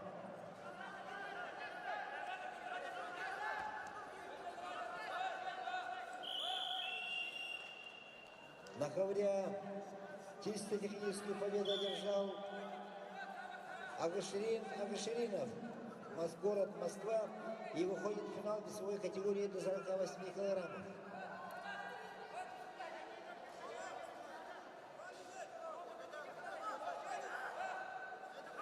Приглашаются на ковер Делимхан Чаньев, Ингушетия, Денис Игнатьев, Республика Саха-Якутия.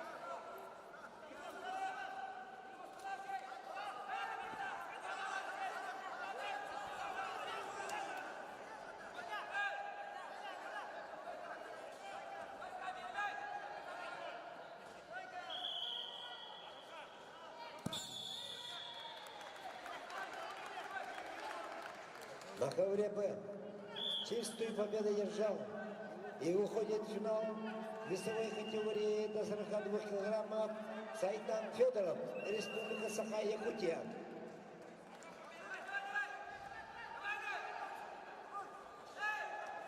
На ковер приглашаются Жамбал Намсараев, Байхан Ефремов.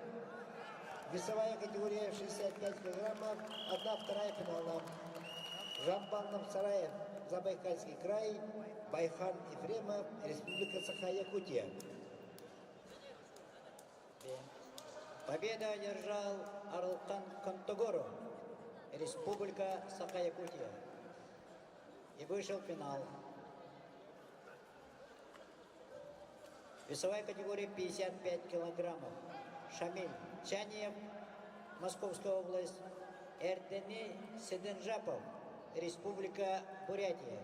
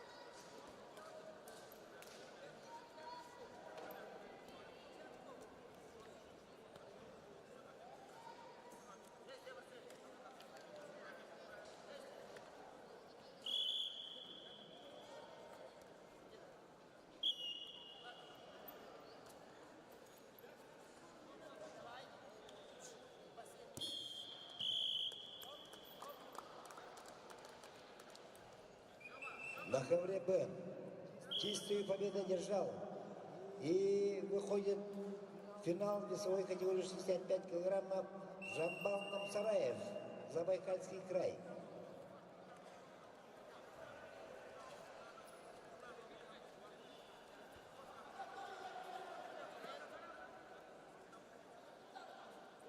На ковер Б приглашаются борец в красном трико Сергей Некрасов, Республика Саха-Якутия. Борец в синем трико Данил Егоров, Республика Саха-Якутия. Весовая категория 65 килограммов, 1/2 финала.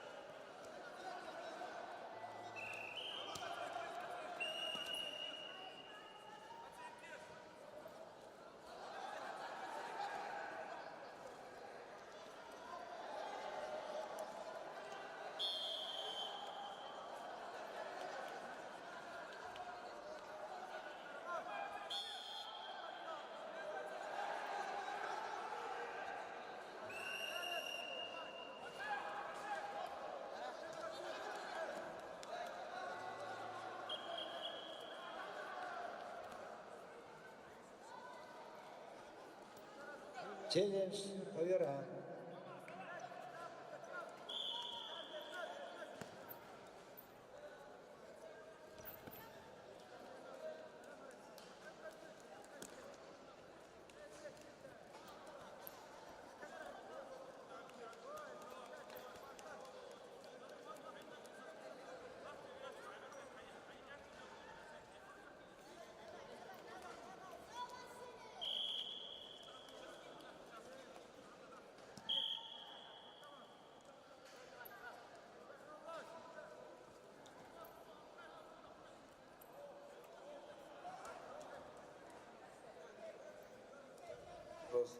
Действие без застынки, балл синему. Челлендж проигран.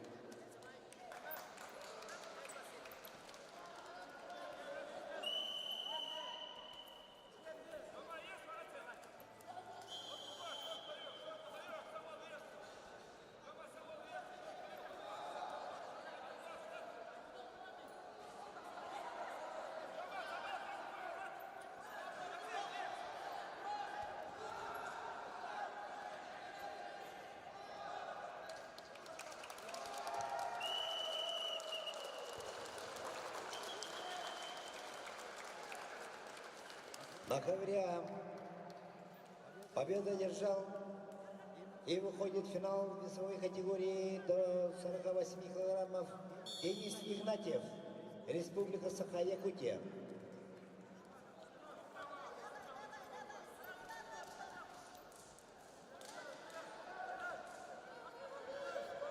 А спортсмен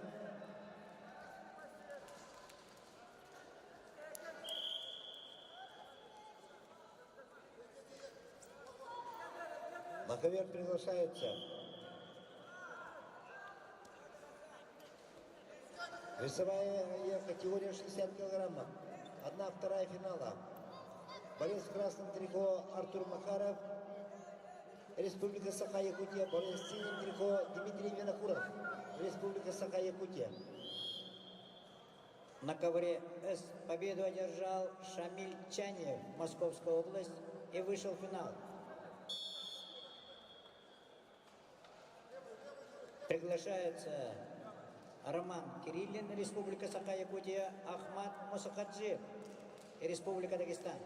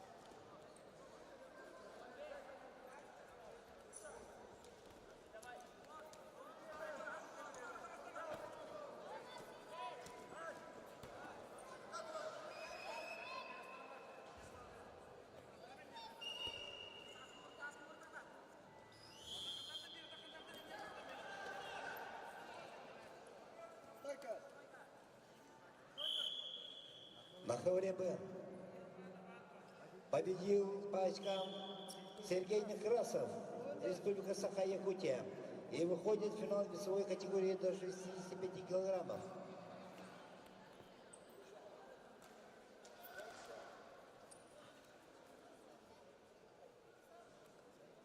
На ковер приглашаются борцы весовой категории 51 килограмм. 1/2 финала. Эртине Иргит, Республика Тыва, Вадим Прядезников, Республика Саха-Якутия.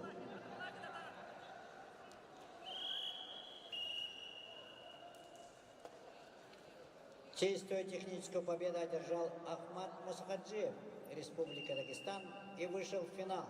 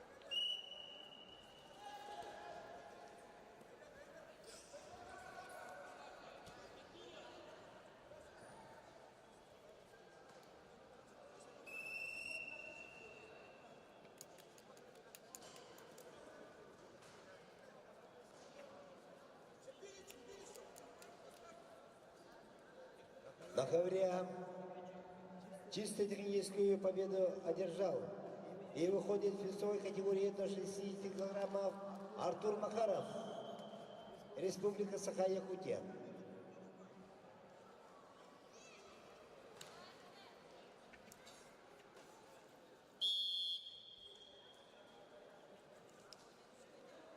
На ковера приглашаются борцы весовой категории 60 килограммов, полуфинальная схватка. Зарихто Бароев, Забайкальский край, Максим Григорьев, Республика Саха-Якутия.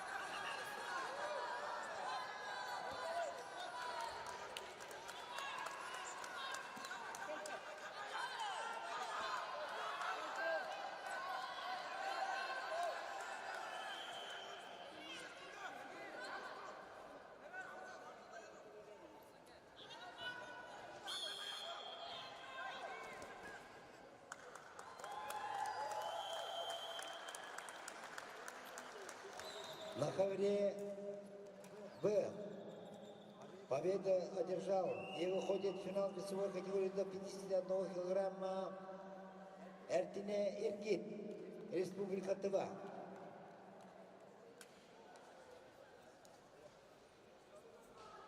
Приглашаются на ковер Алексей Фокинов, Республика Саха-Якутия, Крындюл Местников, Республика Саха-Якутия. Полуфинальная схватка, весовая категория 51 килограмм.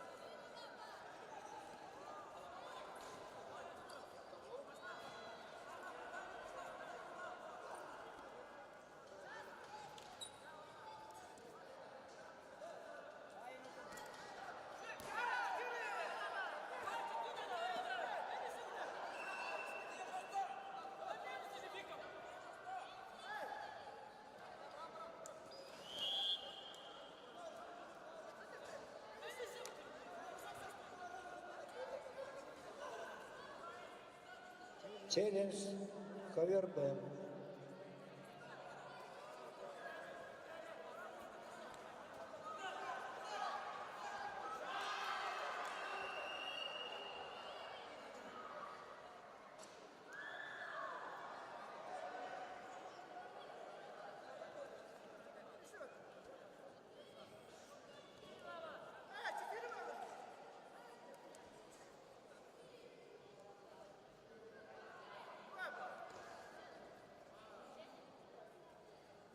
Раз. Челлендж ковер Б. 2 балла синему. Челлендж проигран. Балл красному.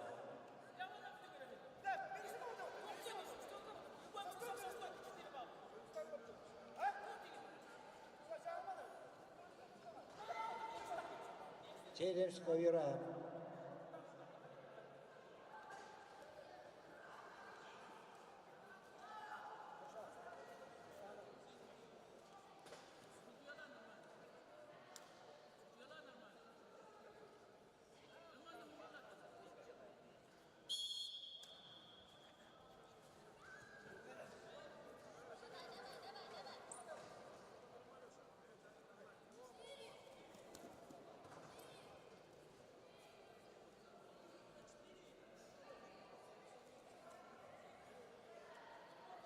Раз.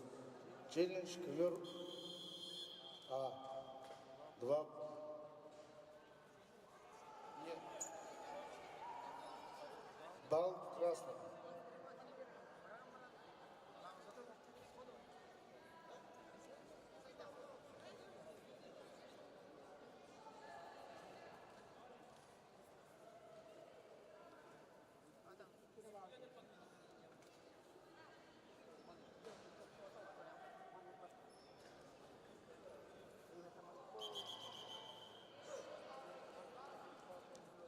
Челлендж проигран.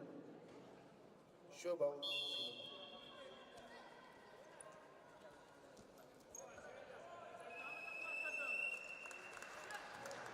На ковре А. Схватку Пачкан победил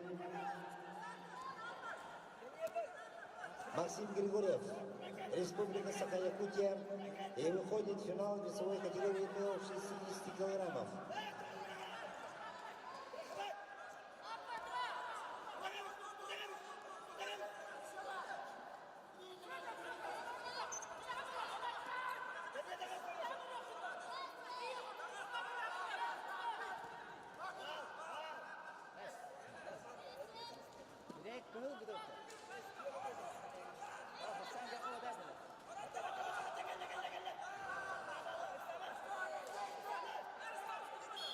На ковера приглашаются Аюр Минжурдоржин, Забайкальский край, Аламжа Базаров, Забайкальский край.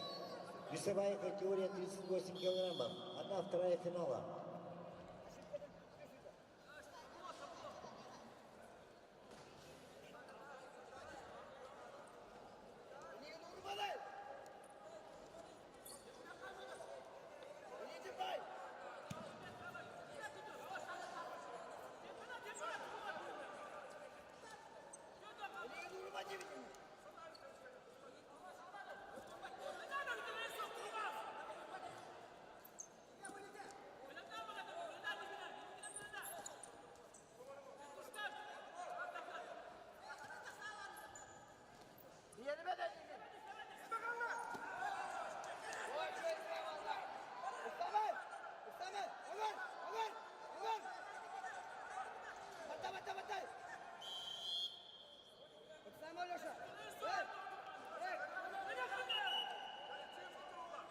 На ковера вторично приглашаются борец в красном трико Аюр Минжурдоржин, Забайкальский край, Аламжа Базаров, Забайкальский край. Весовая категория 38 килограммов, 1/2 финала. На ковре Б победу одержал и выходит в финал весовой категории до 51 килограмма Алексей Фокинов, Республика Саха-Якутия.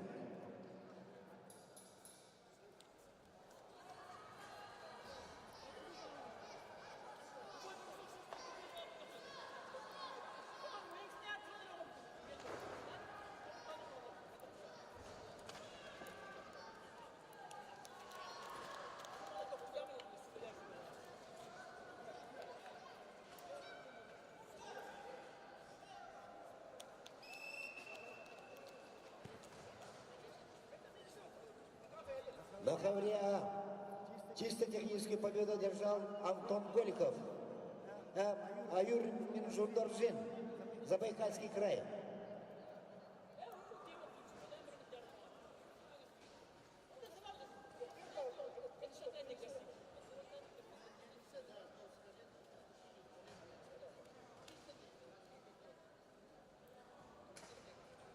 На хавера приглашаются полуфинальная схватка в весовой категории до 38 килограммов. Антон Голиков, Республика Саха-Якутия, Аюш Кужугет, Республика Тыва.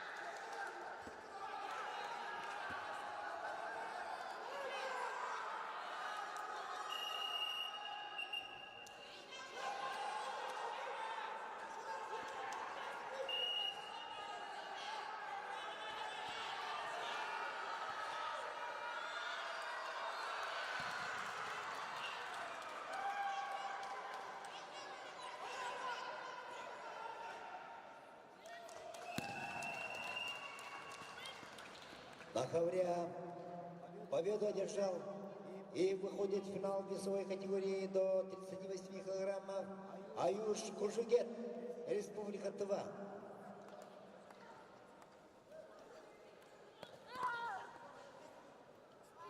Завтра взвешивание финалистов и участников утешительных схваток в 8 часов утра. Соревнования начнутся в 11 часов дня.